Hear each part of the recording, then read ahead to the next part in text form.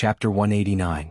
Xia Dong looked at him with a hint of surprise in her eyes, but more than that, she was touched. She didn't expect him to explain their relationship in front of all the media. He paused for a moment before continuing. Xia Dong is the legal wife of Bailey Han. Friends from the media, please stop making groundless accusations and publishing unrealistic reports in the future. His last sentence was a little harsh. Someone felt offended and questioned loudly, Mr. Bailey, since you said that Miss Xia and you are lovers, why is she engaged to Mr. Beitang? Bailey Han replied expressionlessly, my wife and Mika Kito are only foster siblings. Their engagement is a fake one. The purpose is to make me jealous. Not expecting the great CEO to answer so bluntly, the reporter who asked the question was stunned. He quickly asked, previously there was news that Miss Xia's 2 children are also Mr. Beitang's. May I ask if this news is true? Bailey Han's expression was serious. Of course not. Xiao Bao, Xiao Guai and Xiao Yi are all my wife's children. The Bailey family also acknowledges their identities. Another person asked, Mr. Bailey, I'm very curious. Why did Miss Xia only appear 5 years later? Everyone was very curious. Since Xia Dong had given birth to Bailey Han's children, why did she wait 5 years before coming back to look for Bailey Han? Bailey Han's face darkened. This question was related to Xia Dong and the children's privacy, so he didn't want to answer. Just as he was about to open his mouth and refuse to answer, Xia Dong unexpectedly took the microphone. She looked at Bailey Han and gave him a reassuring smile. Then she faced the media and said, let me answer this question. 5 years ago, there was a big misunderstanding between my husband and I. I left home and gave birth to the children. I didn't plan to come back, but I didn't expect our daughter to be seriously ill. I had no choice but to come back and ask him for help. Her eyes gradually filled with tears as she continued, I love my 3 children. I don't want them to be exposed to the public or even laughed at, so I chose to explain everything clearly. I hope that everyone can give the children a peaceful life on account of me as their mother. Thank you everyone. After saying this, her tears almost fell. Bailey Han ignored the burning gazes of the audience and put his arm around her shoulders. The tenderness on his face and the heartache in his eyes moved the reporters below the stage. Everyone took photos of the loving couple, and the audience was silent. Someone in the corner clapped his hands and immediately got a response. The applause sounded like thunder. Lu Zihao thanked them politely on behalf of the 2 main characters. Suddenly, a sharp man's voice came from below the stage. Mr. Bailey, I would like to ask you something. We all know that you and Miss Su Yunxian were already lovers 5 years ago. Why did you say that you and Miss Xia were lovers? Could it be that Miss Xia was a third party who came between you and Miss Su? Bailey Han looked up at the man who spoke. He had a square face, thick eyebrows and the name tag on his chest read, Evening News Reporter Liang Zhiping. Bailey Han stared at him with a deep gaze and a cold aura. 5 years ago, Miss Su went to England to develop her career and we broke up peacefully. My wife has never been a third party. Please show some respect when you speak. Liang Zhiping sneered and said in a mocking tone, How come I heard that Miss Xia stole your seed from a bar and then eloped with Mr. Beitang to Japan?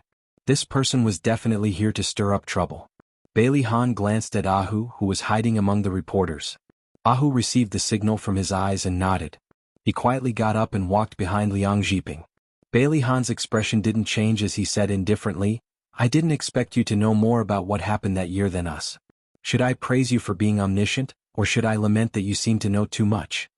No media had ever reported the incident of the bar stealing seed, nor had there been any rumors about it. How did the reporter who asked the question know about it? No one in the audience was stupid. From Bailey Han's slightly mocking tone, they could guess that this person was up to no good. Liang Zhiping was stunned. He wanted to say something but he suddenly felt something pressed against his waist. A burly man in a black suit beside him put his arm around his shoulder and smiled apologetically. I'm sorry, Mr. Bailey. My friend drank too much and spouted nonsense. I'll take him away now. Bailey Han's lips curled up. Go ahead. Liang Zhiping opened his mouth, but before he could finish speaking, an electric current traveled from his waist. He immediately went limp on Ahu's shoulder. Ahu smiled apologetically. I didn't expect him to be so drunk. Sorry for the disturbance, everyone. Ahu supported Liang Zhiping and swaggered out of the press conference. The reporters in the audience didn't notice that Ahu had electrocuted Liang Zhiping. They thought that the two were really friends, and that the person who spouted nonsense was indeed drunk. Think about it, Which normal person would dare to frame Bailey Han for something that didn't happen at all? There were also a few people who were suspicious. Liang Zhiping had gotten drunk too suddenly, but they didn't have time to think too much about it because Lu Zihao had already spoken. Dear friends, today's press conference has come to an end. Our CEO will cover all of your expenses. Next, Miss Etiquette will distribute some small gifts to everyone. The beautiful Miss Etiquette carried beautifully packaged bags and distributed one to everyone according to their seats. Some people quietly flipped through the bags and found a thick red packet and a bottle of expensive red wine. He was indeed the young master of Bailey's family. He was so generous. Everyone understood what to write in the following reports. Some reporters even went up to Bailey Han and Xia Dong to congratulate them on their blessings. Bailey Han thanked them politely in a gentlemanly manner. Bailey Han put his arm around Xia Dong's waist and got into the car amidst the blessings. This hotel was owned by Bailey's family. After Ahu got Liang Zhiping out of the press conference, he took him out of the hotel through the staff passageway and threw him into the trunk of the car. Half an hour later, Ahu stopped the car in front of a villa. He said hello and someone immediately came out of the villa and carried Liang Zhiping, who was still unconscious, to the basement. Ahu ordered his men, "Wake him up." His men used the simplest and most brutal method. They splashed a bucket of cold water on Liang Zhiping. Liang Zhiping woke up with a shiver and looked blankly at the two men standing in front of him. "Who are you? Why are you arresting me?" Ahu tore the reporter's ID off his chest and said coldly, "I've checked. There's no reporter named Liang Zhiping in the evening newspaper. What's your real name? Who sent you here to cause trouble?" Liang Zhiping knew that his impersonation had been exposed. However, he had been paid to do this, so naturally he wouldn't reveal the mastermind behind the scenes. Gongzi pry open his mouth. Ahu couldn't be bothered to talk nonsense with him. He called one of his men over and put him in charge of prying information out of Liang Zhiping's mouth. He could use any method, but there was only one rule: don't kill him. After giving his orders, Ahu went to the living room to drink tea leisurely. From the outside, this villa looked no different from an ordinary mansion. No one would think that this was the gathering place of City A's most mysterious gang, the Dragon Gang. This villa was built against the mountains and rivers. There were no other residential areas nearby, so it was very convenient. Even if they killed someone and dumped the corpse in the wilderness, no one would be able to find out. A quarter of an hour later, the little brother named Gangzi ran over. "Brother who? That kid said that the person who contacted him was a woman. The other party gave him 50,000 yuan to stir up trouble in the midst of the chaos." Ahu was about 1.8 meters tall. He was burly and had a square face. His thick eyebrows were furrowed. "He's not from the Flame Gang?" "He's not. This kid isn't in cahoots with the two fake reporters we caught outside Madam's house." "No, I showed him the photos of the two people. He said he didn't know them." Ahu's frown deepened. It seemed that there were two groups of people who wanted to deal with Elder Master and Madam. If the two fake reporters were sent by the Godfather, then who sent Liang Zhiping? He had to report this to Elder Master as soon as possible. When Bailey Han received Ahu's call, he was at Xia Dong's house. Xia Dong went back to her room to change her clothes. He took his phone to the balcony to make a call. Ahu reported the results of the interrogation. Bailey Han frowned and said, "Release Liang Zhiping and follow the vine to get to the melon." "Understood, Elder Master." "What about the two fake reporters?" "Release them too, but leave behind some souvenirs. You can decide what you want to leave behind. Warn them that if they dare to go against me again, the next thing they leave behind will be their lives." The people from the Yin Gang were always haunting him in Xiaodong. He hated them to the core.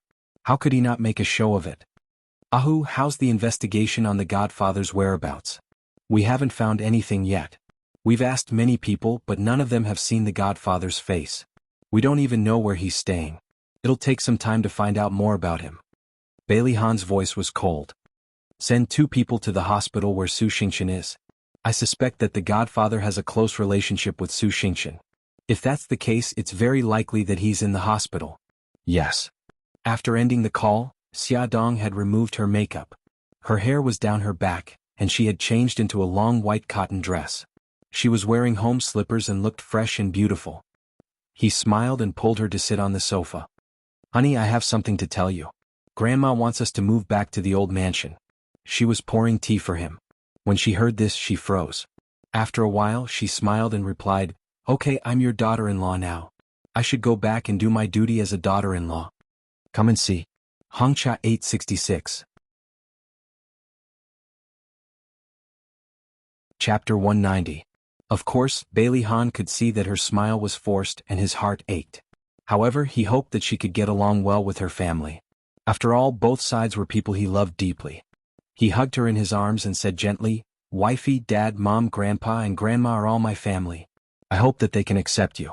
There might be some friction in the beginning and even some unpleasant things might happen. For me and the child, persevere, okay?" His eyes were filled with apprehension and worry. He was afraid that the timid her would shrink back because of the difficulties. He was so proud, but he actually lowered himself and discussed with her in a pleading tone. She felt a little warm and touched. She hugged him and chuckled. "Hubby, I've said it before. Once I take that step, even if the whole world opposes us, I'll face it with you. Don't worry, I won't shrink back." He heaved a sigh of relief and smiled proudly. The woman he liked was indeed extraordinary. The next day, the old mansion sent servants to help them move. The furniture was not moved and only their clothes, books, computers and other personal items were moved away. Bailey Han carried Xiao Guai downstairs first. Xia Dong and Xiao Bao walked at the back. Looking at the house that she had lived in for nearly half a year, she suddenly felt a little reluctant to leave. Although the room was not big and the decorations were not luxurious, it was filled with memories and laughter of her and the children. The future made her nervous, but love made her brave. She took a deep breath, held Xiao Bao's hand, walked out of the room and locked the door. "Mom, if Uncle Shin comes back and finds out that we've moved, he'll be very angry and anxious." Xiao Bao sighed with a sad face. Xia Dong was also worried about this problem. She had talked to Mika Kito several times on the phone, but she had never dared to tell him about her marriage with Bailey Han. Now that it had developed to the point of moving house, if she still did not tell him, she would definitely die a horrible death when he returned from Japan. Old Madam had sent 2 cars over, and there were also 3 or 4 servants to help carry the luggage. The group of people was in full swing, and it was hard for the neighbors not to notice. A few neighbors who were close to Xia Dong came forward to congratulate her. "Miss Xia, I saw your press conference yesterday. It was so touching. I wish you and Mr. Bailey a happy life together." "Thank you. You're moving away now? Come back when you're free." "All right, Sister Wang. Thank you for your care in the past." "What are you talking about? Take care. Let's keep in touch." By the time they were in the car, the kind-hearted neighbors were still waving goodbye, and they moved out in a hubbub. "What are you thinking about? Are you reluctant to leave?" Bailey Han found that his wife was a little unhappy after getting into the car. Xia Dong smiled embarrassedly. "It's nothing. I'm just a little troubled." He held her hand. "What are you troubled about? Tell me. Maybe I can help you solve it." She smiled bitterly. "I haven't told Brother Shin about our marriage. Now that I'm moving, I don't know how to tell him. But if I don't tell him, he'll be even angrier when he finds out about it when he returns to China." Bailey Han thought for a moment and said, "Let's tell him now. If you don't want to tell him, I'll tell him." "It's okay. I'll do it myself." If Bailey Han told him, he would be even angrier. Bailey Han kindly suggested, "Do you want to call him now?" "It's not very convenient." "It's convenient. I'll pretend that I didn't hear anything." Actually, there was only one reason why young Master Gu had urged Xia Dong to call him now. He wanted to eavesdrop on them so that they wouldn't say anything that went beyond friendship. Xia Dong thought for a moment. The people in the car were all her family members, so it would be convenient for them to talk. When she moved to the old mansion, she would feel very insecure. If they found out that she was in contact with Mika Kito, she wondered if they would gossip. "Okay then. I'll call him now." Xia Dong dialed Mika Kito's number. It was a little noisy on his end. She could even hear the sound of flight announcements. After the call went through, there was no sound on the other end for a long time. She held the phone nervously and said, "Brother Shin, I have something to tell you." Mika Kito's voice was very cold. He was suppressing his extreme anger. "You don't have to say it. I know everything. You're married to Bailey Han, aren't you?" She opened her mouth. After a while, she found her voice. "Yes. How did you know? Do you think Lu Xing and Suzaku are idiots?" Bailey Han moved to Xia Dong's house for no reason. Immediately after that, a large number of reporters swarmed her house. Lu Xing and Suzaku had reported this to him. He followed the domestic newspapers and quickly found out about her marriage to Bailey Han. He also saw their press conference yesterday. Mika Kito's anger had reached its peak and was about to burst out. He suppressed his anger and shouted, "I've been waiting for your call and your explanation. But you only informed me when you moved. Xia Dong, am I so unimportant in your heart?" "No, Brother Shin. I just didn't know how to tell you. Xia Dong was so anxious that she was about to cry. Brother Shin, I'm sorry. I didn't do it on purpose. I'm at the airport now. I'll be in a city in a few hours. We'll talk then. Mika Kito did not wait for her to reply and hung up the phone. He gritted his teeth in hatred. His handsome face was a little distorted. The accompanying staff were shocked by the burst of anger from all over his body. They followed carefully, afraid that if they were not careful, they would be unlucky and not even know how they died. The matter in Japan had not been settled, but his wife had been snatched away. He was not in the mood to stay in Japan, so he booked an early flight back to a city. Bailey Han patted Xia Dong's shoulder. Don't be sad. Wait for him to come back. Then you can talk things out. Xia Dong wiped the corners of her eyes, afraid that he would misunderstand. Brother Shin was the one who saved me during my most difficult time. He brought me to Japan and helped me establish a foothold there. I'm very grateful to him and have always treated him as my brother. He kissed her hair. I understand. When he heard Yi Siki talk about Xia Dong's experience back then, his heart ached. He only hated himself for not saving her in the first place. Otherwise, there would not have been so many things that happened later. She turned to look at him. Will you be jealous? He answered honestly, yes, but I will try to accept it. My wife's savior is also my savior. Thank you. Xia Dong was very touched, but she did not know that Bailey Han actually did not say something. If his savior wanted to snatch his wife, then he would definitely treat him as an enemy. The car drove for more than half an hour and finally arrived at the old Bailey residence. Although she had been here many times, this time she was the most nervous. At the entrance of the manor, 2 rows of servants stood neatly and bowed respectfully. Welcome home, eldest young master and eldest young mistress. The old butler welcomed them with a smile. Eldest young master, eldest young mistress, your rooms have been prepared. The rooms for the 2 young masters and Xiao Guai and Miss are also prepared. Please follow me upstairs. Bailey Han carried Xiao Guai, and another nanny carried Xiao Bao and Xiao Yi. The group went upstairs and did not see anyone else in the house. Xia Dong felt a little uneasy, but on the surface she had a calm smile. Bailey Han held her hand and asked, Butler, why don't I see old madam and madam? The butler smiled and replied, Eldest young master, Miss Jing returned to the country early. Old madam and madam went to the airport to pick up Miss Jing. Bailey Han pursed his lips and did not say anything. The butler led them to the second floor. Bailey Han and Xia Dong's new room was the room Bailey Han used to live in.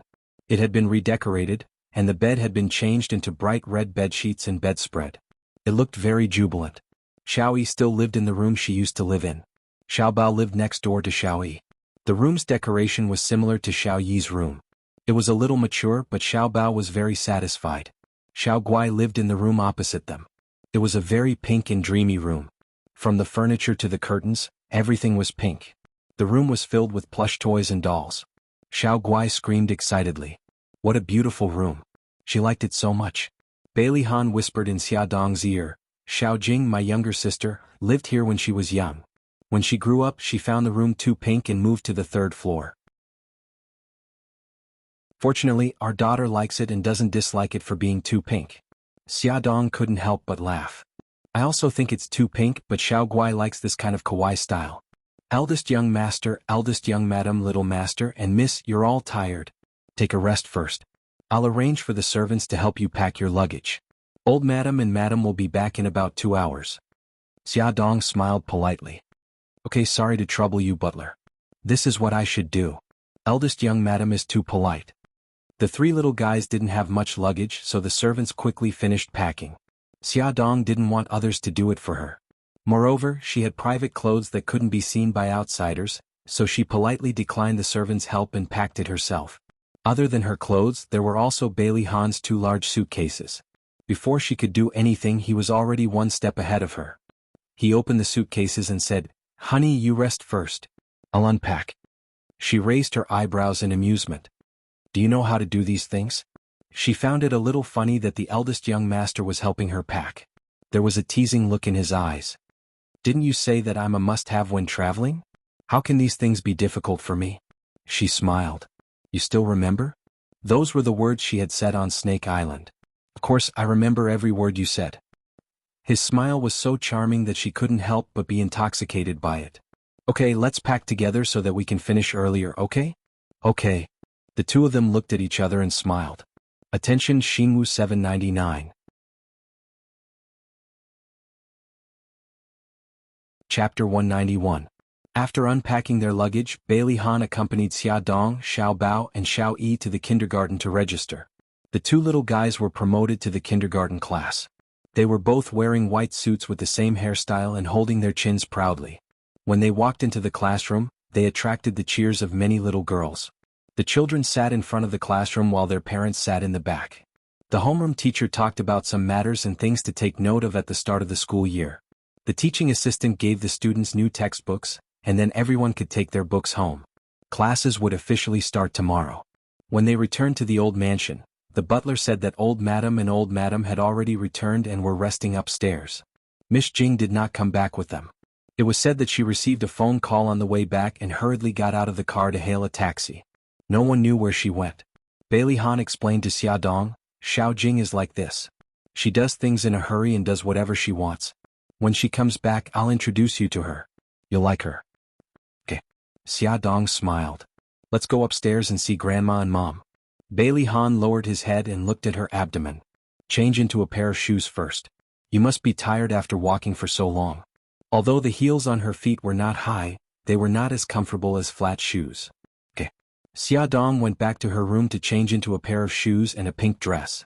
After all, they were still newlyweds. If she dressed too simply, the elderly might not like it. Bailey Han held her hand and knocked on the door of old madam's room. Old master was lying on a rattan chair with his eyes slightly closed. Old madam was sitting beside him, wearing reading glasses and holding a book. She was softly reading a poem by Pushkin. The sunlight quietly shone in through the window and spread on the floor. In the blue and white porcelain vase by the window sill, 2 red roses quietly bloomed. The years were peaceful and elegant. Xia Dong and Bailey Han did not say anything to break the silence. The cold of winter is fast and will visit the woods and fields. The blazing fire will soon light up the smoky cottage, and I will not see this charming Xiao girl alone in her house, grieving in secret, like an oriole in a cage and thinking only of my Natasha. And constantly thinking of Natasha. Old madam's gentle voice had a touch of sadness. Perhaps she was also reminiscing about the years that had passed. After reading the poem aloud, she closed the book and placed it on the table beside her. She turned to look at the two standing at the door and said mildly, "You're back. Grandma Xiaxia and I are here to see you." Bailey Han put his arm around Xiaxia's waist and walked to the old lady. "Sit down." Old madam's expression was still indifferent, as if she did not care about Xia Dong at all. As a first-time daughter-in-law, Xia Dong did not know how to get along with her in-laws' elders. She thought for a moment and said with a smile, "Grandma, what do you and Grandpa want to eat for lunch?" "I'll make it." Old madam said mildly, "You're Bailey's daughter-in-law, not a servant at home. You don't have to worry about the kitchen." Xia Dong pursed her lips and smiled. "Grandma, there are many things that I don't understand at home. Please don't despise me. I'll learn as soon as possible and won't let you down." Old madam looked up at her. Her sharp eyes did not look like an 80-year-old woman's. Her tone was also cold. "We haven't had our daughter-in-law's tea yet, so you're not Bailey's official daughter-in-law. We'll serve you tea after your wedding. For now, go and see your mother-in-law." "I'm tired." "Yes, Grandma." Walking out of old madam's room, Xia Dong still had a calm smile on her face, but Bailey Han's heart ached. Although Grandma did not scold her too much, her words and actions revealed her displeasure. He held her hand and his warm strength made her feel at ease. She tilted her head and gave him a bright smile. "Han, let's go to Mom's room." Bai Jinxiu was sitting on the couch, wearing an ink cheongsam. She looked elegant and noble. Her facial features were beautiful, and with light makeup she looked like a Jiangnan beauty who had walked out of an ink painting. It was impossible to tell that she was already a grandmother. Bailey Han smiled. "Mom, Xia is here to see you." Xia Dong followed him and called out, "Mom?" She raised her elegant eyes and said mildly, "Why are you standing at the door? Come and sit down." Bailey Han put his arm around Xia Dong's waist and sat opposite her. "Mom, why didn't Xiao Jing come back with you?" Speaking of her precious daughter, a smile appeared on Bai Jinxiu's face. Xiao Jing received a call and said that an old friend wanted to see her. "That little heartless girl left me and your grandma and ran away alone. It seems that she will only come back at night." Bailey Han smiled. "I haven't seen Xiao Jing for more than 2 years. I wonder what she has become. She's so carefree, traveling all over Africa and Europe alone. Bai Jinxiu's tone was complaining, but there was a smile in her eyes. That's right. I don't know where she got the guts to go to Africa. She even went to the desert and the rainforest. On the way back, she talked about the dangers of the journey, and your grandma and I were so scared that our hearts almost stopped beating. Xia Dong listened to their conversation and was very interested in Bailey Jing. She smiled and said, Mom, I really admire Xiao Jing. She has been to so many places alone. She must be a tenacious and special girl. I can't wait to see her now. Bai Jinxiu's smile paused, but her tone was still gentle. You young people only know how to pursue excitement. You don't know how worried we parents are at home. Bailey Han smiled. Mom, don't you have Xiao Jing's photo album here? Can you let me and Xia take a look? Bai Jinxiu rang the bell and called a servant. Xiao Qin, go to my bedroom and bring Miss Jing's photo album here. In less than 2 minutes, the servant came back with a thick crystal photo album. Madam, the photo album is here. Leave it. Bai Jinxiu motioned for the servant to leave and waved to the two people opposite her. Come and sit beside me. Bailey Han and Xia Dong sat on her left and right. She opened the crystal photo album. The first photo was a family photo, and the second was Bailey Jing's personal photo. The girl in the photo looked to be in her early 20s. She wore a tough black suit and sat proudly on the back of a horse.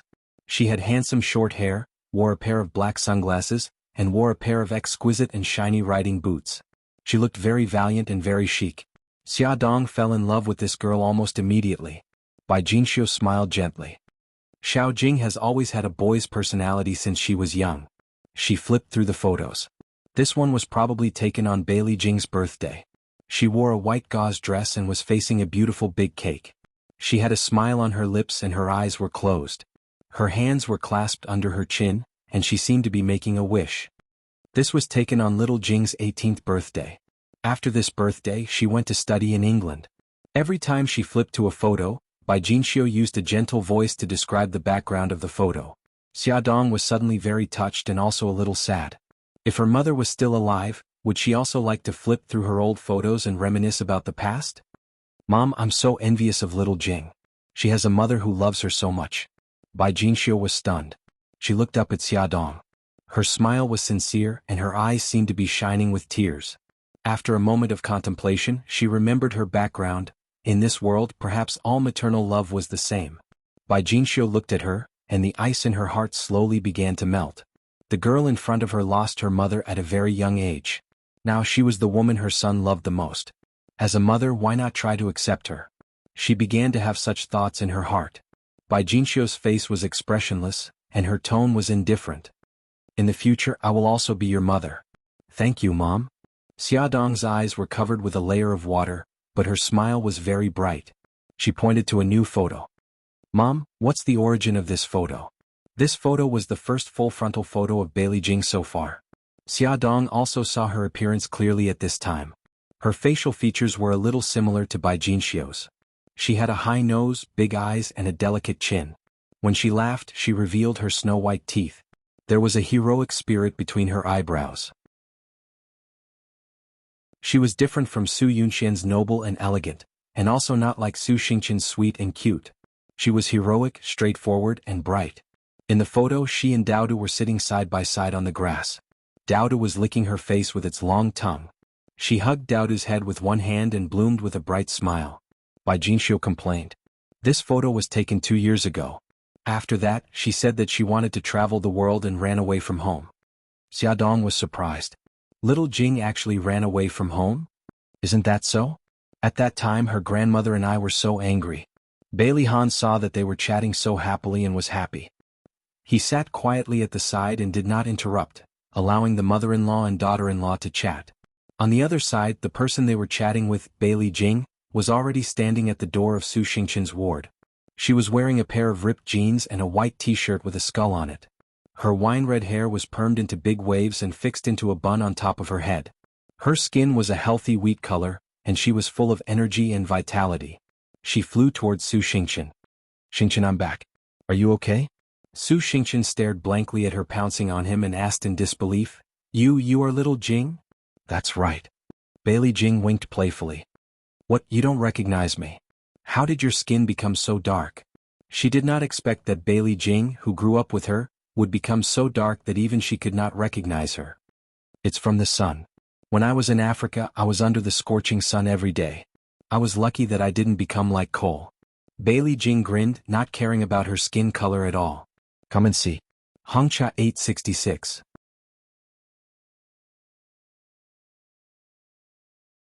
Chapter 192. Xingqian, what happened to you? Why is your face wrapped in gauze? Bailey Jing was on her way home when she received a call from Su Xingqian. Hearing that she was hospitalized, she immediately abandoned her family and rushed over. Su Xingqian's eyes welled up with tears. Little Jing, I'm disfigured. Disfigured? No way, it's so serious. Bailey Jing pulled out a tissue and carefully wiped her face. Xingqian, tell me what happened. Su Xingqian sobbed, crying very sadly. As he cried, he shook his head, but he didn't say anything.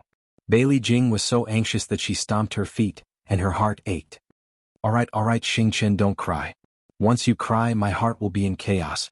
When Bailey Jing was young, she often played with Su Xingqian and Bailey Fei Yan. Both of them were delicate girls.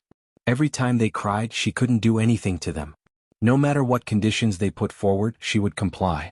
Because of this, she was often scolded by her eldest brother and second brother, calling her a pig-head. Wu, hearing her say this, Su Xingqian cried even harder, crying as hard as he could. The more chaotic her heart was, the better. Bailey Jing was at a loss. Just like when she was young, she gently coaxed, be good, don't cry. If there's a problem, tell me and we'll slowly solve it, okay? Su Xingqian saw that it was about time and sobbed, Little Jing, my face was disfigured by acid. Even if I do plastic surgery, there's no way to restore my previous appearance. Bailey Jing's heart ached. How did your face get splashed with acid? Who wants to harm you? Su Xingqian sobbed, I can't say. Bailey Jing was about to die from anxiety. Why can't you say it? Could it be that the other party is so powerful that even your Su family can't do anything to him? Su Xingqian looked at her with teary eyes. No, Little Jing, I just don't want to destroy the harmony in your family. Bailey Jing frowned. How is it related to my family? Su Xingqian covered her mouth and cried, not willing to say more. Aya, you're really making me anxious. Bailey Jing pulled out another tissue and handed it to her. Xingqian, I'm begging you, please tell me. She shook her head and refused to budge. The Bailey saw her crying so sadly and felt bad. He didn't ask further, but he secretly made up his mind to find out the truth. After comforting Su Xingqian for a long time, she finally stopped crying. She wiped the corners of her eyes and said, Xiao Jing, I was originally very happy that you came back. I didn't mean to cry, so don't take it to heart. Bailey Jing patted her shoulder. Silly, what are you talking about? We're good friends. Why would we mind those things? Su Xingqian smiled. Thank you, Little Jing. When my face is better, you, me and Fei Yan, the three of us will get together. Yes, definitely. Rest well and don't think too much. After her reminder, Bailey Jing immediately had an idea. Since she didn't want to say it, then she would ask Fei Yan. Fei Yan and Xingqian had such a good relationship, so he must know what happened. Xiao Jing, you just came back. You should spend more time with your grandparents. I'm already very touched that you came to see me as soon as you got off the plane. You're talking nonsense again, aren't you? You're my best friend, so of course I have to care about you. The two chatted for a while before Su Xingqian urged Bailey Jing to hurry home to accompany her family. Bailey Jing thought that she still had something to ask Bailey Fei Yan, so she didn't stay any longer. When she left the hospital, she called Bailey Fei Yan. That girl happened to be nearby and was planning to visit Su Xingqian, so the two of them agreed to meet at a coffee shop near the hospital. Bailey Fei Yan was wearing a light blue dress, holding a bouquet of flowers in her hand and a straw hat on her head, looking fresh and beautiful. Bailey Jing, who was sitting in the coffee shop, recognized her at a glance. She waved her hand and called out to her, Fei Yan, I'm here. Oh my God, Xiao Jing, how did you become like this? Bailey Fei Yan was shocked. Xiao Jing's skin was fairer than hers and Xingqian's back then. She didn't expect it to turn into a wheat color now. Oh, I got tanned in Africa. Bailey Jing waved her hand carelessly and asked her to sit down. She pushed the drink that she had ordered in advance in front of her and smiled. This is your favorite coconut juice. I didn't remember wrongly, did I? Yes, I didn't expect you to remember. Xiao Jing, we haven't seen each other for 2 years. Bailey Fei Yan took a sip of the coconut juice and held her face sadly. When you came back, some things had changed. Xingqian has become like this now, sigh. Bailey Jing's smile disappeared and she asked seriously, Fei Yan, what happened to Xingqian? Why did it become like this? Bailey Fei Yan blinked her eyes in surprise. She didn't tell you? She doesn't want to tell me. Hurry up and tell me. She frowned. Isn't this not very good? Xingqian might not want you to know. Bailey Jing leaned forward and looked into her eyes seriously. Fei Yin, we are all friends of Xingqian. We should care about her, right? Yes. Then it's only right that I want to know what happened to her, isn't it? Yes. Then hurry up and tell me. Bailey Fian bit his lip and hesitated for a moment before nodding his head heroically. All right then, I'll tell you. But you must not tell Xingqian that I was the one who told you. Don't worry, I won't betray you. Bailey Fei Yin thought for a while and said, actually, this matter has something to do with your sister-in-law. My sister-in-law? Bailey Jing suddenly realized. You mean Xia Dong? Yes. How does this have anything to do with her? Bailey Fei Yin frowned. This matter is very complicated. Let me think about how I should tell you. After organizing her thoughts, she continued, Xiao Jing, you should know that Xingqian has always liked your brother, right? I know. Didn't I matchmake the two of them in the past? Bailey Fei Yin sighed. This is where the problem lies. Xingqian likes my cousin, but he is engaged to Su Yunqian. According to this development, nothing will happen. But Xia Dong suddenly appeared. She deliberately got close to my cousin and Su Yunqian felt threatened. She actually bribed the culprit to kidnap Xia Dong and sold her to a remote mountain village. I heard that she was injected with drugs. She paused and took a sip of her drink. Then she continued, Xia Dong also had a fiancé called Mika Kito. I heard that he is very capable. In the end, he rescued Xia Dong and investigated her kidnapping. She paused deliberately. Do you know what happened next? This was more interesting than a novel or a television show. Bailey Jing was listening intently when she suddenly stopped. She patted her forehead and said, Stop keeping me in suspense. Hurry up and tell me. Su Yunqian, this woman is really not simple. She blamed everything on Xingqian, so Xingqian was retaliated against by Mika Kito. Bailey Jing was shocked. Was it Mika Kito who ruined Xingqian's appearance? No, Mika Kito found a few male prostitutes to humiliate Xingqian. He even took a video of her and injected her with drugs. He wanted to completely destroy Xingqian. Bailey Jing was shocked. She felt sorry for Xingqian and was stunned for a while. Then she asked, what happened after that? After that, Xingqian's scandal spread like wildfire. She had a nervous breakdown and escaped from the drug rehabilitation center. She took the acid and planned to take revenge on Su Yunqian. She didn't expect Xia Dong to snatch the acid from her and ruin Xingqian's appearance. Bailey Jing was heartbroken and angry. How could Xingqian be so stupid? Also, if Xia Dong ruined Xingqian's appearance, why wasn't she punished by the law? Bailey Fei Yin sighed. Did you forget? I just said that Mika Kito is very capable. She cleared Xia Dong's name. The police believed that Xia Dong acted in self-defense and Xingqian was the one who deliberately hurt her. So, after Xingqian was discharged from the hospital, she would immediately be locked up. Bailey Jing was an experienced and knowledgeable person. But when the conspiracy happened right beside her, she was still shocked. She didn't expect that so many tragic things would happen to the friend she cherished since she was young. She was angry at Xingqian for being so stupid to take revenge on Su Yunqian with acid. At the same time, she hated Su Yunqian for framing Su Xingqian for kidnapping her. She hated Mika Kito for being too ruthless. She hated Xia Dong for destroying Su Xingqian's appearance.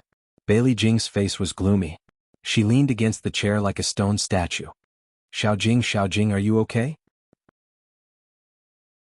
Bailey Fei Yin waved in front of her eyes worriedly. Bailey Jing's voice was a little cold. I'm fine, Fei Yin. I have something to do. I'll go back first. She was in a bad mood, very bad mood. Did Big Brother know how evil Xia Dong was? How could he marry her? Fei Yin, the drinks are on me. I'm in a hurry. She stood up and strode out. She wanted to go back quickly and expose that woman's ugly face in front of Big Brother. Bailey Fei Yin seemed to know what she was thinking. He shouted at her back, Xiao Jing, are you going back to ask Xia Dong? Calm down. You don't have any evidence now. Even if you ask her, she won't admit it. Bailey Jing stopped in her tracks. Without turning back, she strode out. Because she walked too fast, she bumped into a man who had just walked in. She hurriedly turned back. Sorry. The man who was bumped into smiled gently. It's okay. She forced a smile, nodded, and turned to leave. Be careful. Before the man could finish his sentence, there was a loud bang. Bailey Jing had already collided with the waiter standing behind her. The waiter's tray fell to the ground with a loud bang, and the iced lemon juice in the cup spilled all over her body. Her white t-shirt turned orange. The most embarrassing thing was that the spot where the juice was splashed was on her chest. The handsome waiter apologized with a red face. Bailey Jing shrugged nonchalantly. It's okay. I wasn't careful when I walked. How much is this cup of lemon juice? I'll compensate you. The waiter said there was no need. The lobby manager also rushed over and apologized sincerely. Songshu 566.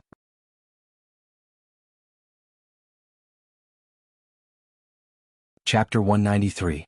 Bailey Jing didn't want to waste any time. She walked out of the coffee shop and onto the road after settling things peacefully. A man's voice rang in her ears. Miss, are you planning to leave dressed like this? Bailey Jing turned around to see the man she'd bumped into at the coffee shop. She frowned, not liking the way he was hitting on her. Is there anything else? Lin Yi found the sudden change in attitude quite amusing. It seemed that she'd misunderstood his good intentions. He smiled gently. I just wanted to tell you that I just bought a dress. I was going to give it to my mother. Although it's not suitable for her age, it's better than you wearing dirty clothes. Bailey Jing lowered her head. Only then did she notice that the orange-yellow object had become very conspicuous. Furthermore, its position was very awkward. She smiled embarrassedly. I'll have to trouble you then. Lin Yi smiled. Let's use the coffee shop's washroom. You go first, I'll go get the clothes from the car. I'll be back soon. Bailey Jing thanked him sincerely. She used the washroom and changed into the dress Lin Yi had given her. The price tag was still there and she took a look at the price tag. It was 5 digits and she memorized it in her heart. The color of the dress was simple and elegant, and it fit her well. She let her hair down, letting her wine-red hair fall over her shoulders. Lin Yi was waiting for her in the lobby, smiling warmly when she came out. It suits you. She'd looked like a delinquent girl at first, but now she looked like a lady from a rich family. Thank you, I'm Bailey Jing. What's your name? Bailey Jing stretched out her hand. He shook her hand politely. Lin Yi. Lin Yi, can I trouble you to give me your name card? I'll pay you for the dress some other day. Lin Yi smiled. No need. It's fate that brought us together. She glared at him. Just give it to me, I Bailey Jing don't take people's things for free.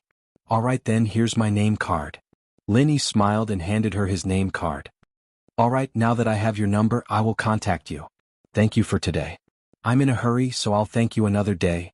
Bailey Jing put away the business card and said goodbye to him with a smile. Bailey Jing. Lin Yi's lips curled up into a smile. If he remembered correctly, Yun had a sister called Bailey Jing. Could it be her? Bailey quietly got into the taxi. On the way home, he kept thinking about what Bailey Fei Yen said. If what she said is true, then Xia Dong is not a simple woman. First, she has Mika Keto in her hands and now she has her brother. Su Yunxian wasn't a good person either. She looked as elegant as a goddess, but she was actually vicious and merciless. She was really disgusting. At lunchtime, the old madam glanced at her 3 great-grandchildren one by one, feeling a little conflicted. It was the first time there were so many children at the Bailey's table. The 3 little guys sat next to each other. Xia Dong sat next to Xiao Guai so that it was easier to take care of her. When the dishes were all served, the servants served rice to everyone. Everyone waited for the old madam to start eating. The old madam said, "Everyone, let's eat."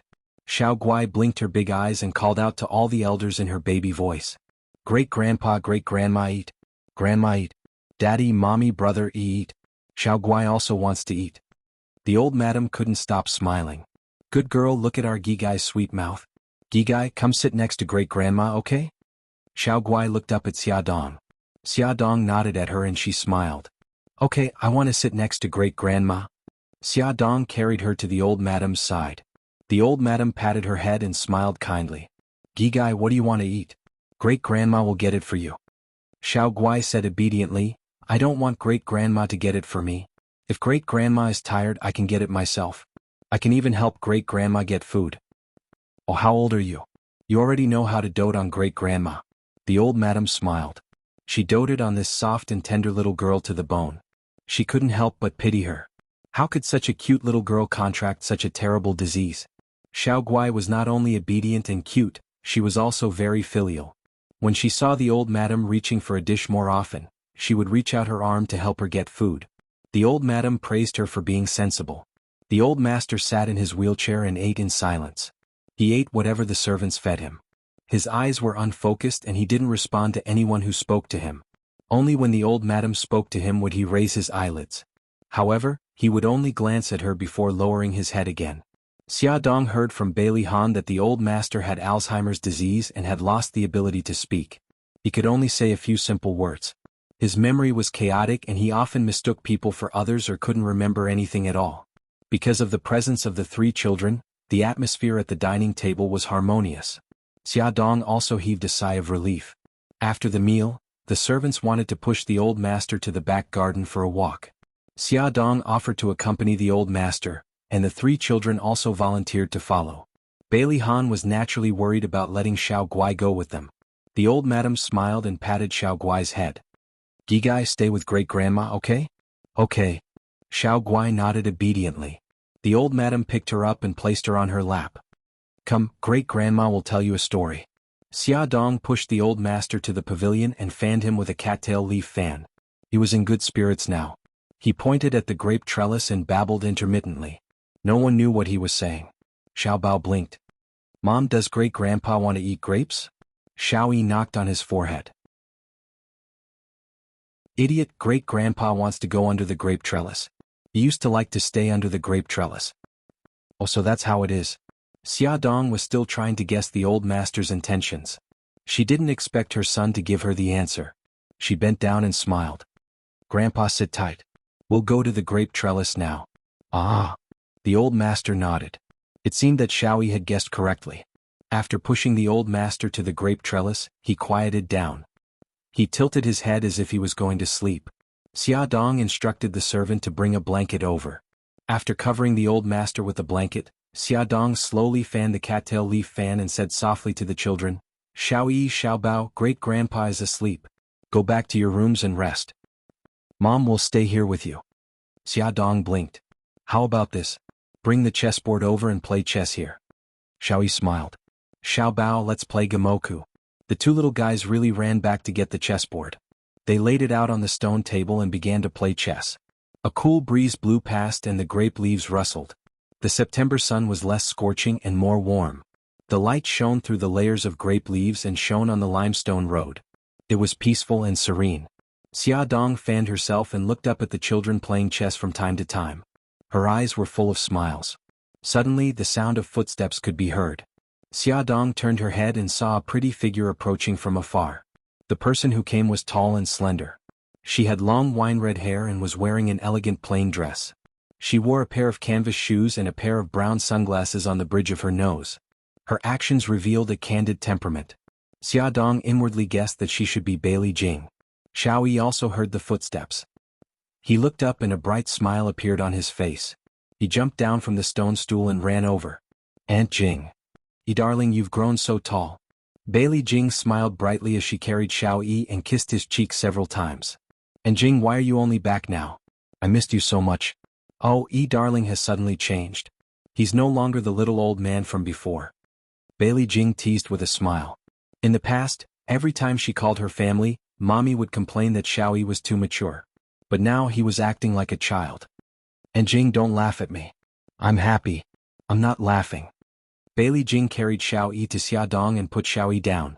She took off her sunglasses and squatted down to hug the sleeping old master. She kissed him on the cheek and said softly, "Grandpa, your Xiao Jing is back." Old master was in a deep sleep. Bailey Jing adjusted the blanket for him and stood up. Her gaze landed on Xia Dong. Xia Dong smiled and extended her right hand. "Xiao Jing, hello. I'm Xia Dong." Bailey Jing didn't take her hand. Instead, she stared at her meaningfully. "You're the woman my brother married?" Xia Dong retracted her hand. Her smile didn't change. "Yes." Bailey Jing raised her eyebrows. Her lips curled into a mocking smile. "My brother's taste in wives is getting worse and worse. Each one is worse than the last." The smile on Xia Dong's face froze. She didn't say anything. Xiao Bao jumped down from the stone stool and said unhappily, "Hey, what do you mean by that?" Xiao Yi was also a little unhappy. "Aunt Jing, do you have some misunderstanding about my mommy?" "Xiao Yi, why are you calling her mommy?" Bailey Jing glanced at Xiao Bao. He looked very cute when he was angry. He could compete with Xiao Yi. Upon closer inspection, their eyebrows were somewhat similar. Little Wingzy shrugged helplessly. "That's because she's my mommy." Bailey Jing widened her eyes in surprise. "Wait, didn't your mommy pass away?" Bailey Jing couldn't be blamed. She often traveled around the world. It wasn't easy for her family to contact her. Moreover, they didn't tell her that Xiao Yi's biological mother was Xia Dong. She didn't know any more information about Xiao Yi's biological mother than Bailey Han. Then this child, Bailey Jing pointed at Xiao Bao. He's my biological brother. Xiao Yi shrugged again. So, Aunt Jing, you must have some misunderstanding about my mommy. Attention Hongcha 866.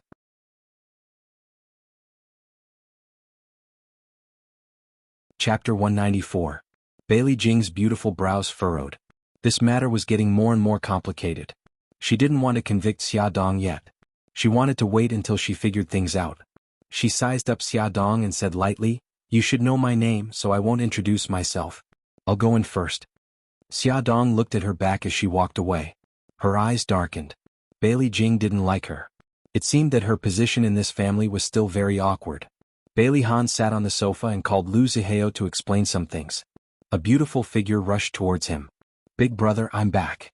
He hurriedly ended the call and hugged Bailey Jing, who rushed over. His eyes were full of smiles. "You little girl, you still know how to come back?" Bailey Jing acted like a little girl and acted coquettishly in his arms. "Aren't I back now? Big brother, did you miss me?" Bailey Han poked her forehead with his finger and his eyes were full of affection.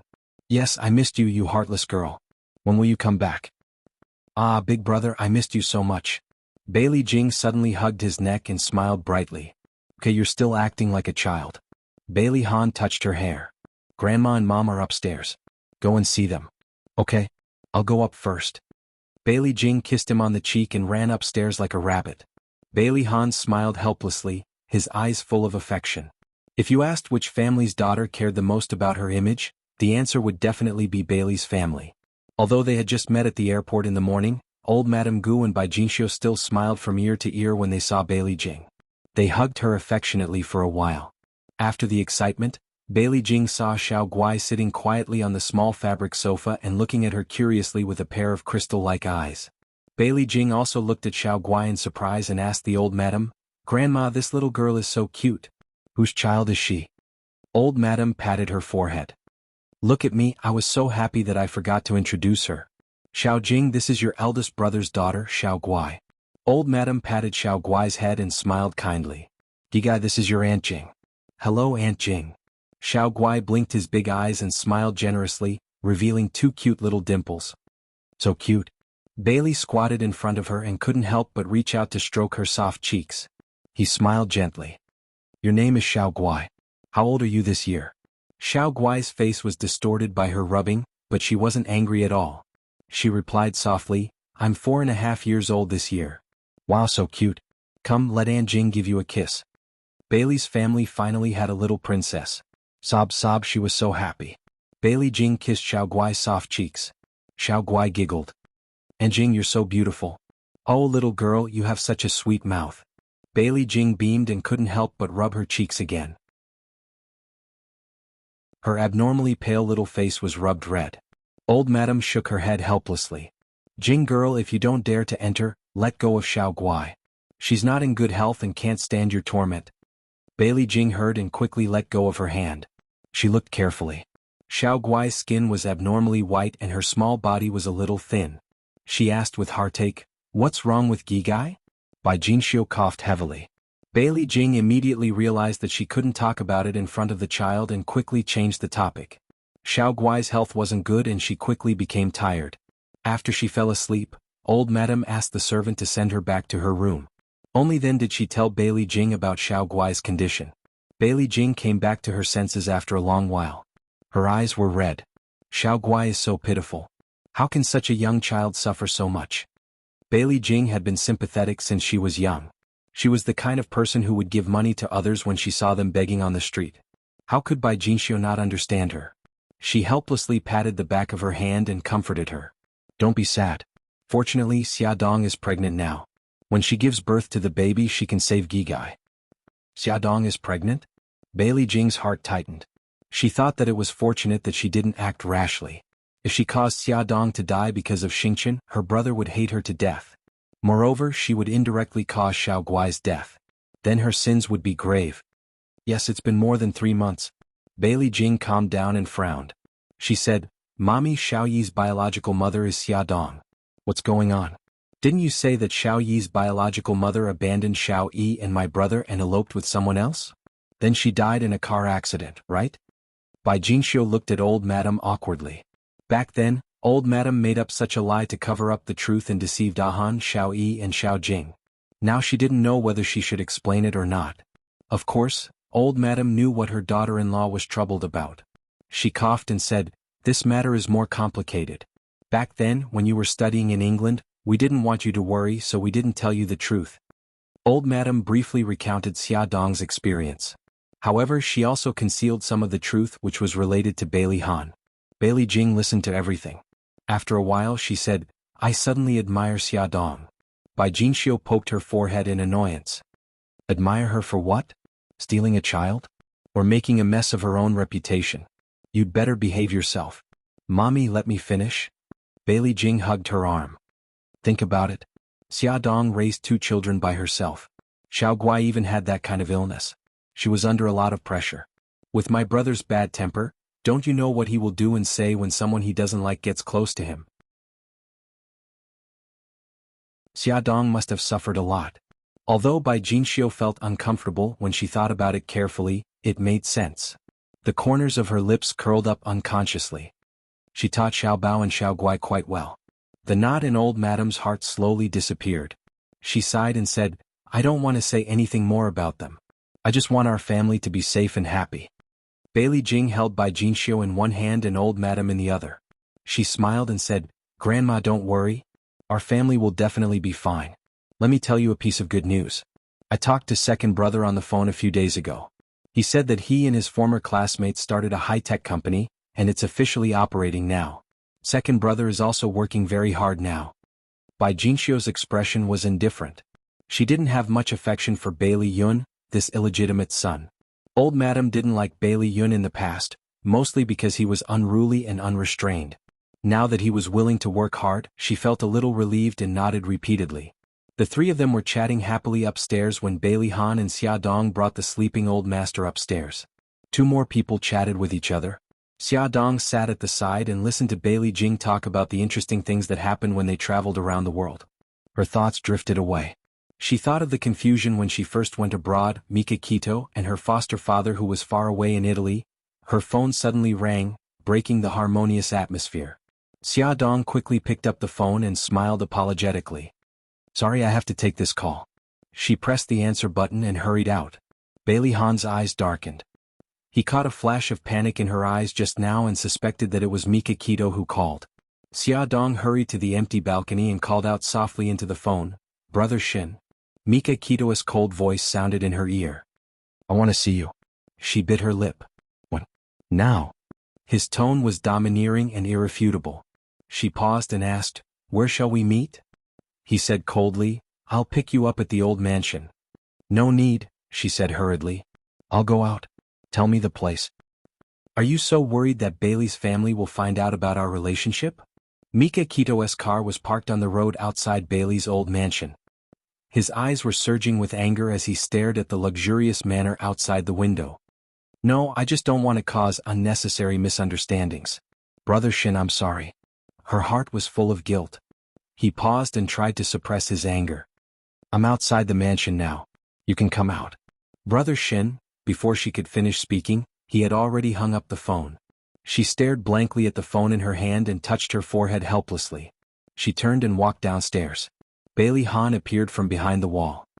His eyes were as dark as the sea as he looked at her back. "Butler, if anyone asks, just say that I'm in the garden." Xia Dong instructed the butler before she left. "Okay." A black Maybach stopped by the roadside. Xia Dong opened the door and sat in the front passenger seat. In the driver's seat, Mika Kito was expressionless. A storm surged in his deep eyes as he stared at her without blinking. She forced a smile. "Brother Shin, have you settled the matter in Japan?" Mika Kito did not answer her question. Instead, he said stiffly, "Why did you marry him?" She lowered her head and did not dare to look into his eyes. She said softly, "A lot of things happened while you were away." Bailey Han found out about Xiao Bao and Xiao Guai's identities. He also found out about what happened 5 years ago. He interrupted her angrily. So you gave yourself to him? She smiled bitterly. No, I think I like him. Mikakito suddenly grabbed her shoulders and forced her to look into his eyes. Xia, look at me. Don't be blinded by his impulse. She shook her head. No, Brother Shin. I think I really like. He suddenly lowered his head and kissed her on the lips, stopping her from saying the words she didn't have time to say. Bailey Han was standing at the entrance of the mansion and happened to see this scene. He immediately exuded a cold aura and his dark eyes were raging with anger. Attention Jianghu 799.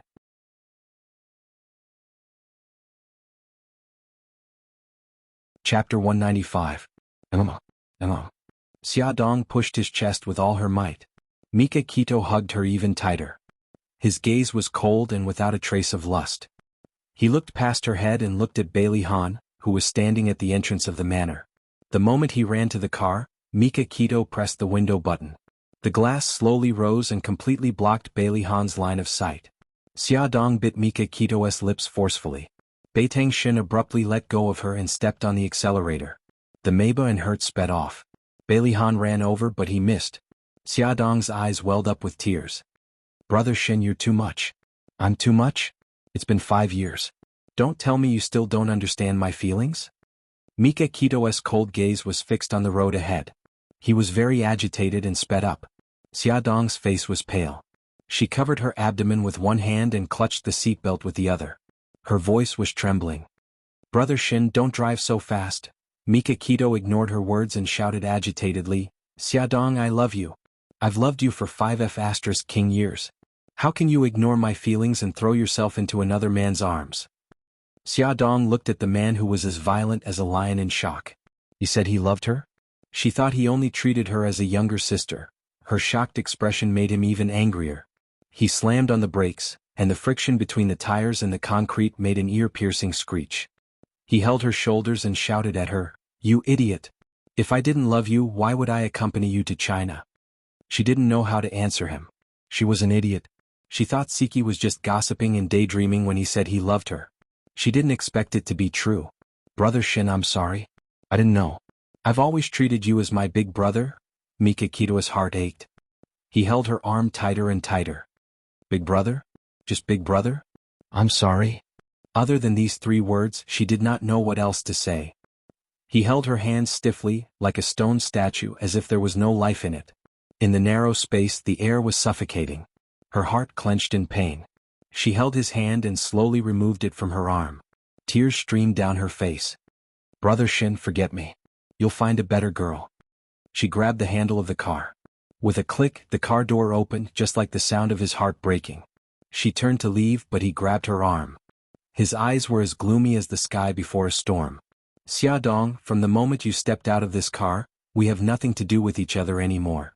He was gambling, using himself as the stake. She was stunned. She would never forget that 5 years ago, when she was in danger, he descended like a god and saved her from disaster. How did they end up like this? Why did she have to make a choice? Her tears fell even harder.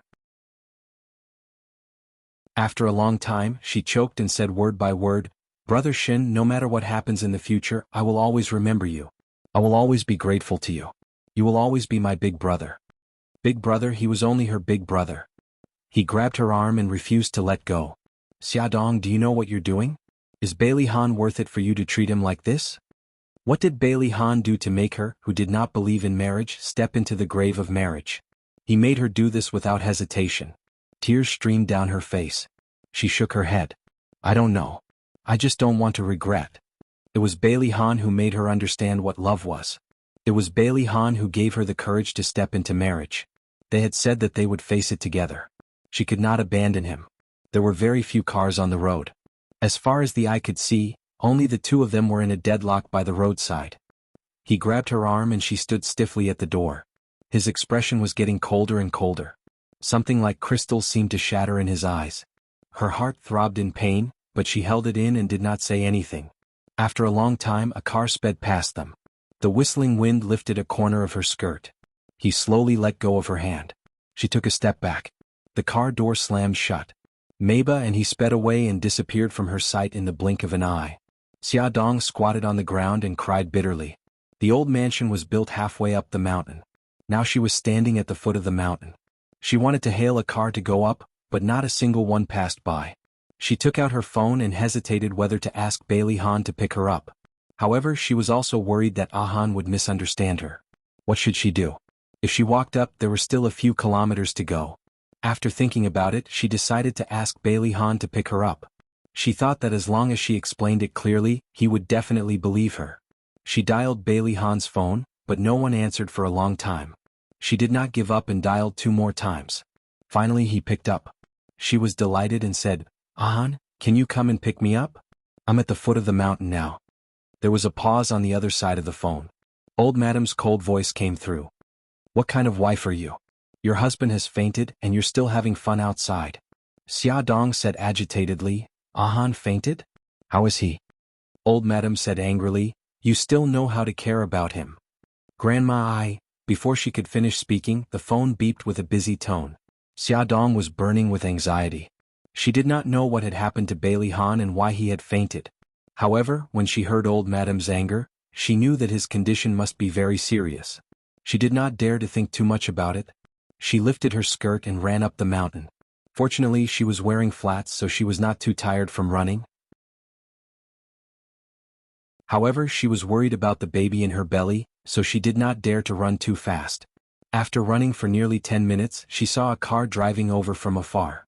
It approached from afar until it stopped in front of her. An unfamiliar face stuck out from the window. "Young mistress, Old Madam asked me to pick you up."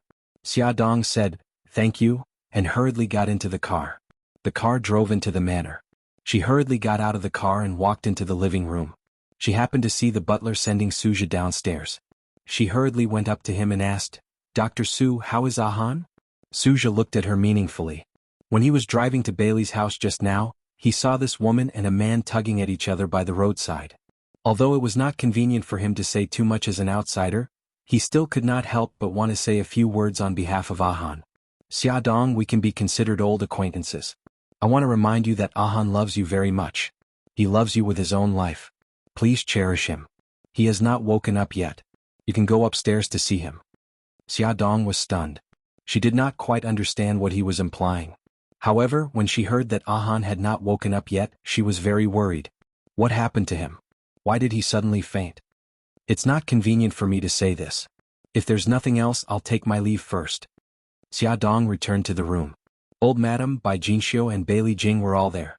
According to the butler, the 3 children had been persuaded to go back to their own rooms. When Old Madam saw her, her gaze turned cold. "Where did you go just now?" Xia Dong glanced at Bailey Han, who was lying on the bed, and replied, "A friend came to visit me. We chatted for a while at the foot of the mountain." "What kind of friend must call you out of the house for a chat?" Old Madam's voice was harsh. She had just heard from the security guard at the gate that he had seen Xia Dong go out and get into a car parked by the roadside. Xia Dong's fingers clenched tightly. "It's Mika Kido. He came back from Japan. When he heard that I was married, he specially came to visit me. I was afraid of causing a misunderstanding, so I did not invite him in." Old Madam said angrily, "Do you know that Han fainted at the gate? He must have seen something and was so angry that he fainted. Tell me, what did you do?" Xia Dong felt terrible. She looked at the unconscious Bailey Han. He must have misunderstood. That was why he was so angry. "I'm asking you a question." Old Madam stomped her crutch hard. "We didn't do anything." Xia Dong's nose was burning. She felt that she had no self-respect at all. She lowered her eyes and held back her tears. Bai Jinxiu's expression was very ugly. She had just changed her opinion of Xia Dong, and she did not expect this to happen. Bailey Jing's gaze swept over Xia Dong. She hugged Old Madam's arm and gently persuaded, "Grandma, don't be angry. Be careful not to hurt your body. When Big Brother wakes up, everything will be clear. Grandma, you're tired too. Let me help you back to your room to rest, okay?" Old Madam sighed and looked at Bailey Han with heartache. She said, "Bailey, take good care of young master." With that, she walked out of the room with Bailey Jing's help without even looking at Xia Dong. The sound of the door closing came from behind. Only she and Bailey Han were left in the room. She bit her lip, forced back her tears, and sat by Bailey Han's bed. His handsome eyebrows were slightly furrowed, and his thin lips were tightly pursed. He seemed to be in pain. She held his hand with heartache and whispered in his ear, "Han, I'm so worried. Wake up quickly, okay? If you misunderstand, I'll explain." I've already made it clear to Brother Shin.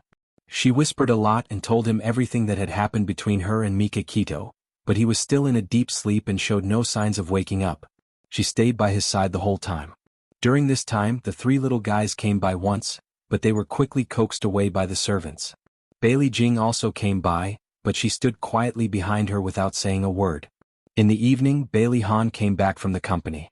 When he heard that his son had fainted, he quickly went upstairs to visit him. Xia Dong politely called him Dad. He grunted and said, "You're tired too. Go downstairs for dinner and rest for a while." She pursed her lips. "I'm not hungry. I'll stay here with Ahan." Bailey Han's face darkened. "Even if you're not hungry, the baby in your stomach will be. Even if Ahan is awake, he won't want to see you like this. Be good and go downstairs for dinner."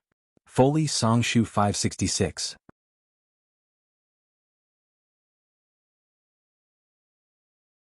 Chapter 196. Bailey Xiong knew that Xia Dong occupied a very important position in his son's heart. In order to improve their relationship, of course he had to accept Xia Dong, so he really cared about her. This sentence seemed to be a reprimand, but in fact, it was full of concern. It warmed Xia Dong's heart. "I know, Dad." Bailey Xiong's voice softened. "Let's go downstairs and eat first." Without Bailey Han at the table, everyone's mood was a little heavy. No one spoke. Bailey Jing looked around and said with a smile, "Daddy, I haven't seen you for 2 years. You seem to be younger than before." Bailey Xiong smiled. "I'm old. Jing, when do you plan to go to the company to help Daddy?" Bailey Jing picked up a piece of braised fish and put it on his plate. She raised her eyebrows and smiled. "Daddy, you can ask big brother and second brother for help with the company. I want to do something different." "Tell Daddy, what do you want to do?" "I want to go to the poor mountainous areas to teach." Bailey Xiong almost choked. Before he could express his opinion, Bai Jinxiu frowned and said unhappily, "Little Jing, quickly give up on this idea." Let me finish." Bailey Jing sighed helplessly. "I won't be there for long.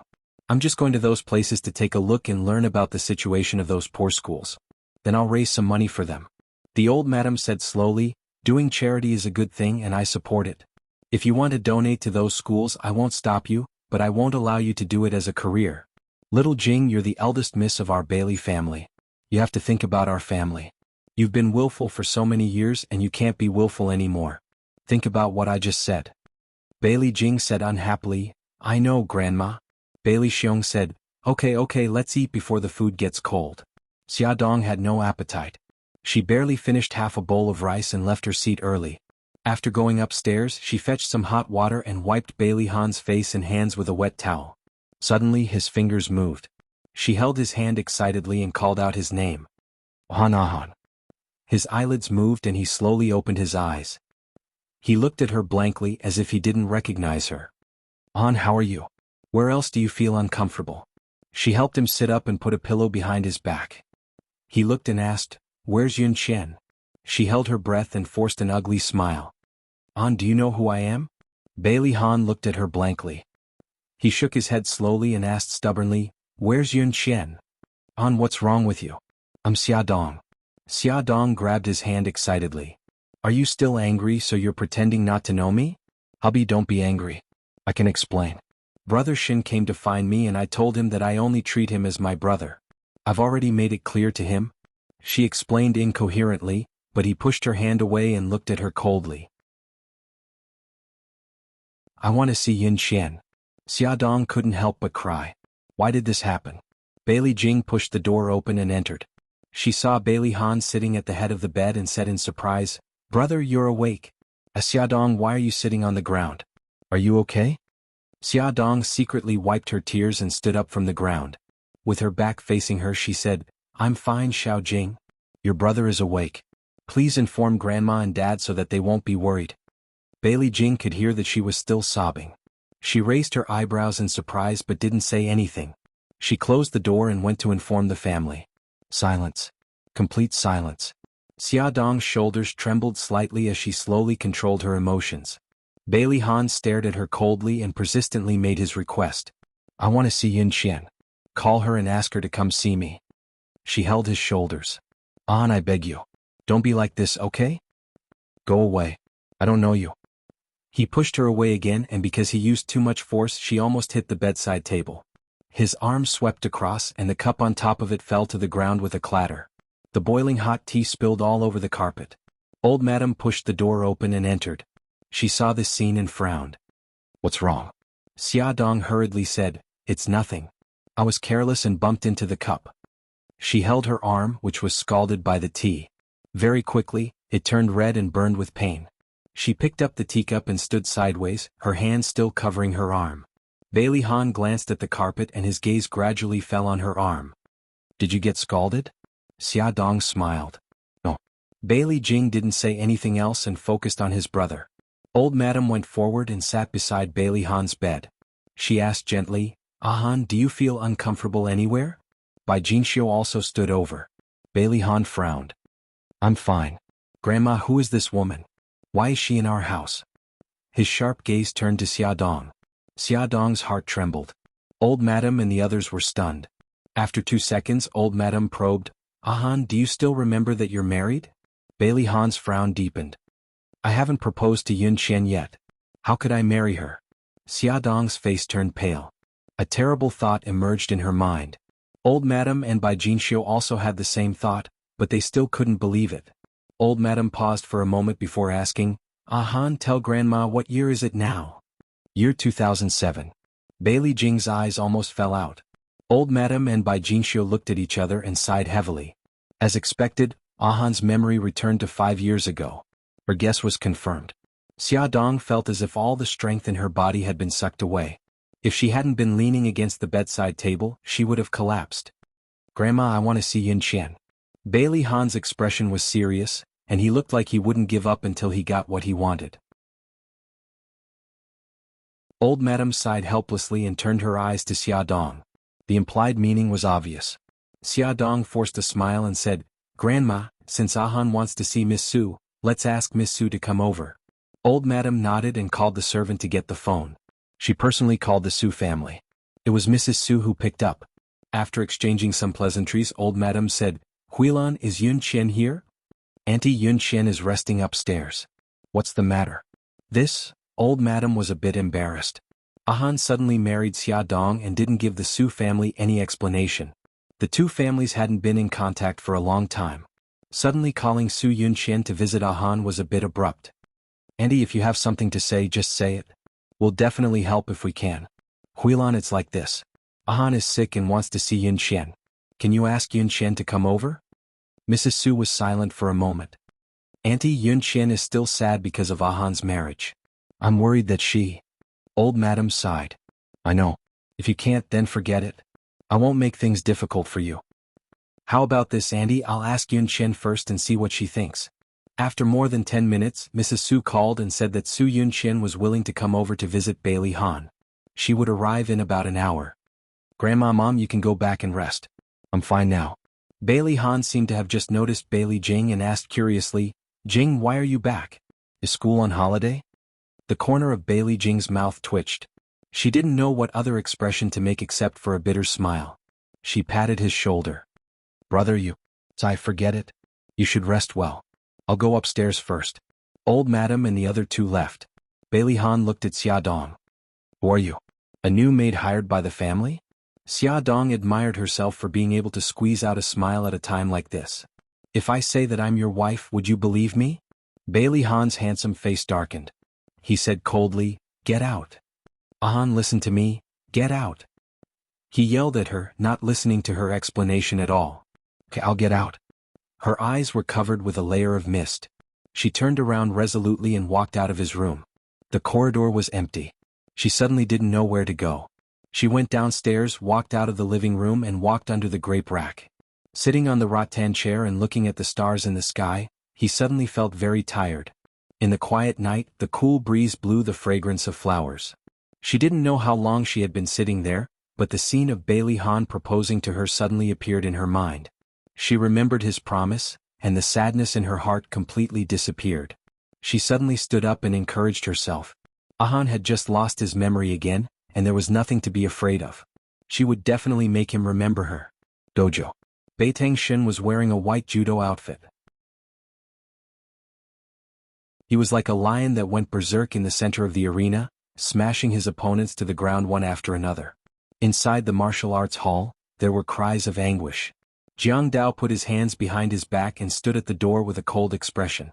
He was slightly worried that his boss couldn't control his emotions and threw him out as well. Come on, come on. Mikakito was drenched in sweat and got into a fighting stance. The little brothers who were lying on the ground and wailing had tears streaming down their faces. Boss, we can't do it anymore. If we practice with you any longer, we'll be crippled. Suzaku was dressed in a black outfit that accentuated her perfect figure. She crossed her arms and looked coldly at a certain someone who had gone berserk. Mikakito, if you really want to vent, come drink with me. I guarantee that you'll forget everything once you're drunk. Mikakito turned her head abruptly. She glared at her viciously. Her eyes were filled with bloodlust. Add Songshu 566.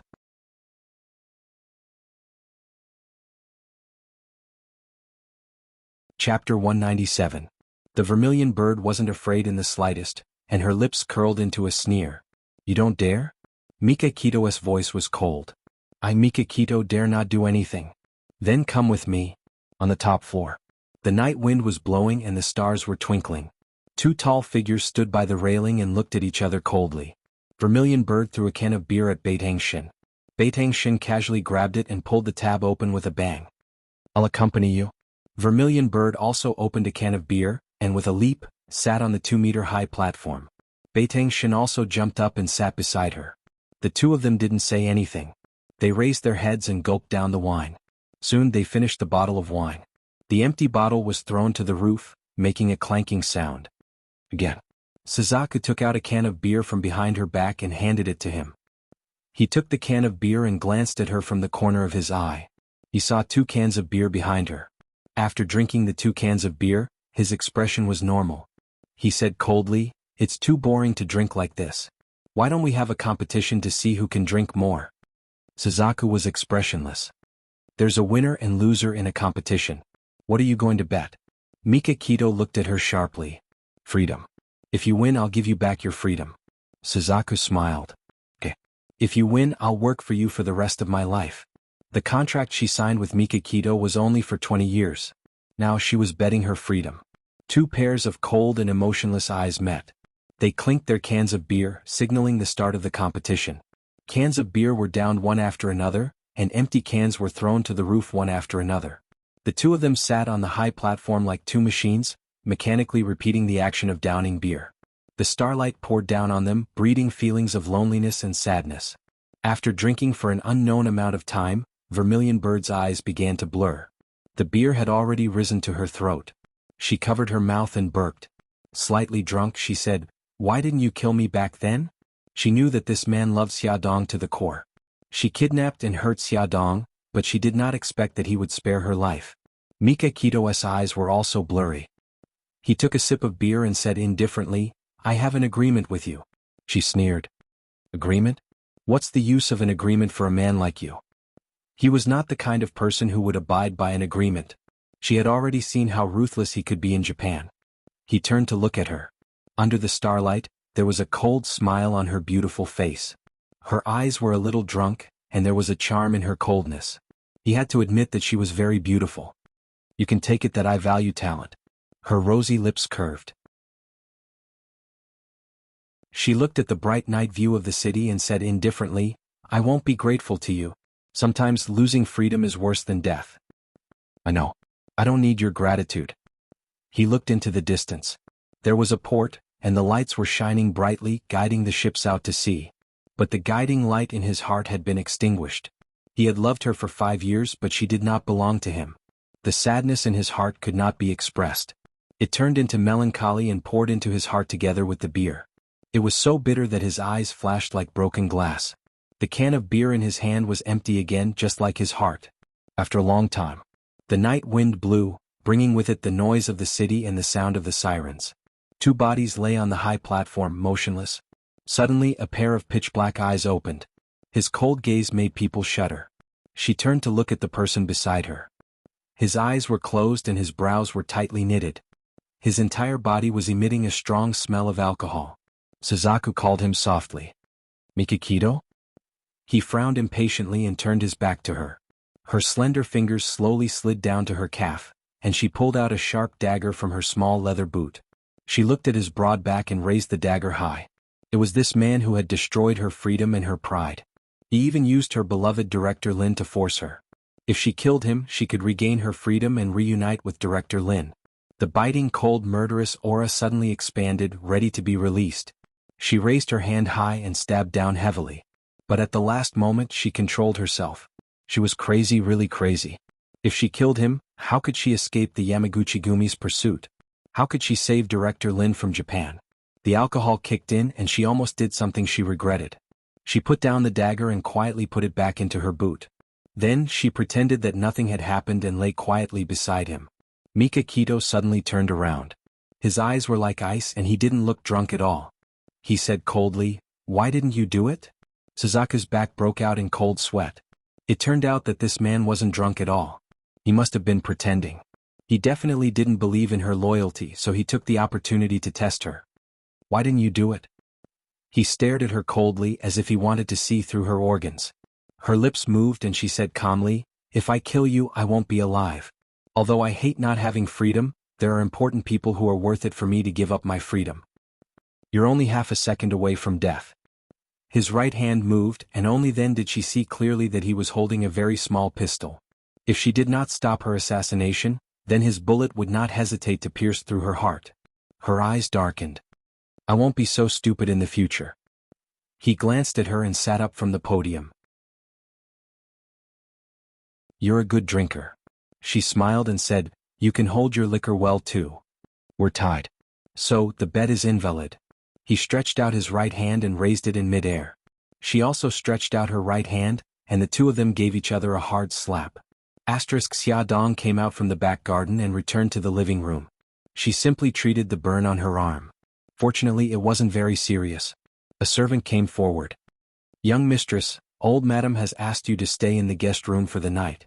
I've already tidied up the guest room on the second floor. If you need anything, just call me." "Okay, I got it. Sorry to trouble you." Ahan didn't remember her, so she couldn't go back to her room to rest. Her guest room was arranged to be at the end of the second floor. Before she went back to her room, she went to Xiao Bao's room. Xiao Yi happened to be there as well. She told her about Bailey Han's situation, and the two little guys were stunned. Xiao Yi rubbed her chin and sighed. How did Daddy's memory go back 5 years? Moreover, it was before Su Yunqian left the country. Xiao Bao puffed up her cheeks and looked disgusted. Daddy actually wants to see Su Yunqian. What will he say to her? Could it be a proposal? Xiao Yi frowned. It can't be. Who would propose in the middle of the night? Xia Dong's mouth twitched. The first time Bailey Han proposed to her was in the middle of the night. Could it be that he was really going to propose to Su Yunqian? No matter what the three of them were worried about, Su Yunqian arrived as promised. Xia Dong stood at the top of the stairs and watched her walk up leisurely. She looked like a woman who had walked out of a painting in the misty Jiangnan. There was a hint of sadness in her every frown and smile, which was just enough to make people feel pity for her. She seemed to have lost some weight, and there was a hint of sadness in her eyes, which made her look even more beautiful and elegant. She was wearing a white dress, and her long hair was simply draped over her shoulders. A small part of her fair neck was revealed when she hung her head, and it had an alluring glow under the light. She walked up to Xia Dong and smiled faintly. Congratulations. Xia Dong smiled. Thank you. She elegantly brushed her long hair behind her ear.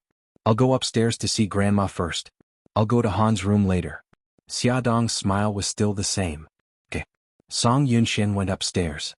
Song Yunxian did not know what old madam had said to her, but Song Yunxian came downstairs after about 10 minutes. Hearing Song Yunxuan's footsteps, Xia Dong pushed the door open and stood in the corridor to wait for her.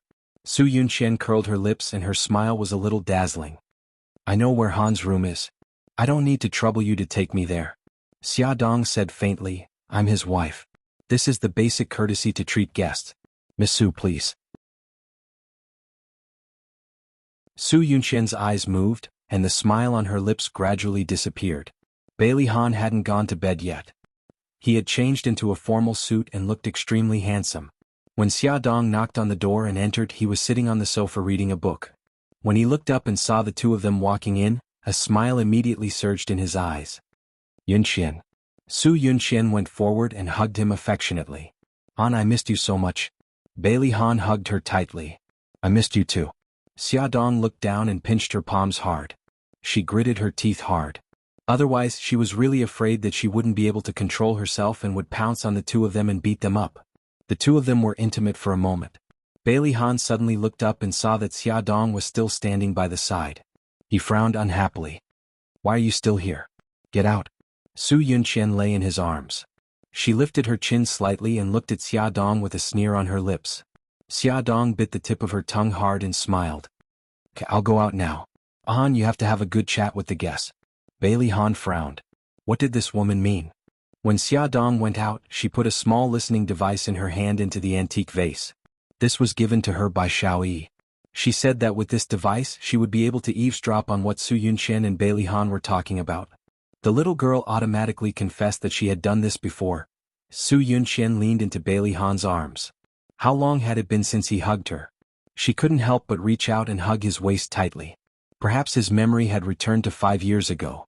God had given her a chance to start over. Bailey Han stroked her long hair. "Yunqian, why did you lose weight?" Su Yunqian chuckled. "If I said that I lost weight because I missed you so much that I couldn't eat or sleep, would you feel sorry for me? Silly, am I not by your side?" Bailey Han hugged her even tighter. Attention, Song Shu 566.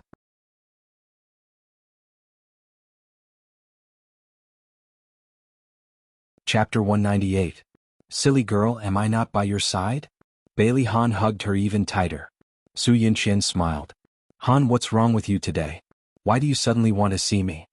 Bailey Han held her shoulders and looked into her eyes. He said seriously, "Yunqian, will you marry me?" In Xiao Bao's room, Xia Dong and her 2 children were eavesdropping. Xia Dong angrily jumped up from the sofa and rushed out without a word. She looked like she was going to fight with someone. Xiao Bao and Xiao Yi quickly ran over and hugged her legs. "Mommy, don't be rash. Mom, don't be agitated. It's useless even if you rush over now. Dad doesn't remember you." Xia Dong was about to explode. That damn bastard. He was still whispering sweet nothings to her in the morning, and now he was hugging another woman and proposing to her at night. Although his memory was messed up, it was still very infuriating. "Let go of me. I'm going to rush in and tell him the truth now." Xiao Yi's pink little ears twitched. She'll listen. They're talking again. Xia Dong's ears also perked up. Su Yunqian acted coquettishly. "Han, when you propose, don't you have a ring?" "Of course I do." Bailey Han paused and said, "I originally ordered a ring today, but when I woke up, the ring was gone." Su Yunqian smiled. "Alright, it's okay that the ring is gone. At least I know how you feel about me." "You've agreed to my proposal?" "Of course, there's no reason not to." "Let go of me." Xia Dong couldn't hold it in anymore. If she held it in, her husband would be charged with bigamy. Little Treasure and Little Wingzy let go of their hands in unison and took a step back in unison. Things had gone beyond their control. The scariest thing was that there was a suspicious sound coming from the eavesdropping device. It seemed to be a sound not suitable for children. Xia Dong opened the door and rushed to Bailey Han's room. Her entire body was steaming with anger as she barged into his room in an extremely valiant manner. The next moment his breathing suddenly stopped. In front of him, Bailey Han and Su Yunqian were hugging each other, their faces close to each other. Her eyes burned with flames as she clenched her fists. Resisting the urge to beat them up, she roared, "Bailey Han, stop." Bailey Han's hand froze and he raised his head. After a short moment of shock, he was furious. "Why did you come in? Get out. This is the 3rd time you've told me to scram. Seeing that your memory is a mess, I'll tolerate you." Xia Dong glared at him angrily. She strode forward and grabbed his wrist without warning. She was startled. It turned out that he was holding a girder in his hand. So, he was actually helping Su Yunqian put on the girder? Because of the angle, it looked like they were kissing. "You crazy woman, what are you trying to do?" Bailey Han pulled his wrist back, unable to restrain his anger. Su Yunqian looked coldly at Xia Dong. Damn it, she had ruined her plans again. Xia Dong pointed at his left hand and said coldly, "Bailey Han, look at the ring on your left hand. What do you think it means? You're already married, do you know that?" Bailey Han let go of Su Yunqian in shock. His gaze fell on his left hand. He had been wondering when he had a ring on his finger. Xia Dong extended her left hand in front of him and said angrily, "Take a good look at what this is. Don't you think it's exactly the same as the one on your finger?" What's going on? Bailey Han was shocked and angry. When did he get married? Why didn't he know about it? Who was this woman in front of him? There seemed to be something in his brain that suddenly bounced and tightened. It hurt. He held his head in pain and tried hard to think, but he couldn't remember. No, it was getting more and more painful. His vision turned black and he felt dizzy, his body tilted and he fell onto the sofa. Han, Xia Dong and Su Yunqian threw themselves on him at the same time and called out to him anxiously. Xia Dong was anxious and helpless. What should she do? Yes, she should call the doctor. She suddenly jumped up and reached for the phone. Su Yunqian grabbed her wrist and stared at her with a venomous gaze. It's all your fault, Xia Dong. If anything happens to Han, I won't let you off. Now's not the time to talk about this. Xia Dong pushed her arm away and tried hard to calm down as she dialed Suja's number. Old Madame Dowager and the others rushed over when they heard the news. Everyone was anxiously waiting for Suja's arrival. Xiao Yi secretly took out the listening device from the antique vase and hid it in her pocket. Suja carefully examined Bailey Han's body and listened to old Madame Dowager's description of his situation. He frowned and thought for a moment before saying, Old Madame Dowager, I want to talk to you alone. In the study, old Madame Dowager said, Dr. Su, it's just the two of us now. If you have something to say, just say it. Suja's face was serious. Old Madame Dowager, from Han's current situation, his memory has begun to become chaotic. I suspect that the hypnosis we did on him 5 years ago will soon lose its effect. When that time comes, not only will he regain his memory, but he will also suffer from the pain of his headaches again. Old Madame Dowager said agitatedly, Then what should we do? Suja frowned. I can't think of any good ideas right now. However, if we want to completely cure him, we still have to do surgery to remove the foreign object in his brain. Old Madame Dowager's face was ashen. 5 years ago, the top neurologist in the country examined him and said that the foreign object in his brain was too close to his nerves. If we do surgery to remove it, the success rate is only 1%. If the surgery fails, Han will become a vegetable. We can't take this risk. Suja thought for a moment and said, Perhaps we should tell Han about this and let him make his own choice. The choice was to suffer from the pain of his headaches or take the risk of surgery. Old Madame Dowager held her forehead and sighed. Let me think about it carefully. Xia Dong noticed that after old Madame Dowager and Suja finished talking, she seemed to have aged a lot. She looked tired and dignified as if she had a lot of things on her mind. Suja couldn't help with Bailey Han's current condition, so he only left some conventional medicine and left. Old Madame Dowager glanced at the room full of people and waved her hand tiredly. You all go back and rest. Xiao Yi, Xiao Bao, you still have school tomorrow. Go back to your rooms and sleep. Xiao Yi and Xiao Bao looked at each other and then at Bailey Han lying on the bed at the same time. Gigai said good night to the elders and returned to his room. Yunqian, I've troubled you today. You should go back first. Old Madame Dowager patted the back of Su Yunqian's hand. Su Yunqian forced a smile on her face. Her sad expression made people feel pity for her. Grandma, I'll go back first. If you need anything, you can call me at any time. Okay, good girl. Old Madame Dowager called a servant and sent Su Yunqian out. Only old Madame Dowager and Xia Dong were left in the room. Old Madame Dowager pointed to the seat beside her. Xia Dong, sit down. I have something to tell you. Xia Dong sat down. Old Madame Dowager said, There's something I haven't told you and Han. Today I want to tell you. 5 years ago, Han was in a car accident. Not only was his leg injured but his brain was also injured. At that time, a very small piece of metal flew into his brain. Xia Dong's eyes widened in shock. The blood in her body seemed to have stopped flowing. After examination, the metal piece almost pressed on the nerves, and the surrounding nerves were very complicated. The doctor said that the success rate of removing the metal piece was only 1%. We didn't dare to take the risk, so we gave up on the surgery. Old Madame Dowager sighed and continued, We didn't expect that disaster would come. Whenever Han thought of that car accident and anything related to you, he would start to have a headache. We watched as he suffered from the pain. He couldn't sleep at night and groaned. In less than half a month he became so thin that he didn't even look human anymore. I discussed it with his father and made a decision. Old Madame Dowager paused. She looked at Xia Dong's shocked eyes and said slowly, We decided to erase his memory. We hired the best psychiatrist abroad to hypnotize him and erase his past with you. We tampered with his memory and adjusted it to the day before he proposed to Yunqian. Then, we lied to him and said that he was in a car accident on that day. We also made up a story about Xiao Yi's birth. In short, we completely erased your existence from his memory. Xia Dong leaned against the sofa stiffly. Her chest was filled with complicated emotions. A scary thought came to her mind.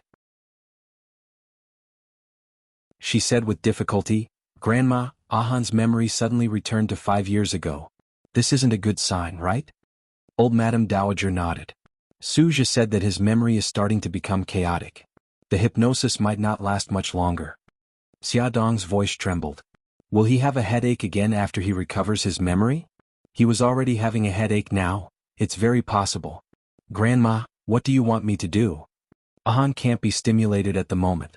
Xiaodong, if Ahan's memory is still stuck 5 years ago after he wakes up, I hope you won't tell him the truth and don't tell him about the past. Old Madame Dowager reached out and grabbed Xiaodong's wrist. Let him go with the flow. Let him hold on for as long as he can. Tears filled Old Madame Dowager's eyes. Other than this, I can't think of any other way. Xiaodong's tears fell like rain. Grandma, I understand. No matter what happens, I won't tell him the truth. I won't force him or agitate him anymore. Even if Ahan and Su Yunxian reconciled, even if he proposed to her, even if they wanted to get married, she wouldn't stop it because she didn't want him to suffer anymore. He had suffered enough for the past 5 years. Add Songshu 566.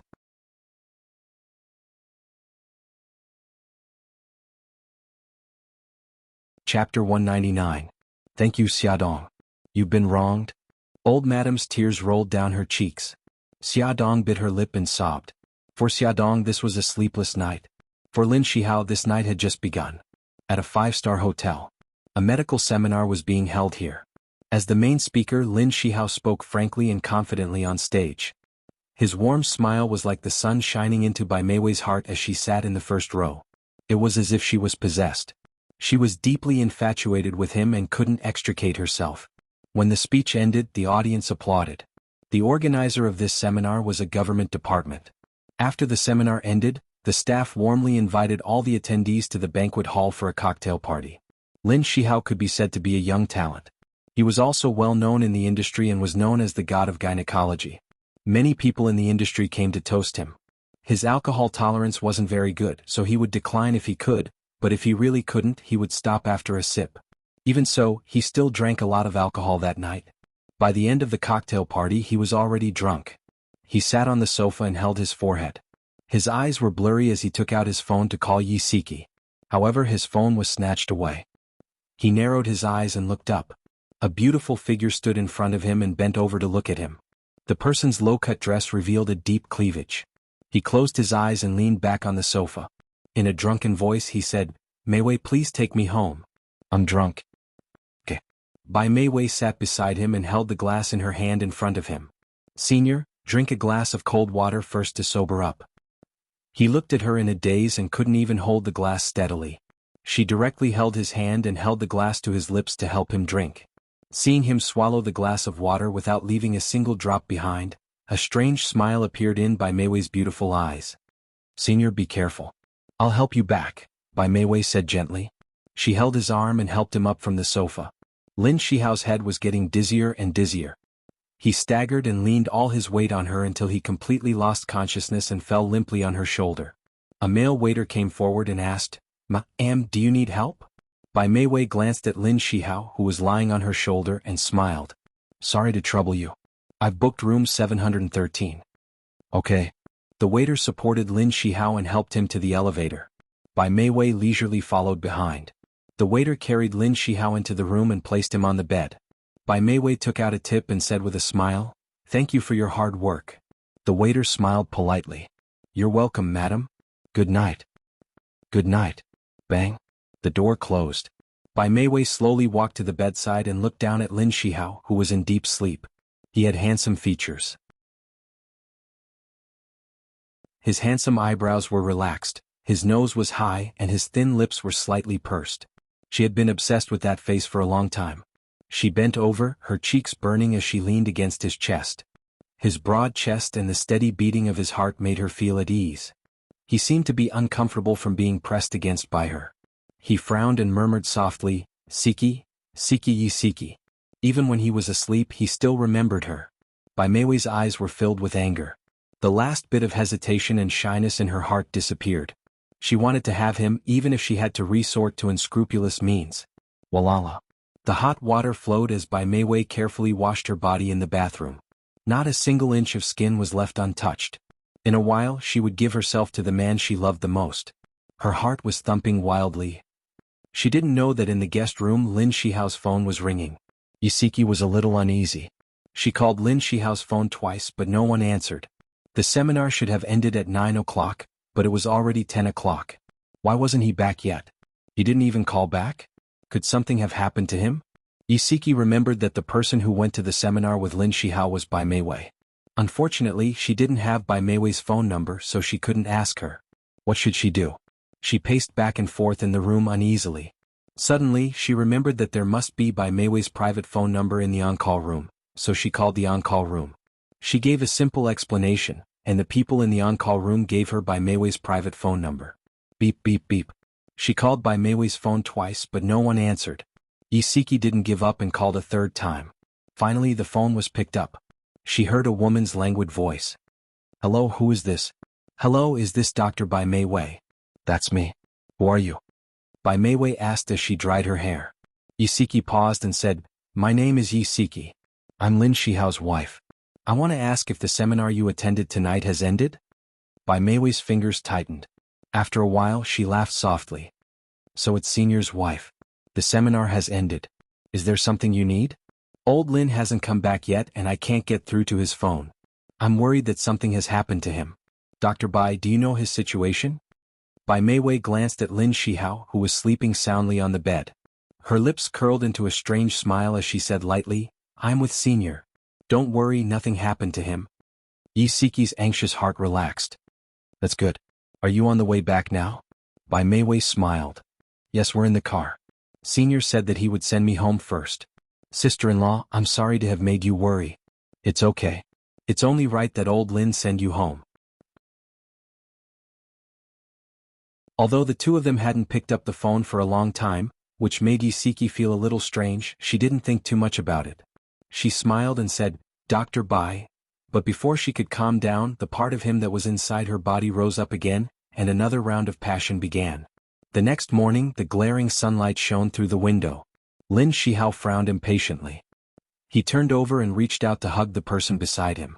After sleeping for a few more minutes, his head slowly cleared up. He held his forehead with one hand and muttered softly, Honey, my head hurts. The response he got was a soft sob. Lin Shihao suddenly opened his eyes. He saw a woman's naked back. Her fair skin was covered with bruises. She was curled up into a ball and sobbing softly. Her shoulders were trembling slightly. His eyes widened in shock. She wasn't his wife. Who was she? He reached out his trembling hand and slowly pulled her shoulders back. His heart suddenly fell to the bottom of the valley. He cried out involuntarily, Mei Wei.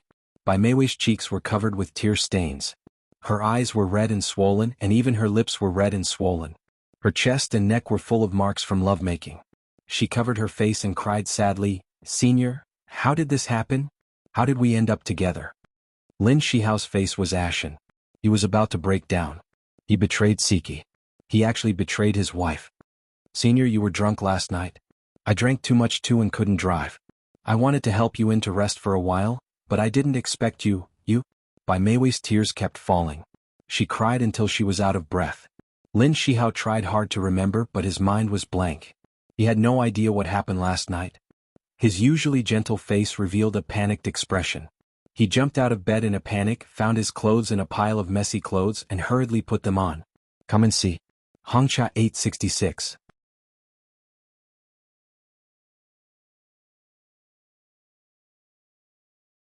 Chapter 200. Siki must have been worried to death that he hadn't returned the entire night. It was as if he had gone mad.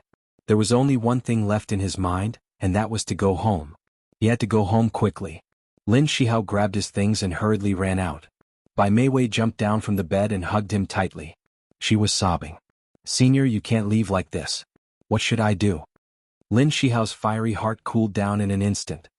He turned his head stiffly and looked at Bai Mei. Her eyes were red and swollen like peaches and they were filled with tears. Her frail body was covered with marks, constantly reminding him of what had happened last night. He was like a stone statue, instantly losing his life force. Senior, Bai Mei threw herself into his arms, crying bitterly. He was like a walking corpse, allowing her to hug and shake him. After a long time, his consciousness gradually returned. His gaze was unfocused as it swept across the messy bed. There were still bright red marks on the sheets. He slowly closed his eyes, then slowly opened them again. With difficulty he said, "Mei Wei, I'm sorry. I hurt you." Mei Wei hugged him tightly, sobbing. Her crying made his heart hurt and confused. He helplessly patted her back. "Mei Wei, I'm sorry. I'm really sorry, Senior. Senior."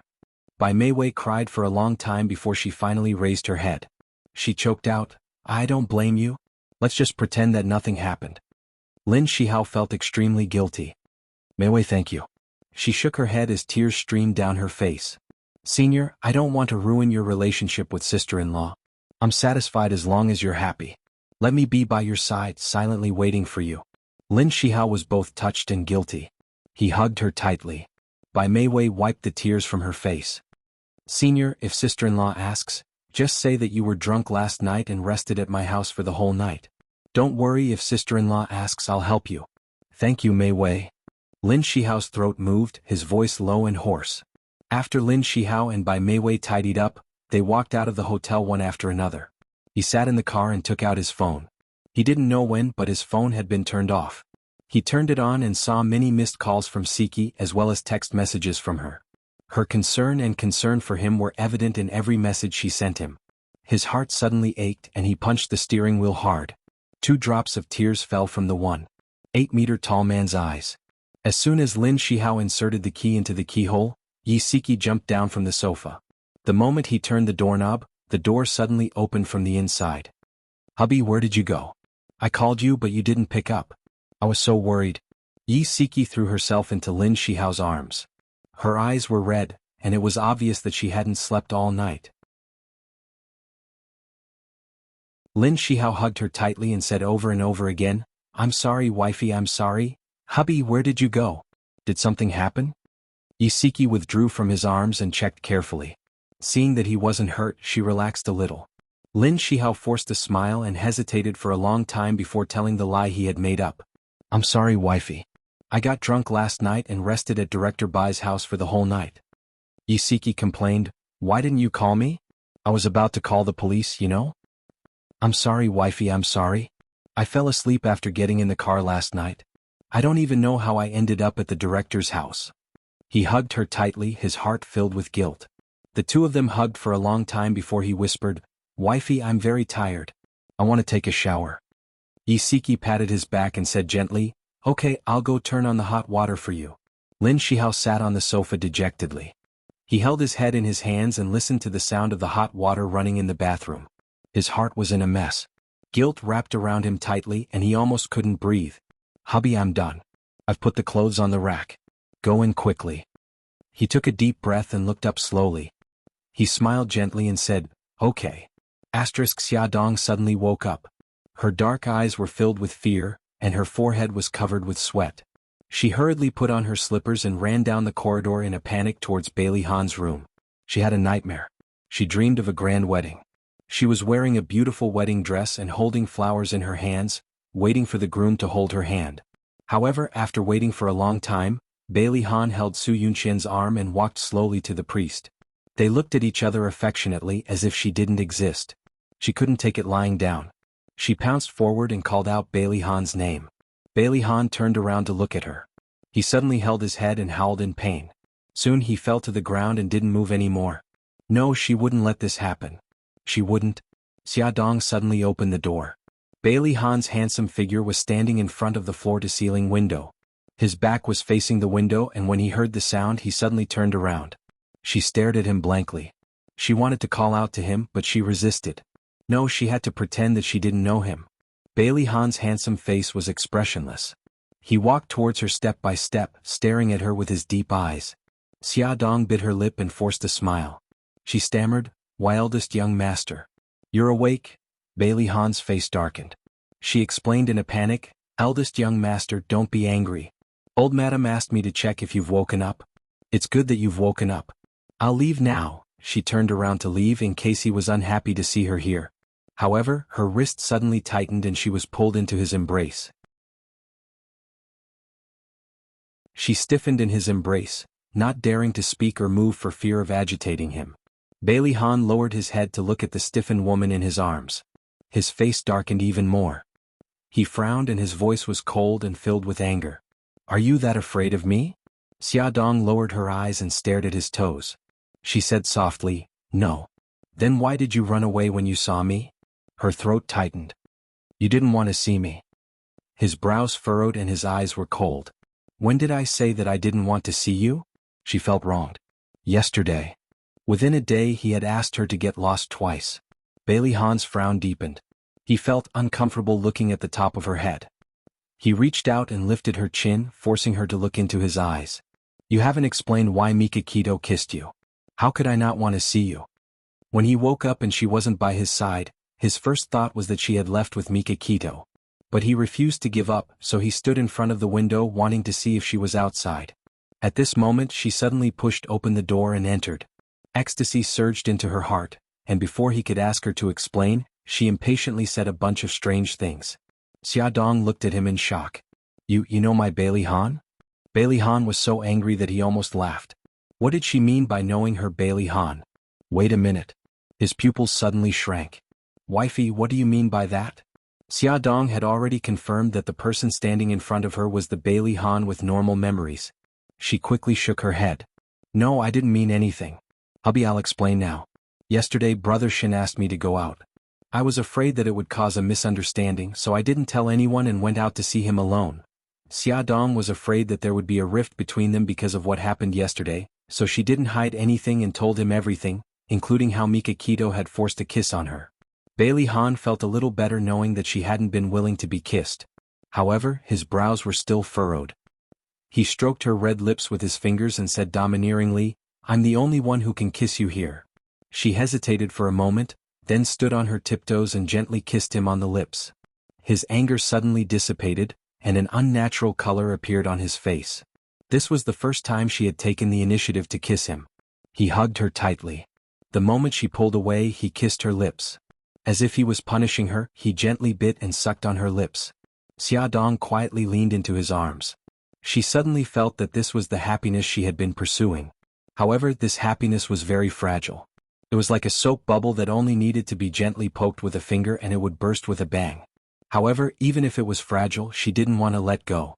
She tightly hugged his waist and boldly expressed her feelings. "Hubby, I love you." Ecstasy sprayed in Bailey Han's heart like a fountain. He had always been calm and collected, but his fingers were trembling. He hugged her tightly and said in a hoarse voice, "Wifey, I love you too." Xia Dong's eyes were sore. There was a transparent liquid flowing down, but Bailey Han didn't see it. Bailey Han had woken up. The whole family was prepared to treat him like a porcelain doll, but they didn't expect that his memory would suddenly return to normal. Under the old madam's strict order, no one mentioned yesterday's incident. Bailey Han also didn't know that his memory had returned to 5 years ago. On the surface, everything had returned to normal. Only a few people who knew the inside story had a heavy heart. It turned out that Bailey Han's memory was already unstable, and the hypnosis couldn't last much longer. Xia Dong helped him tie his tie and stood at the gate, watching him drive to the company. She only looked away when the car drove out of the manor and couldn't be seen anymore. She didn't know when Bailey Jing had appeared beside her. "Xia Dong, I want to talk to you." Xia Dong turned around and smiled. "Okay, but I have to take the children to kindergarten first." Bailey Jing also smiled. "I'll go out with you. I happen to have something to do too." Xiao Bao was wearing a small suit and carrying a small school bag. He ran down the stairs. Behind him, Xiao Yi walked leisurely with her chest out and head raised. "Mom, we're ready. Let's go." Xiao Bao ran to their side and only greeted Xia Dong. He ignored Bailey Jing. Obviously, he was still angry about Bailey Jing speaking rudely to his mother yesterday. Come and see. Xinwu 799.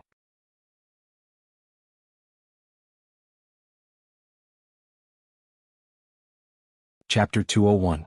Bailey Yi, who walked over, was much more polite and called her Aunt Jing sweetly. Xia Dong smiled and said, "Since you're ready, let's go." Bailey Jing accompanied Xia Dong to send the 2 kids to the kindergarten.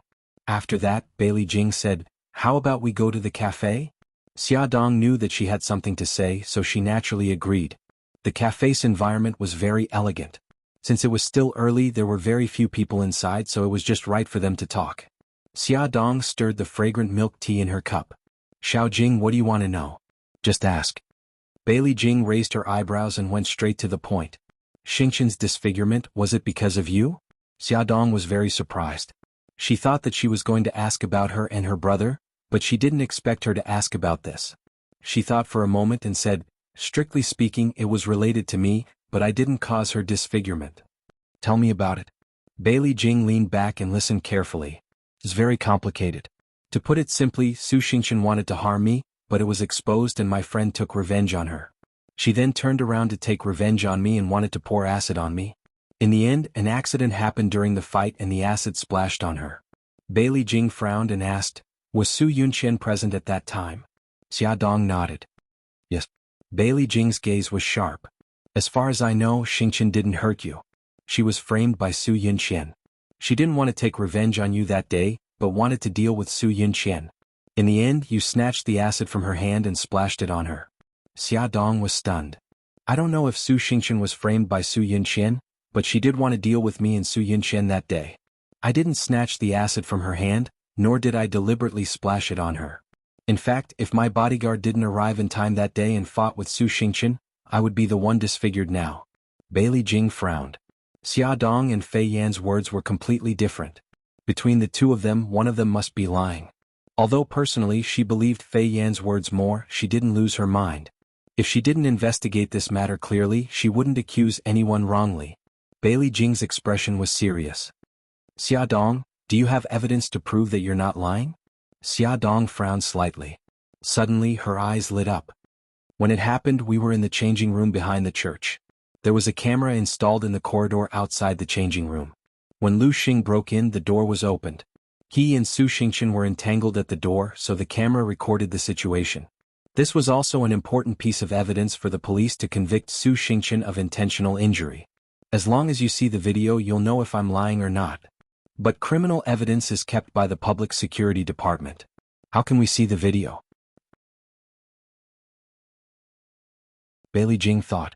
Xia Dong coughed and said, actually, the surveillance camera in the church should still have a record. Bailey Jing patted her forehead and smiled. How could I forget?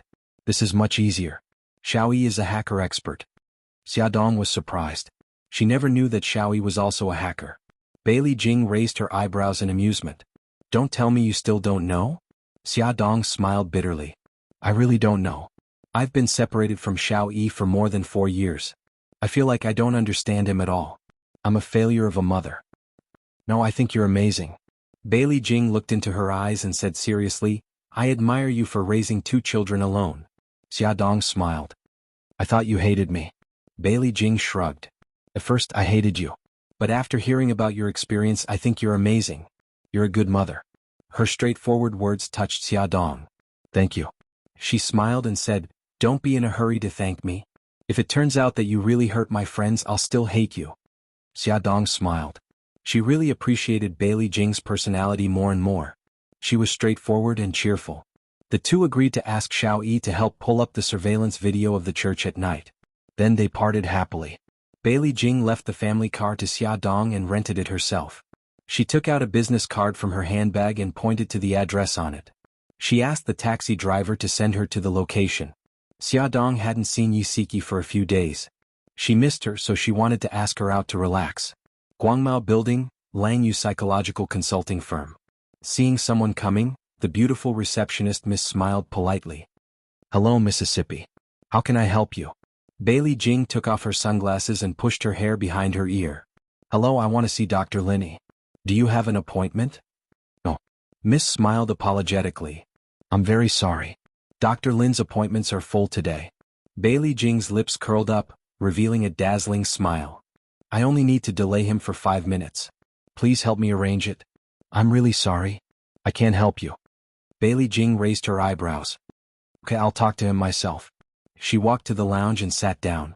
She took out her phone and dialed the number on the business card. After 3 rings, the phone was picked up.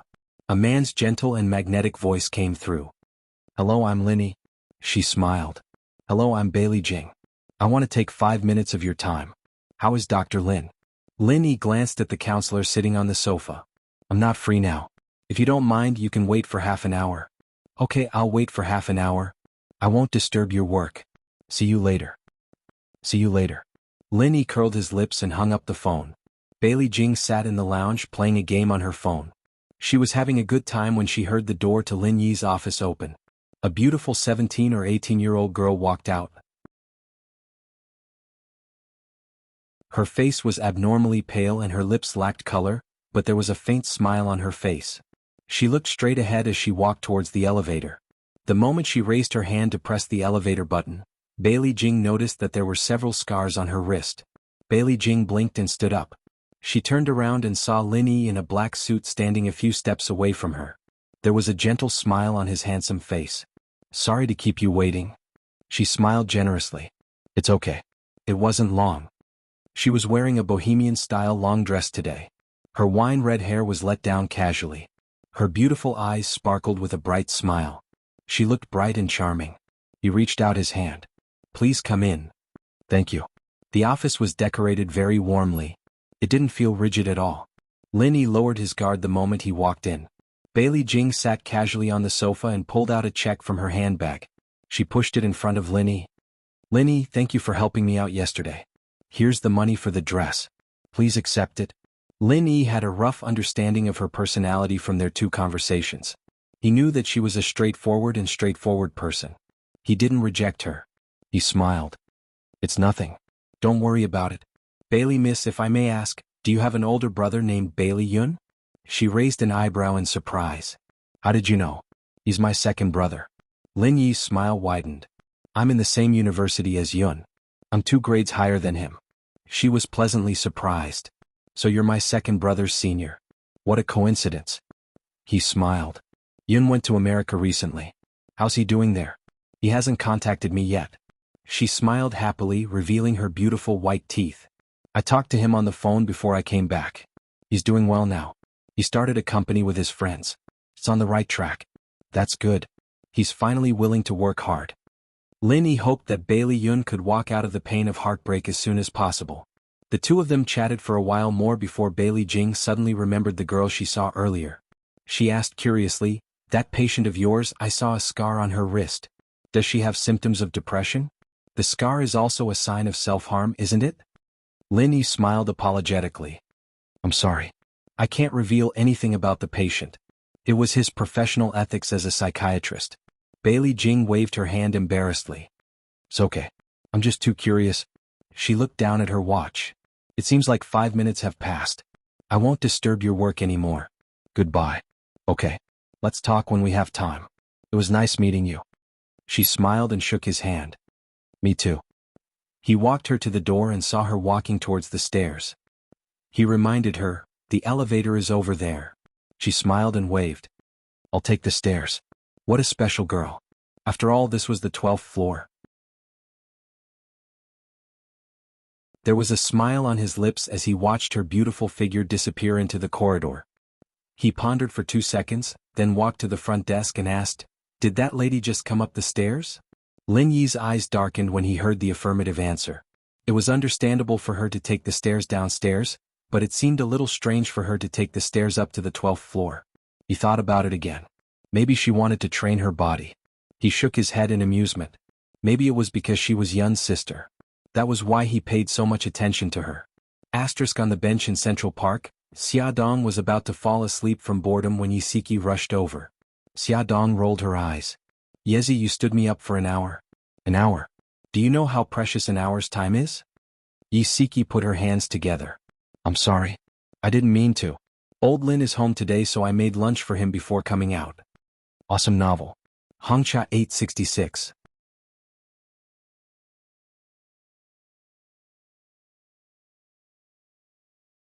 Chapter 202.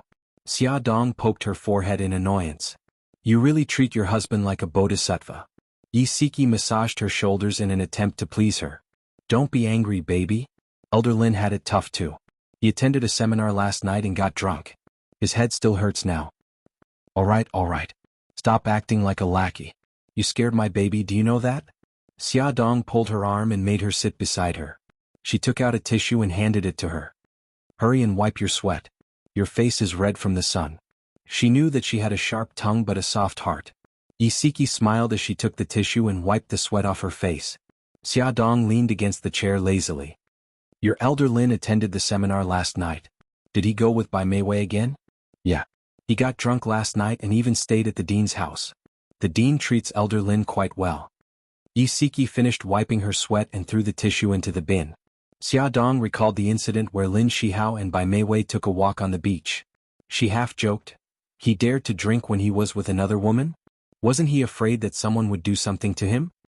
Isiki knocked on her forehead. What nonsense are you talking about? Bai Meiwei isn't that kind of person. How do you know? Xiaodong looked up at her. You know Bai Meiwei very well? I can't say that I know her well. I've seen her twice. I think she's well-educated and well-mannered. She doesn't seem like the kind of woman who would do something like that. Xiaodong raised her eyebrows. Appearance doesn't explain everything. Look at Su Xingchen. Isn't he naive and cute? Can you imagine that she's actually ruthless and inhumane? Isiki choked on her words. Xiaodong made sense, but Isiki still felt that her husband was trustworthy. She believed that he wouldn't do anything to betray her. She smiled. Let's not talk about me. Why are you in the mood to stroll around today? The smile in Xiaodong's eyes gradually faded. She hugged her and said, Yezi, actually, I'm here today to seek comfort. What happened? Isiki patted her on the back. Xiaodong told her everything that had happened yesterday. It took her a while to react. She sighed and said, Mika Kito has loved you for 5 years. Now that you're married, it's inevitable that he'll be sad. Maybe he'll get better after some time. As for your Bailey Han, I don't know what to say. You don't have to say anything. I just wanted to talk to you. I'm fine now. Everything is fine. Xiaodong let go of her and grinned. She felt much better after saying it out loud. She was filled with courage, the courage to face the future. Isiki teased her, That's good. You're a cockroach that won't die. They strolled around the park, had lunch together and went to watch a comedy movie. The two of them laughed so hard in the dark that tears rolled down their cheeks. After leaving the movie theater, they said goodbye and went back to their respective homes. Isiki received a call from Lin Shihao. He said that there was a last-minute surgery at the hospital and that he had to rush to the hospital. He would also be back a little late. After dinner, Lin Shihao still hadn't returned. Isiki took the clothes he had changed out of in the morning and was about to put them in the washing machine to wash. However, she found a long strand of hair on his jacket. This strand of hair was definitely not hers. Her hair wasn't that long. Her heart clenched. Her fingers trembled as she checked the rest of his clothes. She saw a bright lipstick mark on the back of his white shirt. Her heart almost stopped beating. She suddenly remembered what Xiaodong had said. Lin Shihao was with Bai Meiwei last night and they were both drunk. Could something have happened? No, that was impossible. Old Lin wouldn't lie to her. But how could she explain the hair and lipstick mark on his shirt? Isiki's hands and feet turned cold. Her legs went weak as she sat on the cold floor in a daze. She didn't even seem to hear her daughter running over to call her.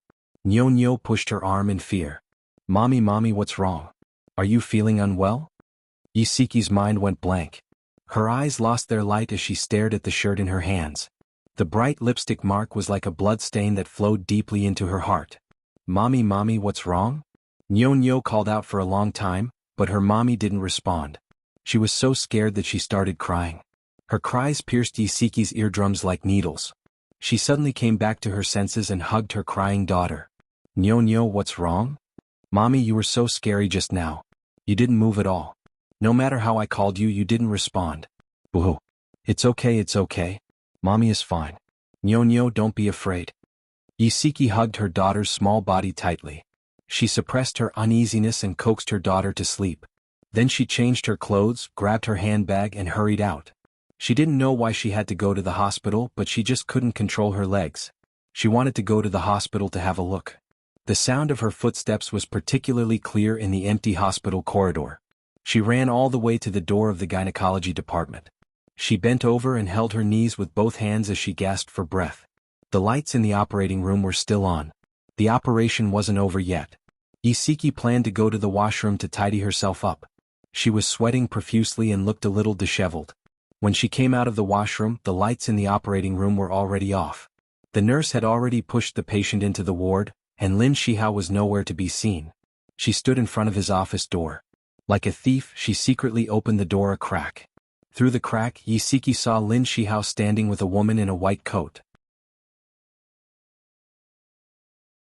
The woman's back was facing the door, so Yi Siki couldn't see clearly who it was. But from her voice, Yi Siki could tell that she was Bai Meiwei. Bai Meiwei said gently, "Senior's sister-in-law didn't suspect anything, did she?" Lin Shihao was silent for a moment before he said, "No. Meiwei. I should go back now." Bai Meiwei grabbed his wrist and said, "Senior, can you take me home? I'm still feeling a little unwell." Lin Shihao blushed and pulled her hand away from his wrist. "Okay, I'll take you home." He walked over to the clothes rack. He was probably going to change his clothes. Yi Siki, who was outside the door, was confused. Suspicion? What did Bai Meiwei mean by suspicion?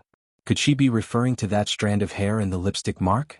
Did they really do something to let her down? The footsteps were getting closer and closer to the door. She quickly hid behind the trash can. Lin Shihao and Bai Meiwei walked out of the office one after another. They didn't look back, so they didn't see Yi Siki hiding behind the trash can. Yi Siki followed them from a distance. She hid behind the stone pillar and watched as they got into the same car. Bai Meiwei was laughing and saying something. She took out her phone with trembling hands and dialed Lin Shihao's number. She saw him pick up the phone. "Hubby, are you coming back soon?" She tried her best to make her voice sound calm. Lin Shihao paused and said, "The surgery just ended. I still have to check on the patient's condition, so I'll be back a little late.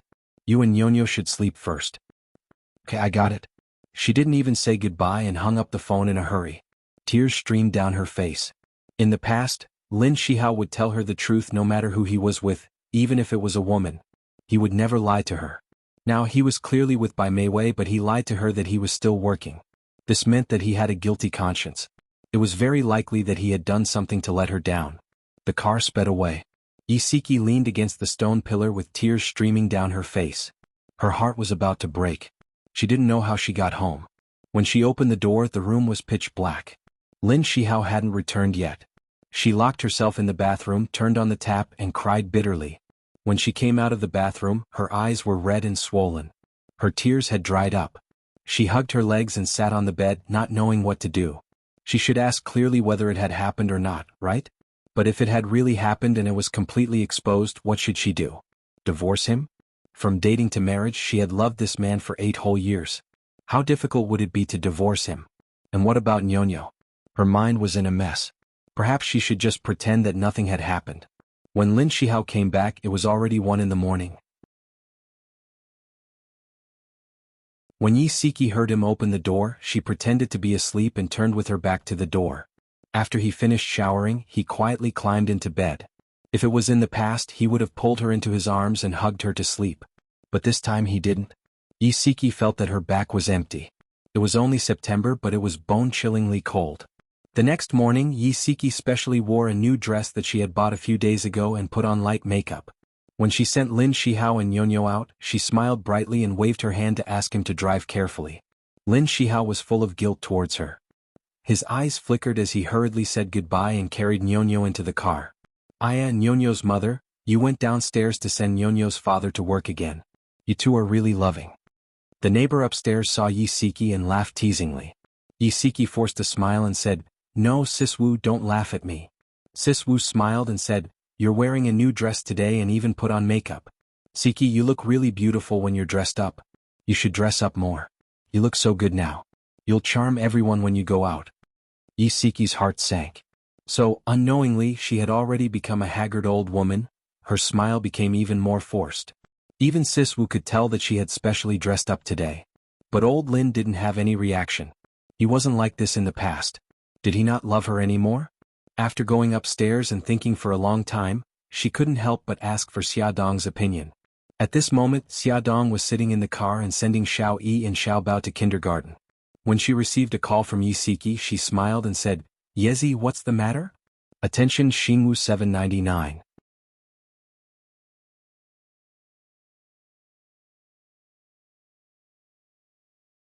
Chapter 203. Is it convenient for you to take the call now? I'm in the car. I'm taking the kids to kindergarten. What's up? Yi Siki paused for a moment. Call me when you're free. I'll wait for your call. Oh, okay. Xiaodong had never heard her so depressed before. She had a bad feeling about this. 10 minutes later, Xia Dong took the kids to kindergarten. She found a quiet spot in the school and sat under the shade of a tree to call Yisiki. Yisiki sounded depressed. Xia, I suspect that old Lin is having an affair. Xia Dong had actually been worried about this for a long time. When she heard what Yisiki said, she was not shocked. Instead, she was very calm. Yezi, we all know what kind of person old Lin is. Let's get to the bottom of this first. Maybe it's not what you think. Xia, I found a long strand of hair on his shirt. There was also a lipstick mark on the back of his shirt. Yisiki began to sob. Also, I followed him to the hospital last night and found out that he was very intimate with Bai Meiwei. Xia Dong frowned. Wait, I think something is wrong. Why would there be a lipstick mark on his back? Yisiki cried even louder. Maybe she hugged him from behind and left it there. Xia Dong's heart ached as she said, Yezi, don't cry. How about this? Let's talk when we meet up. I'll go to your house right away. Xia Dong rushed over to Yisiki's house without stopping. Yisiki's eyes were red and swollen. Even though she had put on some light makeup, it could not hide the sadness on her face. Xia Dong's heart ached for her. Without another word, she hugged her tightly. Tell me first what's going on. Yisiki told her in detail about Lin Shihao not coming home all night and how she found out about his whereabouts. After hearing this, Xia Dong frowned and asked, Old Lin said he was staying at the hospital director's house. Did you ask the director? No. Do you know the dean's home phone number? Xia Dong decided to get to the bottom of this. Yisiki flipped through the phone book for a long time and found the director's home phone. Xia Dong gestured for her to call it. It was the headmaster's servant who answered the call. Yisiki asked a few simple questions and found out what had happened. Lin Shihao did not sleep at the headmaster's house that night, and Bai Meiwei did not return home that night either. So, were they really together that night? Yisiki was on the verge of breaking down. Don't worry. Even if they are together, they might not have done anything wrong to you. Xia Dong hugged her and said, Yezi, listen to me. Stop guessing and ask old Lin directly. Let him tell you what happened that night. No, I don't dare. They really, then what should I do? Tears welled up in her eyes as she grabbed Xia Dong's hand tightly.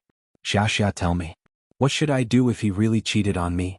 Xia Dong's eyes were filled with tears as she clutched at Xia Dong's hand tightly. Yezi, calm down first. Look into my eyes. Xia Dong held onto her shoulders and said, Tell me, do you still love Lin Shihao? Do you love him? She sobbed and said, How could I not love him?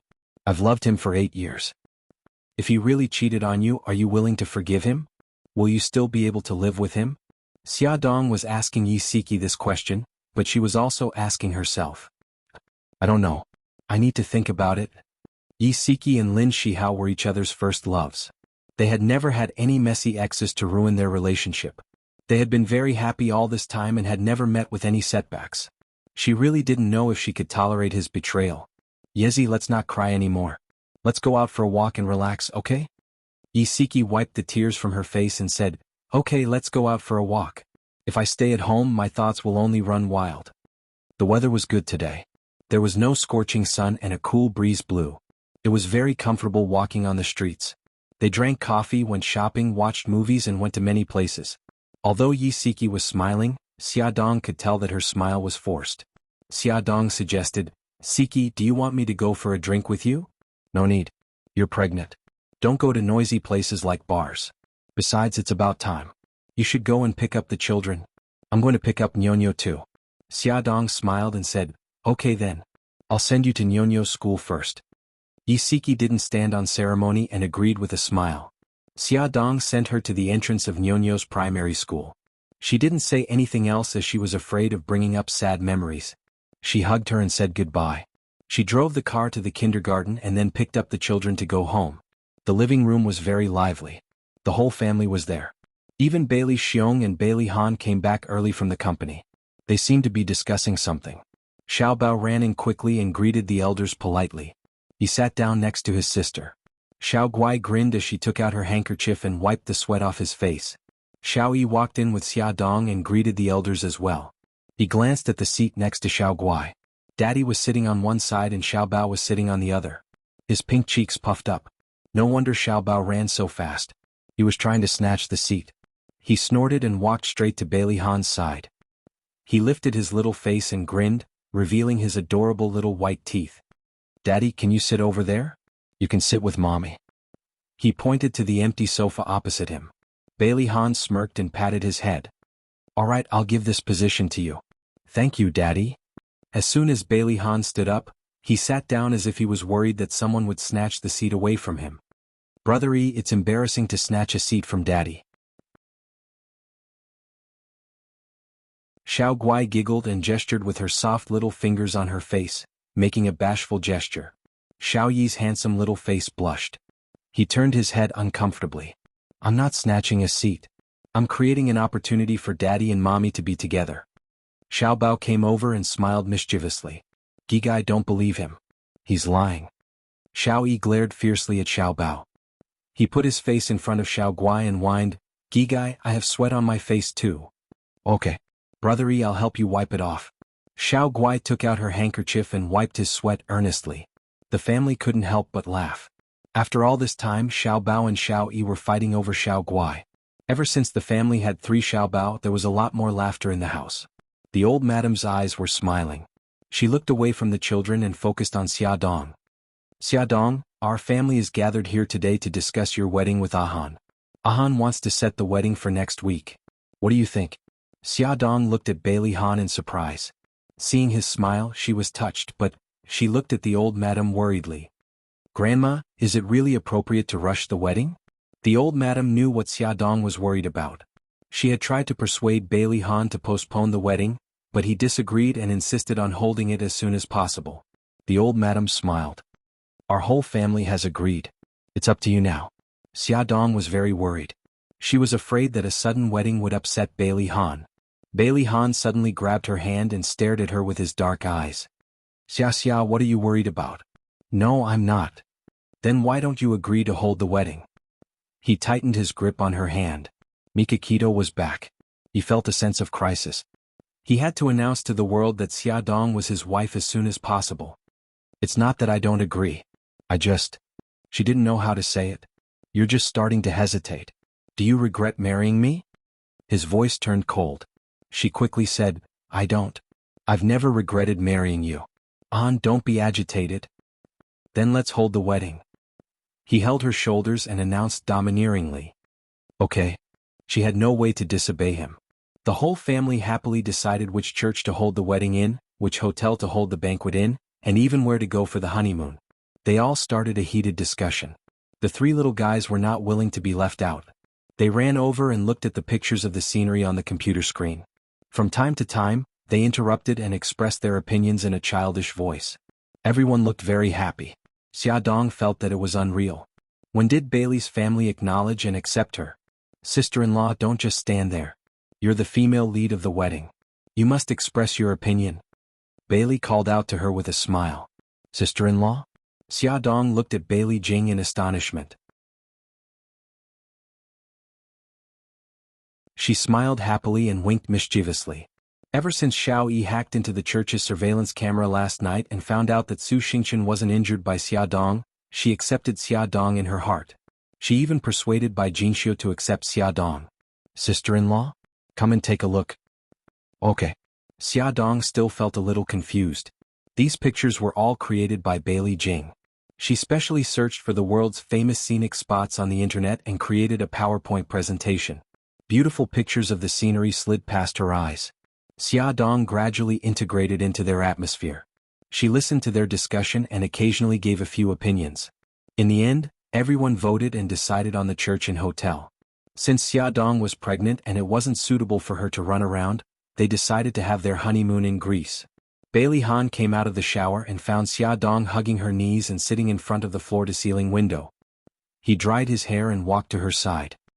He sat down and said softly, "Honey, what are you thinking about?" She turned back and smiled. "Nothing, I'm in a daze." "You've been in a daze enough times today." He hugged her waist and laughed lightly. "Who asked you to suddenly attack me? It would be strange if I wasn't surprised." She leaned comfortably in his arms and naturally wrapped her arms around his waist. She seemed to like being close to him more and more. Welfare Jianghu 799.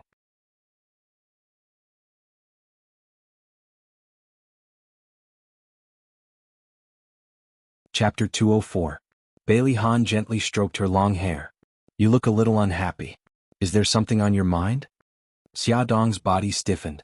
She chuckled and said, I was too happy. I didn't expect you to hold a wedding. Silly. Bailey Han kissed her cheek and said gently, I want to marry you before the child is born. I want the baby to know that I'm his daddy. I also want to announce to the world that you're my wife so that they won't dare to have any ideas about you. Xiaodong hugged him tightly. She had to admit that at this moment she was touched by his words. Bailey Han's hands tightened around her. He lowered his head and kissed her neck. Gradually he moved up to her ear and whispered hoarsely, Wife, I want you. He sucked on her earlobe and gently licked it. Xiaodong's face heated up and her heart was about to jump out of her chest. Her voice trembled uncontrollably. I am pregnant. I know. He kissed her gently. His hot hand reached into her waist. We can sleep together when you're 3 months pregnant. Also, I'll be very careful. He lifted her head. Her blushing face turned even redder under his scorching gaze. He kissed her lips and whispered stubbornly, Wife, I want you. From the time they registered their marriage until now, even if they slept on the same bed, nothing had happened. Every night, he hugged her soft and fragrant body to sleep. One could imagine the torture he had endured. He had endured for a long time. She had no reason to reject him. She shyly lowered her eyes and put her hands around his neck. She used her actions to express her intentions. The corners of Bailey Han's lips curled up. He carried her from the ground to the bed and kissed her lips with his slightly cold lips. The kiss was soft and gentle, imprisoning her in his arms. She didn't know when, but his hands had already taken off her pajamas. Her half-naked shoulders were smooth and white, and they shone charmingly under the light. She leaned against his broad chest, her hands unconsciously grabbing onto his robe. His voice was low and husky with a bewitching sexiness. Wife, help me take off my clothes. She reached out with trembling fingers and tugged at the belt of his bathrobe. With a gentle tug, his firm chest entered her line of sight. His figure was very good. His muscles were well defined and there wasn't a single piece of fat. His hands kneaded her softness, and his lips and tongue wandered over her neck, earlobe, and collarbone. His movements were gentle, and a flame gradually ignited in her body. Her hands could not help but hook around his neck. The gentler his movements were, the more vigorous the flame in her body burned. A sense of emptiness and eagerness wrapped around her. Xiaodong wanted to cry. Could she run away now? The answer was obviously no. Xiaodong overcame the shame in her heart. Her movements were extremely slow. Bit by bit it was a form of torture. He gritted his teeth and endured it, going along with her rhythm. Half an hour later. Hubby, I can't take it anymore. Not yet. Wait a little longer. Another half an hour later. Huff. She was so tired that she had fallen asleep. Bailey Han's face darkened. The little woman in his arms had actually fallen asleep. It turned out that he was very capable and annoying. He felt so defeated. In the dream, someone's arm unconsciously hit him and with a "pa" sound, it landed on his bare chest. His eyes gradually overflowed with a smile, and he tightly held her in his arms. This cute little woman was his wife, the person he would protect for the rest of his life. Lin Shihao returned late again. He had just finished a 3-hour operation. When he opened the door, he looked exhausted. He saw Yi Siki curled up on the sofa with her head down and hugging her knees. She looked so small and lonely. He quickly walked over and sat beside her. He put his arm around her shoulders and asked, Honey, what's wrong? Yi Siki looked up. Her eyes were a little red. She squeezed out an ugly smile and said, Hubby, you're back. What's wrong? Are you feeling unwell? Lin Shihao touched her forehead. I'm fine. She pulled his hand down and said in a low voice, Hubby, I want to ask you a question. After parting ways with Xiaodong in the evening, she thought about a lot of things on the way back. In the end, she decided to ask him clearly. She didn't want to be confused, worried, and in pain anymore. He held her hand tightly. He was a little nervous, but there was a gentle smile on his face. What do you want to ask? Her eyes were unfocused as she stared at a spot on the coffee table. She asked calmly, Did something happen that night when you attended the seminar with Bai Meiwei? His heart skipped a beat. His smile froze. After a while he asked, Honey, what do you mean by that? Her expression was still calm. I asked Bai Meiwei about it. She said that you didn't stay overnight at Bai Meiwei's house that night, and Bai Meiwei didn't go back either. Something really happened, I want to know the truth. His throat felt as though it was stuffed with cotton. He couldn't say a word. Her voice was so calm as she recounted slowly, I found a long strand of hair on your clothes. I also found a lipstick mark on your shirt. Don't you want to explain? Honey, listen to me. Lin Shihao, who didn't change his expression in the face of death, suddenly panicked. His hands held Yi Siki's shoulders tightly as he said agitatedly and guiltily, Honey, I was drunk that night. I mistook by Mei Wei for you. Honey, please forgive me. I really didn't do it on purpose. Her heart seemed to have stopped beating. At that moment she couldn't even feel any pain. She was like a puppet being shaken by his hands. Her gaze was unfocused as she stared at his face in a daze. However, she couldn't see the expression on his face clearly. Honey, what happened to you? Don't scare me. She instantly lost her life under his hands. He shook her shoulders in fear. Honey, come back to your senses. Don't scare me. Her gaze finally focused and regained a trace of clarity. She grinned and revealed a bleak smile. Honey, what do you want to do? Do you want to be responsible for her? No, Siki. I told Mei Wei that it was just a misunderstanding. Let's pretend that nothing happened. Lin Shihao hugged her tightly, his fingers trembling. She had really scared him just now. Nothing had happened. It was easy to say, but all the damage had been done. Even if he was drunk, even if he didn't do it on purpose, his adultery had left a very deep wound in her heart. It was possible that she wouldn't be able to fill it in this lifetime. Honey, let's start over, okay? He held her face, his eyes uneasy and his tone full of pleading.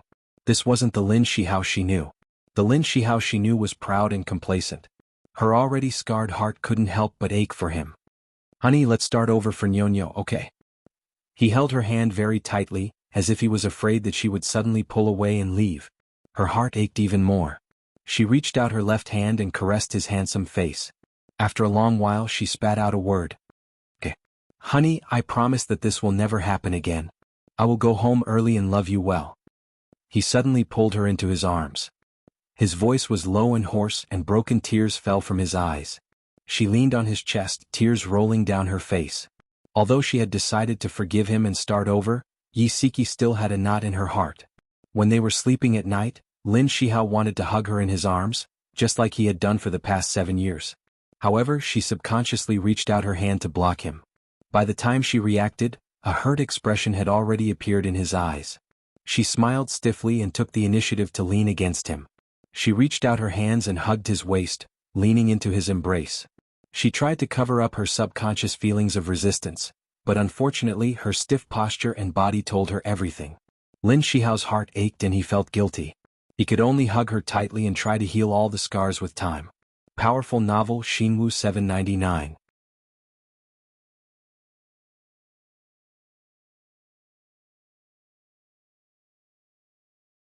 Chapter 205. As soon as the news of Bailey's eldest son's grand wedding was released, the media was in an uproar again. But this time they were not targeting Bailey Han and Xia Dong. Instead they were focusing on Su Yunxian and Mika Kito. The two of them were considered abandoned, so the media was more concerned about their attitude towards the wedding. Su Yunxian was still dreaming of making Bailey Han change his mind. She did not expect that after 3 days, Bailey Han and Xia Dong would be holding a wedding. She was so angry that she could not care less about her image in front of the servants. She smashed everything in the room that she could. But once she was in a public place, she returned to her indifferent and elegant appearance. She was high above the masses and above the common populace, as if she had never been abandoned. As for Mika Kito, he was very secretive. It was impossible for the media to take photos of him. However, the employees of Bo Ao Group were unlucky. They acted like they were walking on thin ice. They did not even dare to breathe loudly in front of the evil god Mika Kito. Lu Xing and Jiang Dao were the first to bear the brunt of Mika Kito's cold face.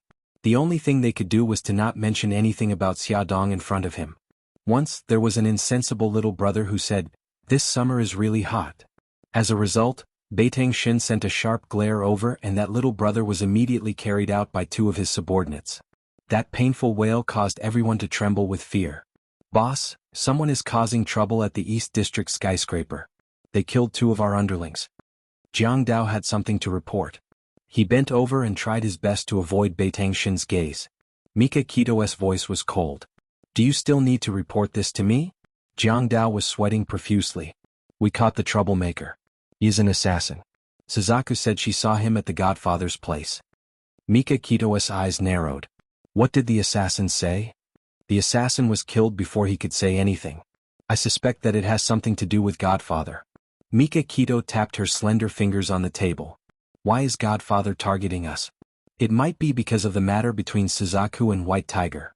Didn't Suzaku and White Tiger sell him out? Mika Kito waved her hand. Don't jump to conclusions. Investigate the killer's background carefully. Also investigate the Godfather's background. Boss, the negotiation with Hung Long Group is scheduled to be held at Skyscraper. Should we change the location? No need. Tell Guqian to be prepared. I don't want any more accidents to happen. Understood. Night fell. As the red light district, the streets of the East District were brightly lit and bustling. High-end luxury cars were constantly coming and going. The women in the cars were undoubtedly beautiful. 2 limited edition Maybachs slowly drove in, attracting the attention of many people on the street. The Maybach stopped at the entrance of the most luxurious entertainment club, Skyscraper. There were 2 rows of staff standing at the entrance of Skyscraper, ready to welcome the guests. The people in the first car got out first. 4 men in black suits stood beside the second car. Jianghu got out of the passenger seat of the second car and walked to the back seat with steady steps. He opened the door gracefully. Boss. Mika Kito stepped out of the car. His black suit accentuated his tall figure. His nose bridge was high, his thin lips were slightly pursed, and his sharp black eyes carried a dangerous message. The sound of footsteps could be heard as he walked toward the door. The staff on both sides immediately felt a strong oppressive aura. They all held their breaths and did not dare to breathe loudly. A graceful beauty in a cheongsam greeted him. She was the boss of Skyscraper, Guqian. She smiled heartily and said, "Boss, please come in." Mika Kito was expressionless. He replied indifferently, Jianghu stepped forward slightly and whispered a few words in Guqian's ear. Guqian raised her delicate eyebrows slightly and then nodded. The 4 men in black behind Jianghu immediately rushed into Skyscraper. About 5 minutes later, the man in the lead came in front of Jianghu. He bowed respectfully and said in Japanese, "Hall Master, there are no suspicious people or surveillance devices inside." Jianghu nodded slightly and turned his gaze to Mika Kito, waiting for his instructions. "Boss." Mika Kito did not say anything and walked straight in. As Mika Kito was decisive and ruthless, he had made many enemies in a city. Even though he was in his own territory, he had to be careful. Skyscraper was Yamaguchi-gumi's property. Outsiders did not know this. Mika Kito arranged for important negotiations to be held here because of this reason. Guqian followed beside him and said with a smile, "Boss, Shengguanbo is already in your VIP reception room." Mika Kito replied indifferently, Shengguanbo was the CEO of Hung Long Group. He was 50 years old this year. Due to the financial crisis, his company was now in a state of loss. 2 days ago, he took the initiative to contact Mika Kito to discuss the acquisition of his company. "Brother Baiting, I've been waiting for a long time." Shengguanbo saw Mika Kito coming in. He stood up with a smile and stretched out his hands to greet him. "Sorry to keep you waiting." Mika Kito shook his hand politely. Shengguanbo smiled and said, "I've already prepared the contract. Brother Beitang, take a look and see if there are any problems. If there are no problems, we can sign the contract today." Mika Kito raised his hand and said indifferently, "Let's not talk about the contract in a hurry. I think the issue of the price still needs to be discussed." Shengguanbo was stunned. "Didn't we already set a purchase price of 1 billion? Mika Kito's gaze fell on him. His deep black eyes were like a black hole, as if they were going to suck everything in. His tone was calm, but there was a sense of authority that did not allow anyone to object. "The agreed price of 1 billion is only for enterprises that can operate normally. Yesterday I sent someone to your company to ask around and found out that 2 of your factories are only empty shells. 2 of your stores have already been sold to outsiders. You didn't mention these things in detail when you were negotiating." Shengguanbo smiled awkwardly. "It's my fault for being careless." Mika Kito leaned back and said indifferently, "Given the current situation of your company, I can only invest 500 million. 500 million is too low. I can't agree." Shengguanbo gritted his teeth. 700 million. I can only invest 500 million. Any more than that would be a waste. Mika Kito had already found out that there was a serious problem with Hung Long Group's capital chain. Otherwise, he would not have been so desperate and wanted to sell the ownership of the entire group. The 2 of them refused to give in to each other. Shangguanbo's expression turned ugly when the negotiation failed. He gritted his teeth and said, "I have to go back and discuss this with the board of directors." 3 days. I'll only wait for 3 days. Mika Kito stood up and put his hands leisurely in his trouser pockets. His expression was as indifferent as ever. Goodbye.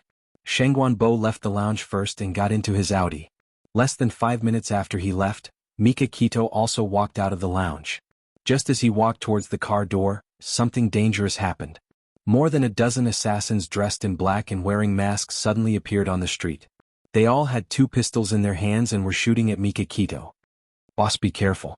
There were only 2 cars left in front of them. Everyone hid behind the cars. Screams filled the street. All kinds of men and women scattered in fear. Soon, only Mika Kito's men and the crazy assassins were left. Jianghu quickly took out his pistol and shot at the assassins. "Boss will cover you." You take the opportunity to retreat into the lounge. Mika Kito's hawk-like eyes scanned the surroundings and said coldly, "It's too late. Get in the car." The assassins had already surrounded them from behind. Their only escape route was the car. The bodyguard behind Mika Kito had already been shot. He urged Mika Kito and the rest to leave quickly in Japanese. He clutched his chest and managed to hit 2 assassins. Then he fell to the ground and died on the spot. Mika Kito glanced at his loyal men and ordered the rest to retreat. He quickly jumped into the car. The bulletproof glass temporarily blocked the bullets and the car sped off. The assassins also got into the car and chased after them. Soon, Beitang Shin's 2 cars arrived at a deserted street. The atmosphere here was a little strange and it was abnormally quiet. Mika Kito's heart skipped a beat and realized something was wrong. He turned the steering wheel and wanted to drive the car in another direction. Suddenly, a familiar Audi sped from that direction. He had no time to think and rushed towards the Audi. The moment he brushed past the car, the Audi suddenly swerved and blocked the middle of the road. Beitang Shin slammed on the brakes but he still hit the car. The huge impact made the people in the car suddenly fall forward. Fortunately, there were no casualties. Jianghu rolled up the car window and shouted at the Audi. "The car in front, get out of the way." Beitang Shin saw the driver of the Audi raise his hand and pressed Jianghu down. The 2 of them lowered their heads together. Bang! A gunshot was heard. The bulletproof glass was almost shot through. The bullet was only 0.1 millimeters away from entering the car. Jianghu's heart skipped a beat. "Boss, that looks like Shangguanbo's car." Mika Kito said coldly, "That's right. We have fallen into a trap. Quickly inform our brothers at the headquarters to come to our rescue." The car behind them would catch up in 2 minutes. They had to leave this place quickly. Suddenly, the sound of footsteps came from the empty street, followed by intense gunfire. The Maybach's tires were shot and could no longer start. Mika Kito and the rest had to sneak out of the car from another direction. They retreated into the alley while defending themselves. From the gunfire, there were at least 15 people on the other side. On their side, there were only 5 survivors. There was a huge disparity in strength between the 2 sides. It was only a matter of time before they could not defend themselves. Suzuka did not expect to receive Jianghu's distress signal at this time. Moreover, the location of the incident was very close to where she was now. Attention Xingwu 799.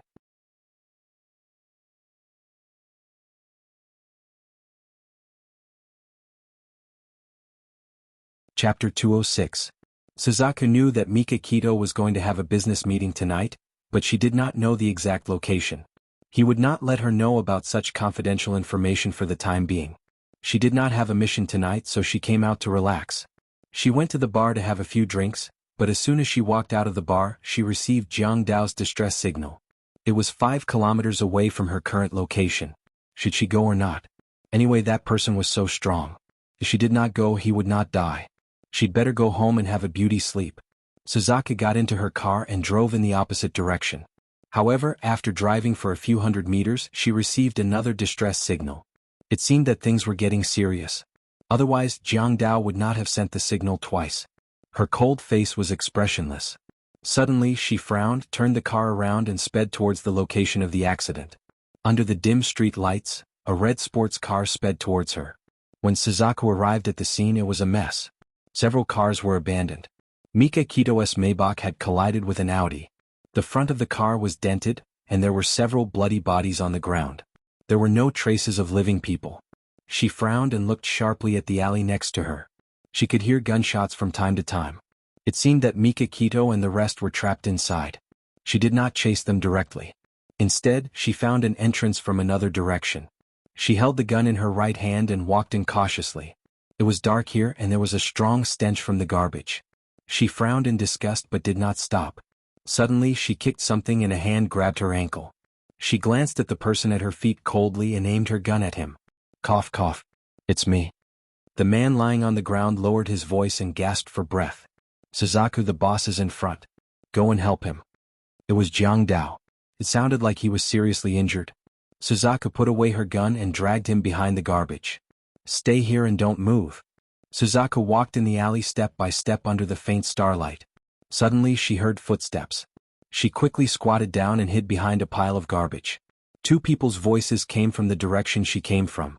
As the alley was very quiet, their voices were particularly clear. Did you find him? Not yet. Continue. Damn it.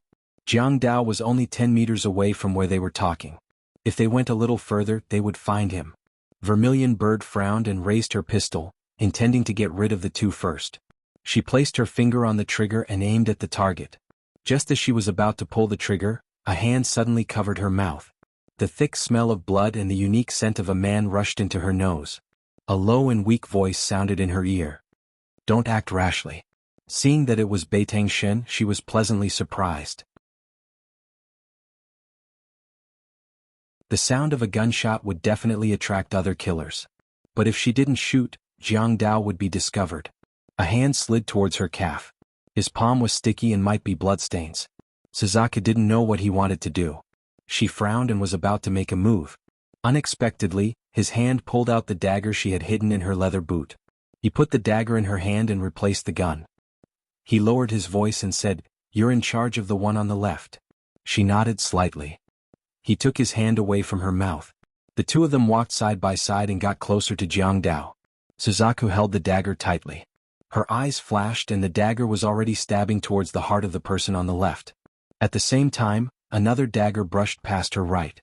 With a whistling sound, it pierced towards the heart of the person on the right.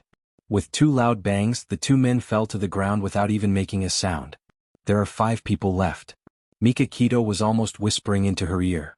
When he breathed, his warm breath brushed past her earlobe. She felt a little uncomfortable. She lowered her voice. What about us?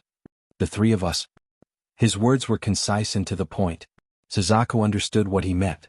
The only people left alive were Jianghu and herself. His clothes were soaked in liquid and through his clothes, it seeped onto her body. The strong smell of blood assailed her nose. She frowned. You're injured. Can you walk? Yes. He breathed heavily. Take the back. Take Jianghu. Jianghu's injuries were worse than Mikakito's. When they reached him, he was already unconscious. Blood kept flowing out of his chest. Suzaku didn't say a word. She bent down and carried Jianghu on her back. She said in a low voice, "My car is parked at the entrance in front. Can you hold on?" Mikakito grunted in a nasal voice. He followed behind her with heavy steps. Blood flowed down his fingers and dripped onto the ground. As they walked, the blood flowed along the road. When they arrived at the parking lot, someone ran out of the alley. Vermilion Bird supported Jianghu with one hand and raised the gun with the other to aim. With a bang, the man was killed. Quick, they're in front. Suddenly there was a scream. Another battle was about to begin. Suzaku threw Jianghu into the back seat. She hid behind Maybach and shot at the enemy. She said calmly, "Mikakito, you go first." Mikakito's gun had run out of bullets. He took the gun out of Jianghu's arms and said coldly, "I'll never leave a woman behind and run for my life." At this moment, 2 cars sped towards them. As they drove, the people inside fired at the killers. Their men had arrived. Their firepower was reversed, and they quickly eliminated the remaining 4 assassins. One of Mikakito's men rushed over and supported him. "Boss, are you okay?" "I'm fine." Beitang Shen clutched his chest as fresh blood gushed out once again. He whispered a few words to his subordinates before his breathing became heavy as if he was about to suffocate. "Stop talking. Call the doctor." Suzaku jumped into the car and started the engine. Mikakito sat in the back seat and soon lost consciousness. They rushed back to Mikakito's villa.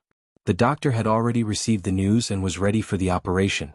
Several of his men carried the unconscious Mikakito and Jianghu into the operating room. 2 doctors operated on them at the same time. 2 hours later, the operation was over. The doctor said that the operation was a success. Mikakito and Jianghu were out of danger. Jianghu was shot 3 times. One of the bullets pierced his lung by 1 centimeter. Mikakito was shot twice. His chest and back were injured. Fortunately, his vital organs were not injured. After the operation, Suzuka did not need to stay. She greeted him coldly and was about to leave when one of his men ran over and said, "Suzuka, boss is awake. He has something to tell you." Suzuka raised her eyebrows. This man was really strong.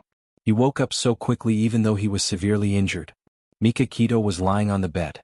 His face was pale, but it did not affect his handsomeness. His eyes were as sharp and gloomy as usual. He had a high nose bridge and was as handsome as a god. When he saw her enter, his thin lips moved and his voice was hoarse. "Thank you for today." Suzuka did not expect him to thank her. She was stunned. She smiled and said calmly, "You're too polite. It's only right that I work for you." There was no emotion in his deep eyes. "I asked someone to take down the faces of those killers. Take a look and see if you know them." "Okay. Have a good rest." Suzuka really admired him. Even though he was injured, he was still so meticulous. He had arranged everything so neatly. Lu Xing brought the vermilion bird to her room and took out a stack of photos for her. She explained, "These are the photos that the boss ordered his men to take. These are the appearances of the assassins." He deliberately pulled out a photo from the stack of photos and placed it in front of Vermilion Bird. "This man disguised himself as Shangguan Bo tonight and set up this trap," he said. It turned out that the Shangguan Bo who negotiated with Mikakito was not the real Shangguan Bo, but an assassin in disguise. They ambushed Mikakito on the street and forced Mikakito to drive away. Then the fake Shangguan Bo intercepted them. If Suzaku had not arrived in time, it was hard to predict what would have happened. The person in the photo was already dead. His eyes were closed and the blood on his face had probably been wiped clean by the man who took the photo. Suzaku carefully identified it for a while and said, "I've seen this person before at Godfather's bar." She picked up the rest of the photos and carefully identified them one by one.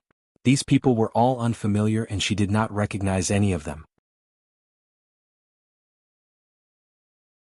She thought for a while and said, "White Tiger has more connections than me. Lu Xing, I suggest you send these photos to Japan and let White Tiger recognize them." Lu Xing nodded expressionlessly and immediately got someone to fax all the photos to Japan for White Tiger to recognize. Suzaku stretched and wanted to leave. Lu Xing stretched out his right arm and stopped her. He said indifferently, "Suzaku, you'll stay here tonight." She was surprised. "Why?" "Boss instructed me." Lu Xing thought for a while and said seriously, "It's so late. Maybe boss is worried that it's not safe for you to go home." Suzaku's facial muscles twitched uncontrollably. "Lu Xing, don't guess what boss means. Do you think I'm the kind of woman who's not safe? If anyone dared to do anything to her, it would be strange if she did not skin them alive." Lu Xing looked her up and down. She was wearing a black leather skirt and a pair of black leather boots. She was sexy and charming. If she walked out, she would definitely attract bees and butterflies. He said indifferently, "It's not safe." Suzaku rolled her eyes. The men in Yamaguchi-gumi were all chauvinistic. Even though they were all assassins, they still showed their distrust of a woman's strength from time to time. Did they really think that she was the kind of delicate miss who could not even trust a chicken? She patted his shoulder. "I appreciate boss's good intentions. It's still more comfortable to sleep in my own bed. I'll go back first. You should rest early too." Awesome novel Hongcha 866.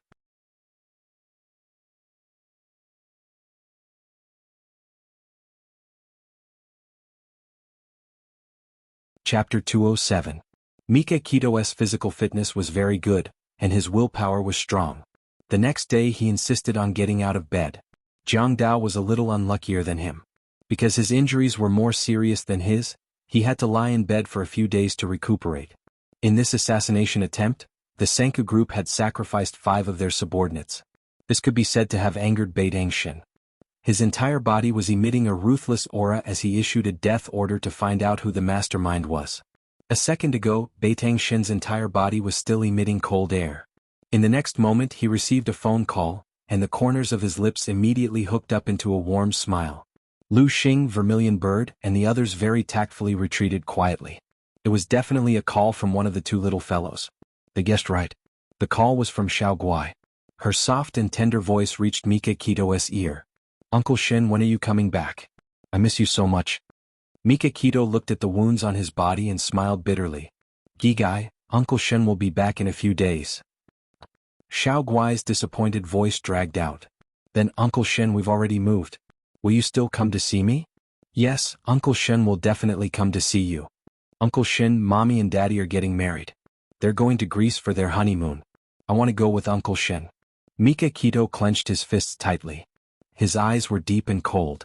He didn't want to know anything related to her. However, in the face of the naive Xiao Guai, he couldn't lose his temper. He tried his best to say in a gentle tone, Okay, when Gigai grows up, Uncle Shen will take you wherever you want to go. Really? Xiao Guai smiled happily. Then let's pinky swear. Uncle Shen, you're not allowed to be a scalper. Okay, let's pinky swear. Uncle Shen, someone's knocking on the door. I have to hang up. What? Xiao Guai hurriedly hung up the phone. She thought it was one of the servants, but she didn't expect it to be Xiao Bao. Xiao Guai patted her chest and stuck out her tongue cutely. Brother, you scared me to death. Gigai, did you do something bad? Otherwise, why would you be afraid? Xiao Bao snickered and sat beside Xiao Guai. I didn't. Xiao Guai pouted, her big eyes blinking. I missed Uncle Shen, so I called him secretly. Xiao Bao blinked. I guessed it a long time ago. You're still holding the phone in your arms. You must have just hung up. What did Uncle Shen say? Xiao Guai said honestly, Uncle Shen said that he would only be back in a few days. Xiao Bao blinked. He had already known from the newspaper that Uncle Shen had returned to China. Only the silly girl was still in the dark. Forget it, it was better not to tell her the truth lest she be sad. Asterisk, there was news from Japan. After White Tiger identified the photo, he confirmed that the man who had disguised himself as Shangguan Bo was a killer who had a good relationship with his godfather. His nickname was Scorpion. As for the other dozen or so people, the White Tiger recognized two of them. They had both made deals with his godfather before. Suzaku's eyes darkened. It seems that this case was handled by his godfather. The employer paid a high price to arrange so many killers to complete the task at once. Mika Kito glanced at her coldly with displeasure. He was about to be hacked to death, but she cared about how much the employer paid. Suzaku naturally felt the murderous aura from him. She smiled and said lightly, Boss, how many people know that you had a business deal with Shangguan Bo in Earthly Paradise? Mika Kito also thought of this. From his point of view, only Jiang Dao, as his assistant, knew who he was doing business with and where. He would never betray him. Then if the news was leaked, the problem must be with Shangguan Bo. Suzaku, contact Shangguan Bo. I want to meet him as soon as possible. Now that Jiang Dao was injured and recuperating, Suzaku had temporarily replaced Jiang Dao and was promoted to his assistant. Suzaku glanced at the injuries on his body and said lightly, The doctor asked you to rest quietly. He frowned. I know my own body. I don't need to rest quietly. Okay then, I said too much. She shrugged with an indifferent expression. Suzaku went out and dialed the number of Shangguan Bo's secretary. When she heard that Mika Kito wanted to meet their president, the secretary apologized profusely and said that their president did not come to the office this morning. Then she gave Suzaku a cell phone number and said that it was Shangguan Bo's private number. Suzaku then called Shangguan Bo's cell phone. The phone rang for a long time but no one answered. Finally, the call was transferred to the landline of Shangguan Bo's main residence. The servant said that their master had not come home since yesterday and that their wife had called the police. Suzaku frowned and reported Shangguan Bo's situation to Mika Kito. Something must have happened to Shangguan Bo. Mika Kito's slender fingers tapped on the table and analyzed calmly. The Audi that the killer drove here is Shangguan Bo's car. It's very likely that he kidnapped Shangguan Bo. It's said that the police haven't found Shangguan Bo's whereabouts yet. I'm guessing that he has been killed. Mika Kito said in a low voice, The other party thinks that we won't be able to find any clues once Shangguan Bo is dead. Then they underestimate me, Mika Kito. Suzaku, send someone to investigate the people who have been in contact with Shangguan Bo these 2 days. Understood. In the afternoon, news came from the police station that Shangguan Bo's body had been fished out of the river. There were strangulation marks on his neck, and he had died of suffocation. The time of death was estimated to be between 7 and 9 o'clock last night. This was the time when Shangguan Bo drove to Earthly Paradise. It seemed that the killer had already known the time and place of the negotiation between Shangguan and Mika Kito, and had killed Shangguan on his way to the negotiation. After dumping his body, the killer had disguised himself as Shangguan and lured Mika Kito into a trap. Suzaku took advantage of her advantage as a woman and pretended to be a policewoman. She went to Shangguan house to investigate the situation and try to find out information related to the killer. Suzaku pushed the flat glasses on the bridge of her nose and said seriously, "Mrs. Shangguan, please carefully recall who Mr. Shangguan had a feud with when he was alive." Mrs. Shangguan covered her mouth and sobbed. "My husband had offended many people in the business world when he was alive, but those people didn't have to kill my husband over such a trivial matter, did they? Mrs. Shangguan, we can't let go of any clues. Please cooperate with us to find the real killer as soon as possible and comfort Mr. Shangguan's soul in heaven."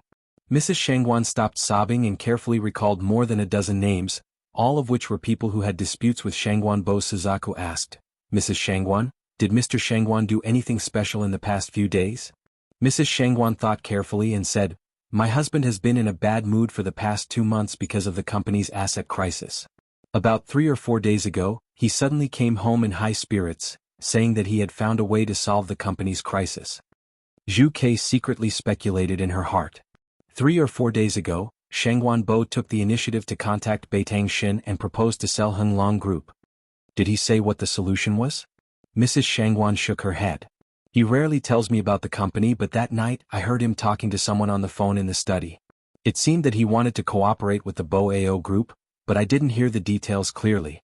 Suzaku asked a few more questions and then got a copy of Shangguan call records from the phone company.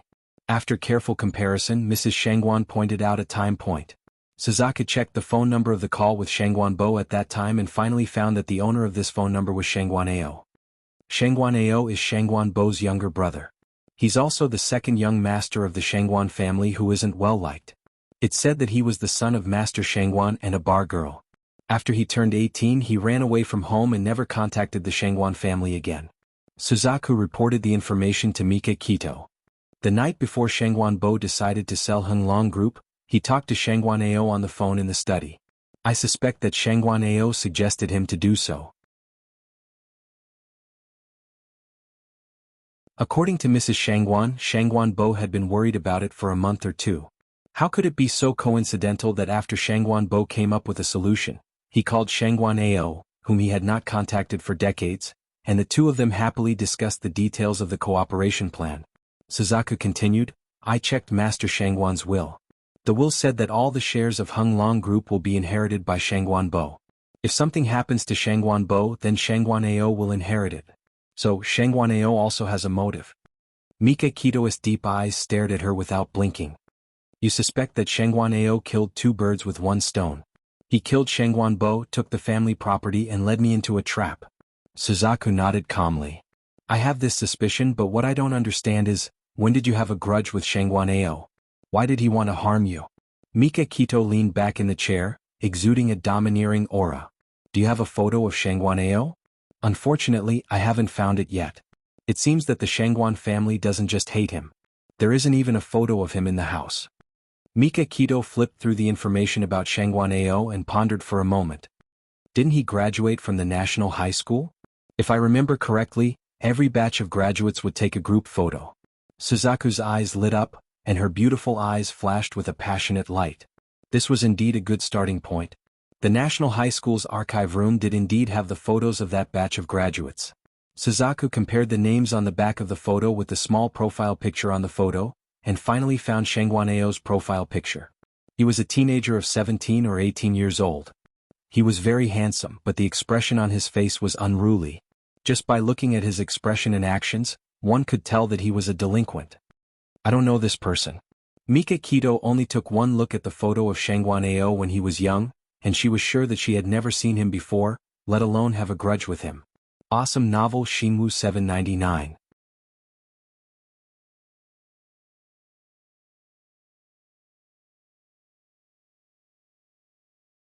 Chapter 208. Suzaku thought for a while and said, "Why don't I post this photo online and ask my friends to identify him? Be careful not to alert the enemy. I'll find some trustworthy people. I'll leave this matter to you. Report to me if there's any progress." Ever since the assassination, Mika Kito's attitude towards her had become kinder. Moreover, she had done a good job in this investigation, so his trust in her had increased. Understood. Suzaku nodded and turned to walk to the door. Mika Kito's voice came from behind. Suzaku, release the news that I'm seriously injured and still in the emergency room. Are you sure you want to use yourself as bait? Suzaku raised her eyebrows. She knew that he wanted to release the news to lure out the person who wanted to kill him. Since the other party wanted to kill him, if he was seriously injured and not dead, the other party would most likely attack again. Mika Kito said indifferently, how can you catch a tiger cub without entering the tiger's den? Not only will I release the news, but I'll also make it seem like I'm in the emergency room in the hospital and relax the security of the hospital. Are you sure the other party will attack again? Suzaku crossed her arms. I'm not sure, but if I want to kill someone, I'll definitely have a backup plan. He was only speculating from his perspective. I'll arrange it. Immediately, the news that Mika Kito was seriously injured and hospitalized spread through the streets. However, it was not reported how he was injured or which hospital he was in. Xiaodong also knew that Mika Kito was injured and was very worried. She wanted to see him, but she didn't know which hospital he was in, so she could only call Jianghu. Jianghu glanced at Mika Kito, who was lying on the hospital bed pretending to be seriously injured. His handsome face was as cold as the Antarctic iceberg. Under the old man's cold gaze, he could only say against his will, Miss Xia, our boss doesn't want to see you for the time being. Xiaodong bit her lip. I just want to know if he's seriously injured. Jianghu glanced at his boss again. Under his boss's gaze he replied, Boss is seriously injured. He's already unconscious. However, his life is not in danger. Xiaodong's heart skipped a beat and she said nervously, Jianghu, please tell me which hospital he's staying in. Since he's unconscious now, he definitely won't know that I went to see him. As long as you don't tell him, he won't know. Jianghu, just tell me. What should he do? What a headache. Jianghu looked at Mika Kito questioningly. Mika Kito had set this trap to lure the people who wanted to harm him. What if Xiaodong also came and got into an accident? He shook his head resolutely. Jianghu coughed and said, I'm sorry, Miss Xia. I can't tell you. I still have something to do, so I'll hang up first. Before Xiaodong could coax him again, Jianghu hung up the phone impatiently. Xiaodong then called Lu Xing and Suzaku. She wanted to dig out information about the hospital Mika Kito was staying in from them. It was as if their mouths were glued with superglue. No matter how hard she tried, they wouldn't say a word. In the end, she could only give up. Her heart was filled with worry. It was difficult for Xiaodong to find out which hospital Mika Kito was staying in. However, it was a piece of cake for her godfather. He soon got the answer. Mika Kito was staying in the hospital where Su Xingchen was staying. This world was really strange. After burning the piece of paper in his hand, the godfather's lips curled into a mocking smile. Since Beitang Shen had caused Xingchen to suffer so miserably, Xingchen might as well let him be executed by Xingchen. Late at night, there was no one in the hospital corridor. Suddenly, the elevator door opened, and a man wearing a black windbreaker and sunglasses walked out of the elevator. His crisp footsteps left an empty echo in the corridor. He stopped at the door of the VIP ward. His right hand, which was wearing a black glove, held the doorknob. He slowly opened the door and walked into the ward. At the same time, in a monitoring room, a handsome young man with dyed blonde hair was staring intently at the monitor screen. Seeing the black-clothed man appear and enter Su Xingchen's room, he immediately woke up his companion who was lying on the side. Gangzi, quickly take a look. Could this man be Godfather? Gangzi was still in a daze. When he heard the Godfather's name, he immediately jumped up and shouted excitedly. What? Godfather? That bastard finally appeared. The blonde guy was also very excited. That's right. Brother who asked us to monitor Su Xingchen's ward so that we can catch the Godfather. We have been monitoring him for a few days. He finally appeared. Gangzi patted his head. Don't get too excited. Although this guy is dressed in black and doesn't look like a good person, we can't be sure that he is the Godfather. Let's get a few photos first. Oh, and activate the camera in Su Xingchen's ward. The blonde guy's hands did not stop moving as he sighed. Gangzi, luckily we sneaked into Su Xingchen's ward and installed a pinhole camera. Otherwise, we wouldn't be able to see the Godfather's face. When he enters the ward, he should take off his sunglasses. The monitor screen changed and showed the situation in Su Xingchen's ward. The man in the trench coat took off his sunglasses, revealing a handsome face. It was the Godfather. "Godfather, why are you here?" Su Xingqian saw him and quickly covered her face. The gauze on her face had been removed. Although it was not as scary as before, she still did not dare to show her face to others. The godfather was not in a hurry to answer her question. Instead, he placed his hand on the back of her hand. "Xingqian, what are you doing? Take your hand off. Be careful not to touch your wound." Su Xingqian shook her head. "I won't take it off.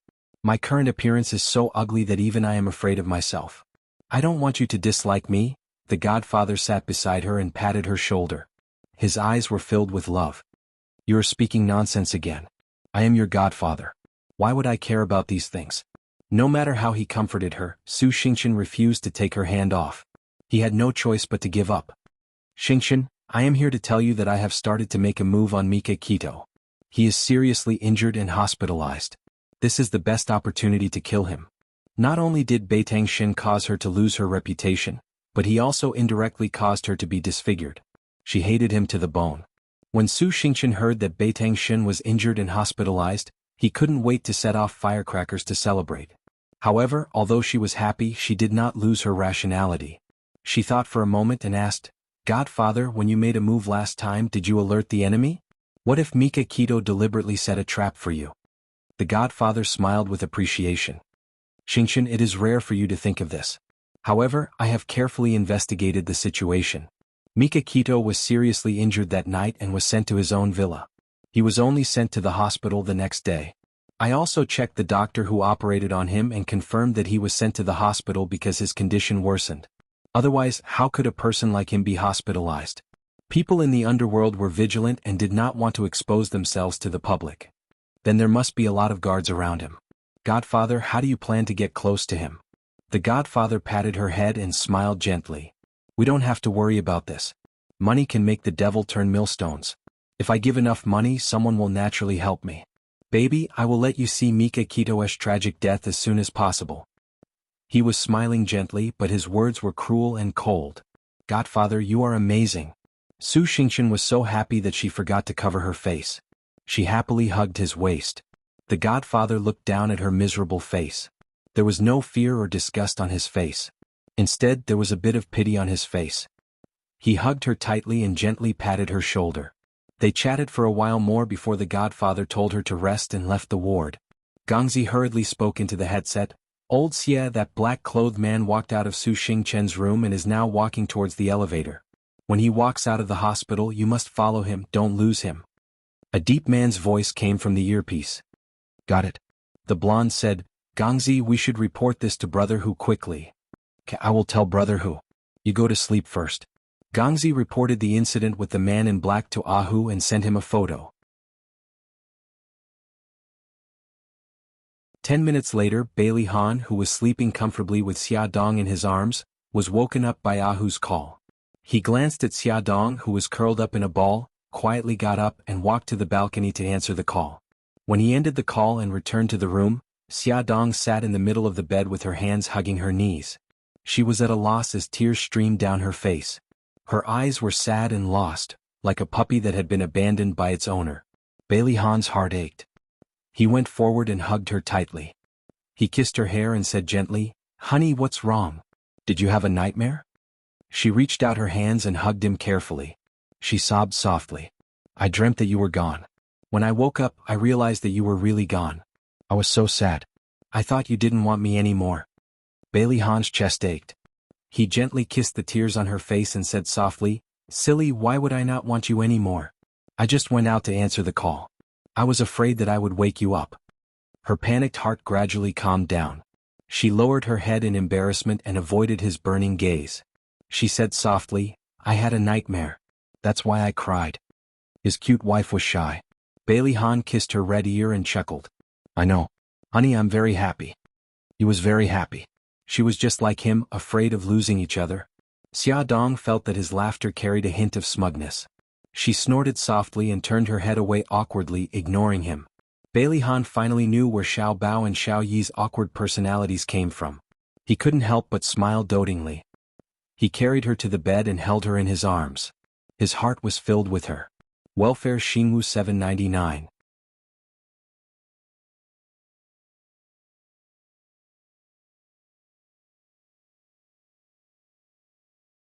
Chapter 209.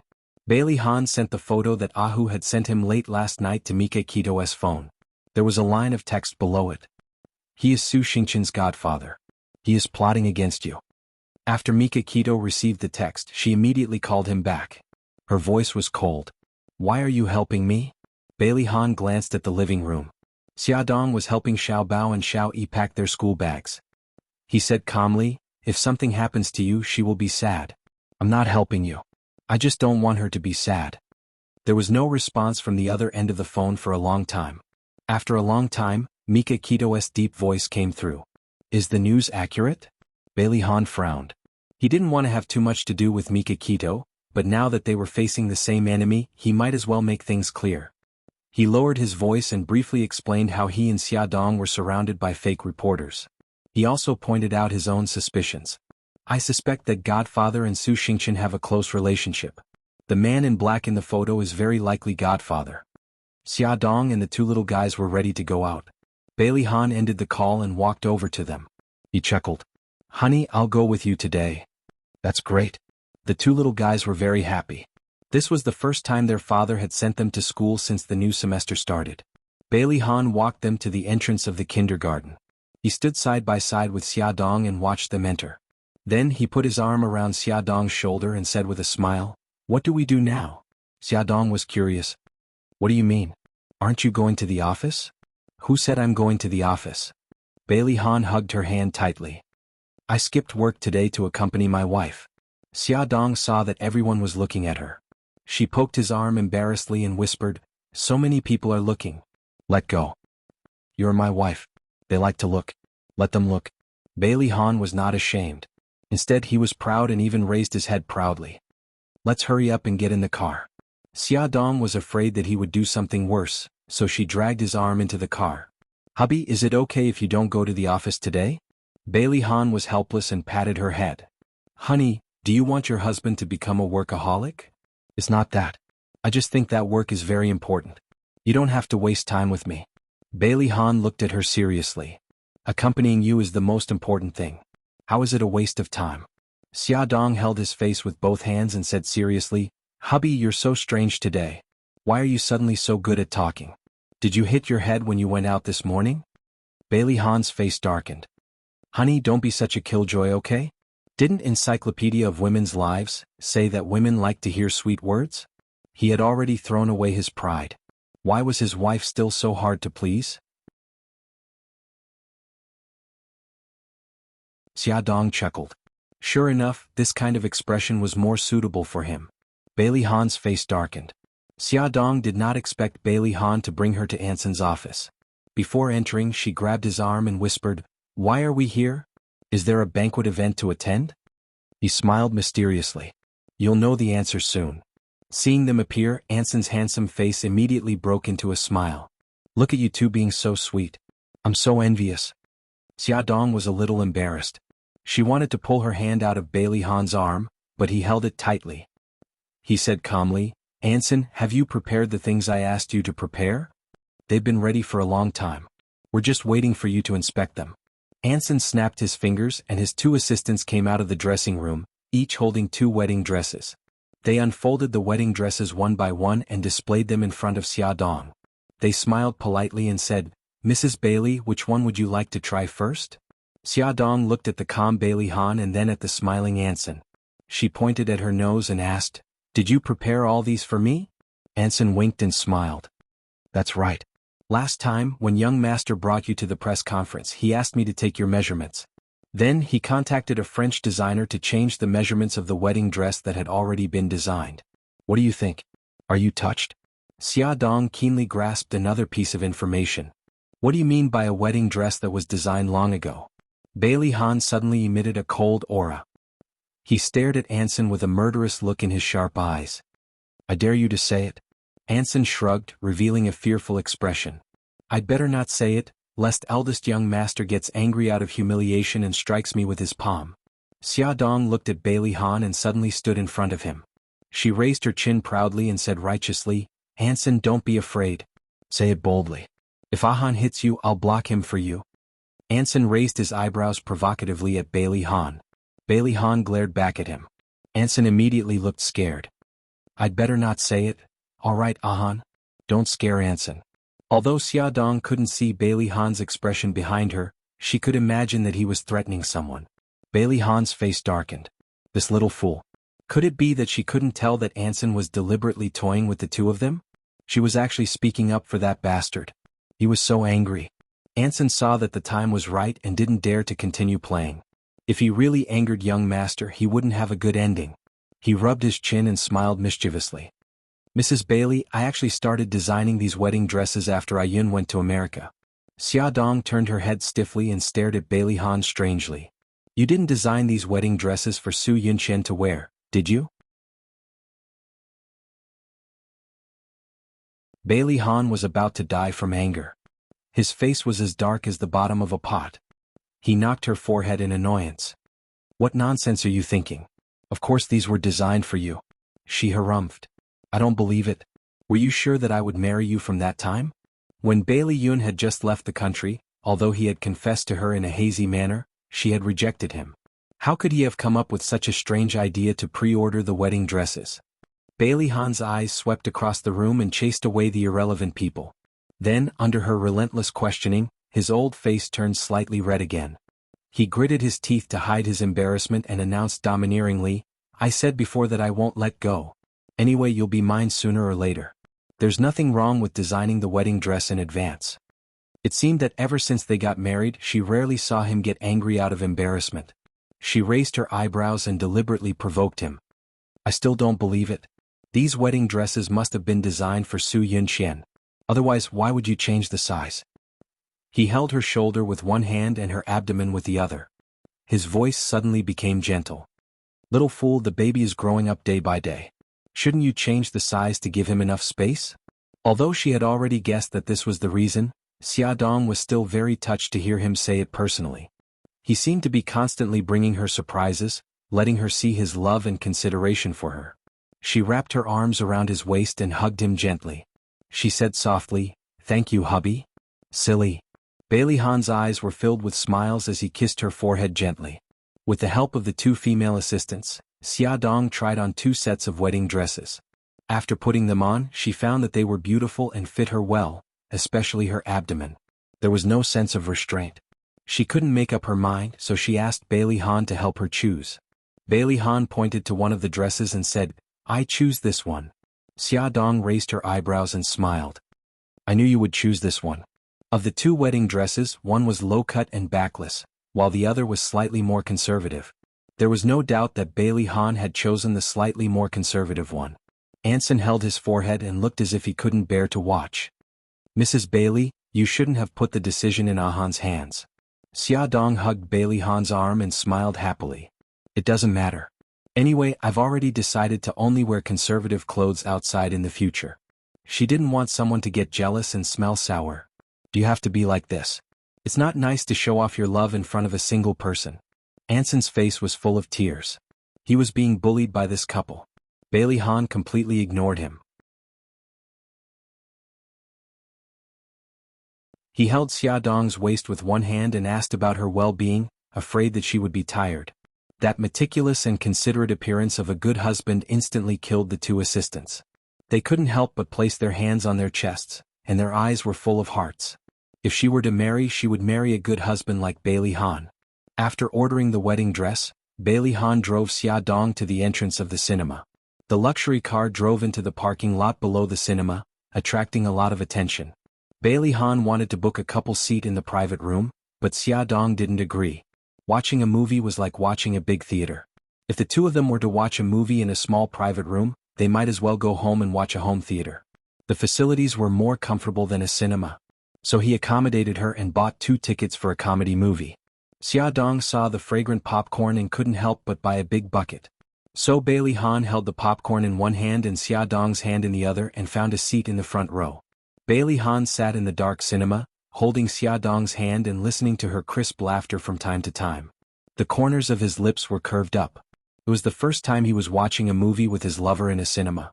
It was a wonderful feeling. He didn't care about the plot of the movie at all. He only cared about her mood. He suddenly leaned over to her cheek and stole a kiss. When she turned around to look at him, he whispered into her ear, Honey, I love you. Add Songshu 566.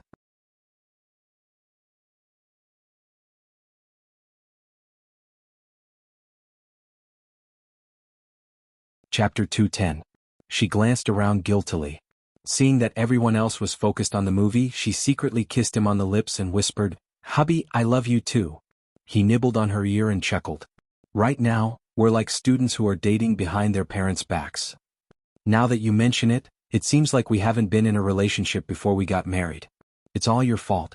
Xia Dong pinched his arm to express her dissatisfaction. Dating, getting married, and having children. We're just reversing the order of normal people. He wasn't ashamed of it. Instead, he was proud of it. He raised his eyebrows proudly. We'll get married first, then date.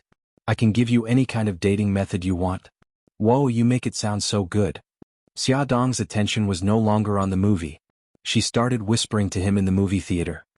Then when I get home tonight, I'll write a complete dating plan. You have to show me the ways of dating in the book. Okay, I'll listen to you. Ahem. The people in the front row couldn't help but cough. It was true that the couple in the back row was very sweet, but it was their fault for showing off their sweetness in a public place like the movie theater. Xia Dong's cheeks were burning. She whispered, "Sorry?" Then she glared at Bailey Han. That guy actually had a calm expression on his face. It was as if he wasn't the one who did something as uncultured as whispering in the movie theater.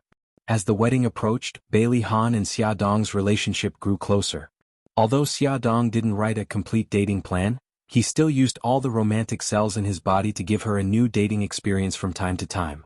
For example, he would give her a red rose with dew on it the moment she opened her eyes in the morning. He would ride his bicycle on a windy evening to watch the sunset on the boulevard. He would call her suddenly at work to tell her that he missed her very much, even though they had just parted ways in the morning.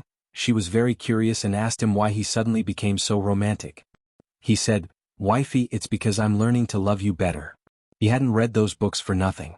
He loved her, and it wasn't just for show. He wanted to give her happiness. Xia Dong felt that she was very happy. However, she did not forget that there was a foreign object in his brain that could shatter their happiness at any time. There was always a corner of her heart that was filled with worry. Xia Dong was happy and worried at the same time.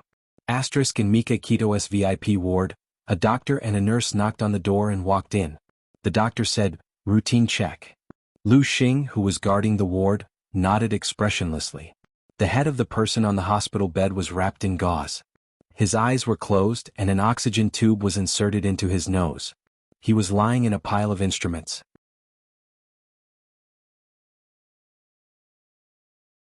The doctor carefully examined the patient's injuries while the nurse held a fountain pen in her hand and carefully recorded the situation. Suddenly there was a knock on the door of the ward. Lu Xing went forward to open the door. Unexpectedly, there was a sudden pain in the back of his neck and his head was dizzy. He forced himself to turn around and saw that the beautiful nurse was pointing the fountain pen in her hand at his direction. He was shocked. That wasn't a fountain pen at all, but a hidden weapon that could shoot extremely thin silver needles. They are assassins. He gritted his teeth and strode forward.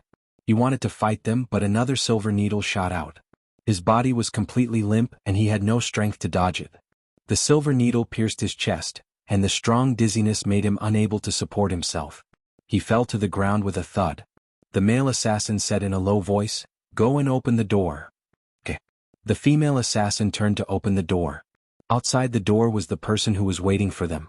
The male assassin took out a syringe from his trouser pocket. There was a high concentration of potassium chloride in the syringe. In less than a minute, the person's heart would stop beating. He bent down and the syringe was getting closer and closer to Mika Kito's arm. The door opened, and before the female assassin could see the person outside the door clearly, a swift and heavy punch came towards her. She reflexively dodged. Everything happened too fast, and the male assassin had no time to care about his companions. He made up his mind and injected the syringe into Mika Kito's arm. In a split second, Mika Kito opened her eyes and reached out to grab the male assassin's arm. Her cold eyes sent chills down his spine. The male assassin attacked with his other hand, but Mika Kito dodged it easily. She tore off the oxygen tube on her nose and they started fighting. At the same time, the female assassin was also fighting with the person outside the door. While she was unprepared, the person stabbed her heart with a dagger. The female assassin fell to the ground with a bang, right onto Lu Xing's body. Fresh blood gushed out from her chest as she unwillingly widened her eyes and stared unwaveringly at the woman standing in front of her. Trembling, she squeezed out a few words. "Vermilion bird, it's you? Since you know it's me, rest in peace." Suzaku pulled the female assassin off Lu Xing and pushed her to the side. Blood flowed everywhere. "You." The female assassin glared at her furiously. Her body twitched rapidly and she stopped breathing. Mikakito had also subdued the male assassin. Soon 2 of his men rushed over and cleaned up the messy ward. They cleaned up all the bloodstains as though nothing had happened. Beitang Shin had already changed out of his hospital gown and was wearing a black suit. The gauze on his head had also been removed and thrown into the trash can. His handsome face was cold. His eyes swept over the male killer who had been knocked unconscious by him and said coldly, "Take him back." "Yes." The 2 men got a wheelchair from somewhere and threw the assassin onto it. They covered his head and face with a blanket and pushed him out of the hospital. Suzaku glanced at Lu Xing, who was placed on the hospital bed. "What about him?" Mikakito said indifferently. "There can't be no patient in the ward. Make him look like me." Suzaku's mouth twitched. "Even if Lu Xing is bandaged and disguised, he won't be able to create so many wounds on your body." Mikakito was expressionless. "The doctor won't mind so much. Pretend I didn't say anything." Vermilion Bird obediently changed Lu Xing's appearance into Beitang Shin's. She then wrapped a gauze around his head and inserted an oxygen tube into his nose, making all the necessary preparations. Poor Lu Xing. Not only did he sacrifice his own body as bait, but he was also knocked out by 2 anesthetic needles and had to pretend to be a patient. God bless him. Before Zhu Kei and Beitang Shin left, Zhu Kei expressed her sympathy for Lu Xing in the depths of her heart. The corridor was quiet. Only their footsteps could be heard. Mikakito walked in front of them. His black suit accentuated his figure perfectly, and he exuded a domineering aura. Suzaku followed him into the elevator. There were only the 2 of them in the empty elevator. She looked straight ahead and said indifferently, "Will they attack again? Would Lu Xing, that unlucky guy, be caught by the Godfather's men again?" Mikakito also looked straight ahead and said indifferently, "There are still people secretly monitoring the hospital. What we need is a live witness." The male killer that they had kidnapped would be an important breakthrough for him to find out who was the mastermind. Suzaku followed Mikakito into the basement of his villa. She felt like she was reliving an old memory. Once she was tied to the wall by Mikakito just like that killer. She couldn't resist his methods and told him who was the mastermind. She wondered if this unlucky killer would confess. The killer was awakened by the cold water. His limbs were spread out and locked by the iron rings on the wall. He was stuck to the wall with his arms and legs spread out. He stared coldly at Mikakito. Under his hateful gaze, Beitang Shin calmly sat on the chair and flipped through the information on the table. "You're called Ghost Hand, the number 2 killer in a city." Ghost Hand didn't respond. The corners of Beitang Shin's lips curled up as his deep gaze landed on Ghost Hand. He leaned back comfortably and said in a calm voice, "Ghost Hand, you're a smart person. If you cooperate, I won't fuss over your offense this time." Ghost Hand believed that Mikakito was indeed extraordinary to be able to predict that the Godfather was going to kill him, set a trap to capture him, and find out his identity in such a short time. As a killer, credibility was important, but life was more important. Ghost Hand's eyes moved and he said slowly, "What do you want to know?" Mikakito took out 2 photos from the documents and handed them to Suzaku, indicating for her to show them to Ghost Hand. Suzaku took the photos and stood in front of Ghost Hand. She held 1 photo in each hand. One of the photos was Shangguan Ao's high school graduation photo when he was 17 years old, and the other was a photo of Su Xingchen's godfather sent by Bailey Han. Mikakito said indifferently, "I have done a biological comparison between these 2 photos, and the results show that the person in these 2 photos is the same person. You just have to tell me if the person who hired you to kill me is him." Ghost Hand looked carefully and said calmly, "Suzaku also knows the person who hired me to kill you. He is the Godfather. But none of us have seen the Godfather's true face." Mikakito's slender fingers tapped on the table, and her lips curved into a cruel and cold smile. "So you are useless to me." There was a bloodthirsty glint in his eyes. Naturally, Ghost Hand caught it at a glance. He said calmly, "Although I have never seen Godfather's true face, I recognize his hands." Ghost Hand was given this title because he had a pair of dexterous hands. No lock in the world could stop him, and he had never met a safe that he could not open. His hands were dexterous, so it was easy for him to notice the hands of others. For example, the Godfather with whom he had made many transactions. The Godfather has a scar of about 1 centimeter on the back of his right hand.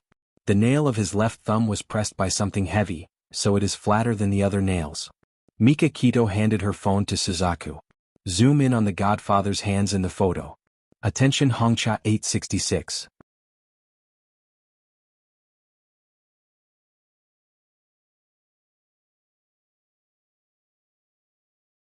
Chapter 211. Suzaku enlarged the picture of the Godfather's hand and projected it onto the screen. Ghost Hand looked at it carefully and said, "I'm sure that this man is the Godfather." Shengguaneo was the Godfather. After many twists and turns, the Godfather's true identity was finally revealed. However, Mikakito was not happy at all. She waved her hand coldly and said, "Let him go." 2 men unlocked the iron shackles on Ghost Hand's hands and feet and put him down from the wall. Blindfold him and send him out. After the men got Ghost Hand out of the villa, Suzaku raised her eyebrows and said, "I thought you wouldn't let him go." Mikakito glanced at her and said, "There is a saying, lure the snake out of its hole." Ghost Hand had betrayed Shengguaneo, so of course Shengguaneo would not let him go. Just let the 2 of them fight. His cell phone suddenly rang.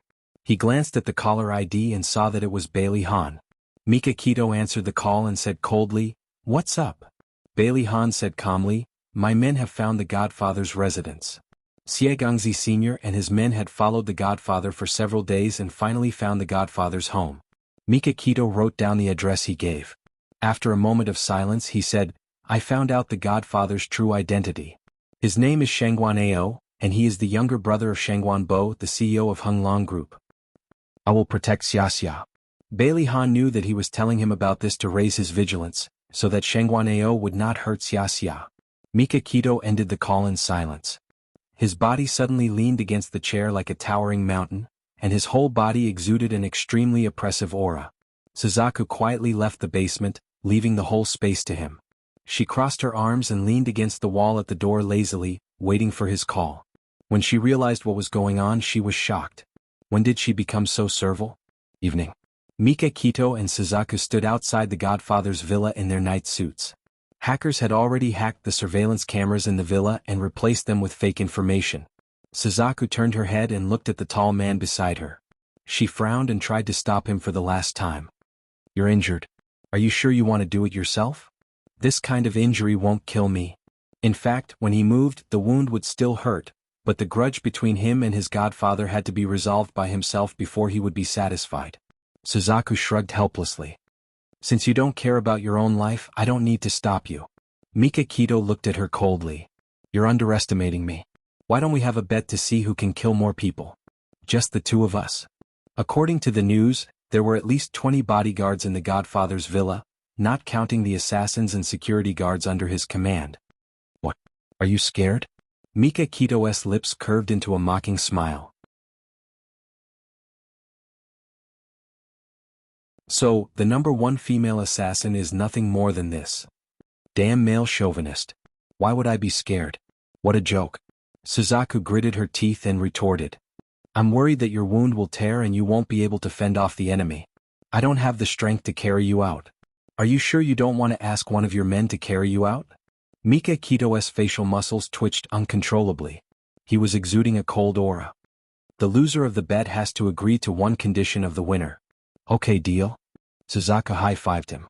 The 2 of them were like cheetahs as they nimbly flipped over the 4-meter-tall wall. After landing lightly on the ground, the 2 of them quickly hid their figures and very tacitly, one in front and one behind, quietly lurked towards the villa under the night sky. Beiteng walked in front. His eyes quickly glanced at the surveillance cameras in the surroundings, and then cast his gaze on the small attic opposite the garden. There was a surveillance point there and a sentry was standing there. Vermilion Bird had also noticed it. She quickly observed and discovered that there was only one man in the attic. So, without waiting for Beiteng to make a move, she took the initiative to pull out a silencer gun from her waist and aimed it at the man's forehead. She suddenly shot, and the man fell on the small attic with a plop. Vermilion Bird tilted her head to look at Beiteng, only to see that the moment she killed someone, he had already moved to the front of the villa and grabbed the throat of a patrolling bodyguard with one hand. Under the dim light, his face was expressionless but his eyes were cold. I'll see what happened. Someone heard the thud from the attic and shouted at the top of his lungs. Suzaku pounced on the man the moment he walked up to the attic. She covered his mouth with her left hand and aimed at his forehead with her right hand. She pulled the trigger. Blood spurted out. She nimbly avoided the blood and hooked his body with one leg. She slowly lowered him to the ground to prevent him from making a loud noise. Mikakito looked back at her. She raised her eyebrows and held up 2 fingers to indicate that she had killed 2 people. He stood motionless in the same place. Suddenly, like lightning, he pulled out a silencer and aimed in the direction of Vermilion Bird. Vermilion Bird's movements stiffened as she heard the sound of someone falling to the ground behind her. It turned out that she was proud of her achievement and did not notice that someone was approaching her. Under the light, she could clearly see the mocking smile on his face. She gritted her teeth in anger, but she could not do anything. She was too careless and almost lost her life. Beitang Xin saved Vermilion Bird's life, but the sound of Vermilion Bird falling to the ground attracted the attention of the other bodyguards.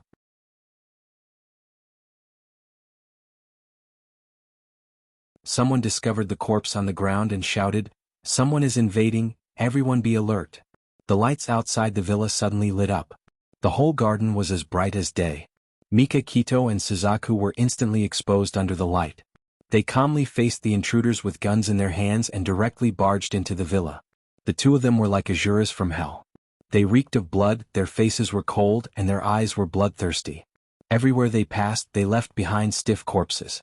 The smell of blood permeated the air, and the whole villa became lifeless. Blood flowed like a river. They stepped over the corpses and went upstairs. The godfather didn't expect that his nest had been exposed.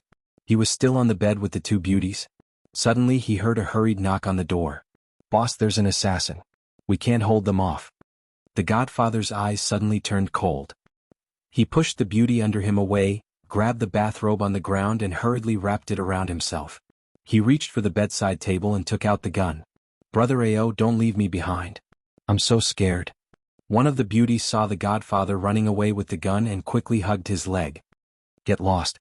The godfather mercilessly kicked her away. Bang, bang, bang. The godfather broke the light bulbs in the garden first, and the garden returned to darkness. The moment he jumped out of the window, the door of the room was kicked open by Beitang Xin.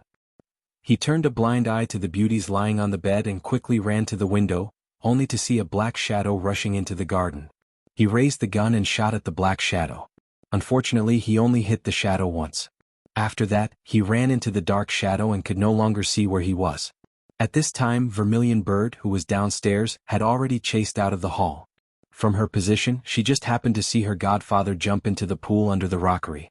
She chased after him and fiercely shot at the pool until she ran out of bullets and could no longer pull the trigger. "How is it?" Mikakito jumped out of the window and ran to her side. Streams of blood came out of the pool, but the godfather's body did not turn up for a long time. He ran away. There must be a trap in the pool. Suzaku frowned. "I shot his leg. He can't run far." Mikakito said coldly, "Tell Lu Xing to go after Shangguan Ao." "Got it."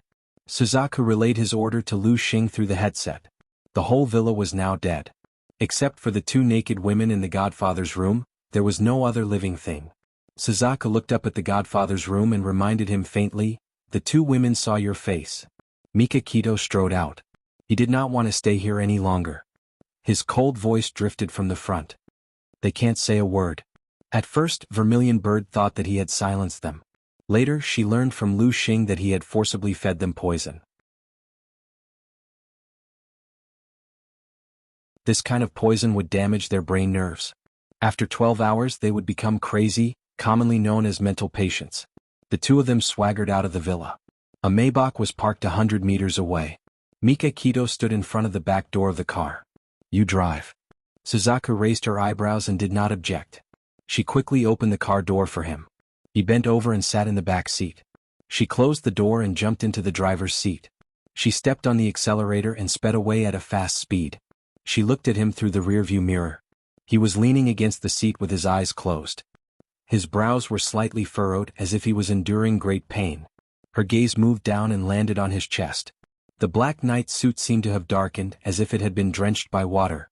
She frowned, suspecting that the wound on his chest had torn open and blood was seeping out. She accelerated to the maximum speed. The black Maybach sped on the road like a cheetah. When they returned to the villa, Mika Kito's body swayed when he got out of the car. He supported his chest with one hand. Suzaku reached out to help him. He said coldly, "No need." This man, even if he was injured, he would not forget to maintain his dignity. Suzaku stared at his back. Her long eyelashes drooped slightly. The doctor examined Beitang's shin. He took off his night suit, revealing his broad and muscular chest. The gauze that was wrapped around his chest had indeed been stained with blood. The doctor sighed, "Ah Shin, the wound has ruptured again. Based on this situation, when will the injury get better? You can't continue to be so willful." Welfare Songshu 566, that you're tuning in to the Han Li's Wuxia Adventures YouTube channel. We're so grateful for your support, and don't forget to subscribe to join us on this incredible journey through captivating stories. Your generosity through donations truly makes a world of difference, as it's the primary source of revenue that allows me to expand and enhance this channel for you. Thank you from the bottom of my heart for being a part of this adventure.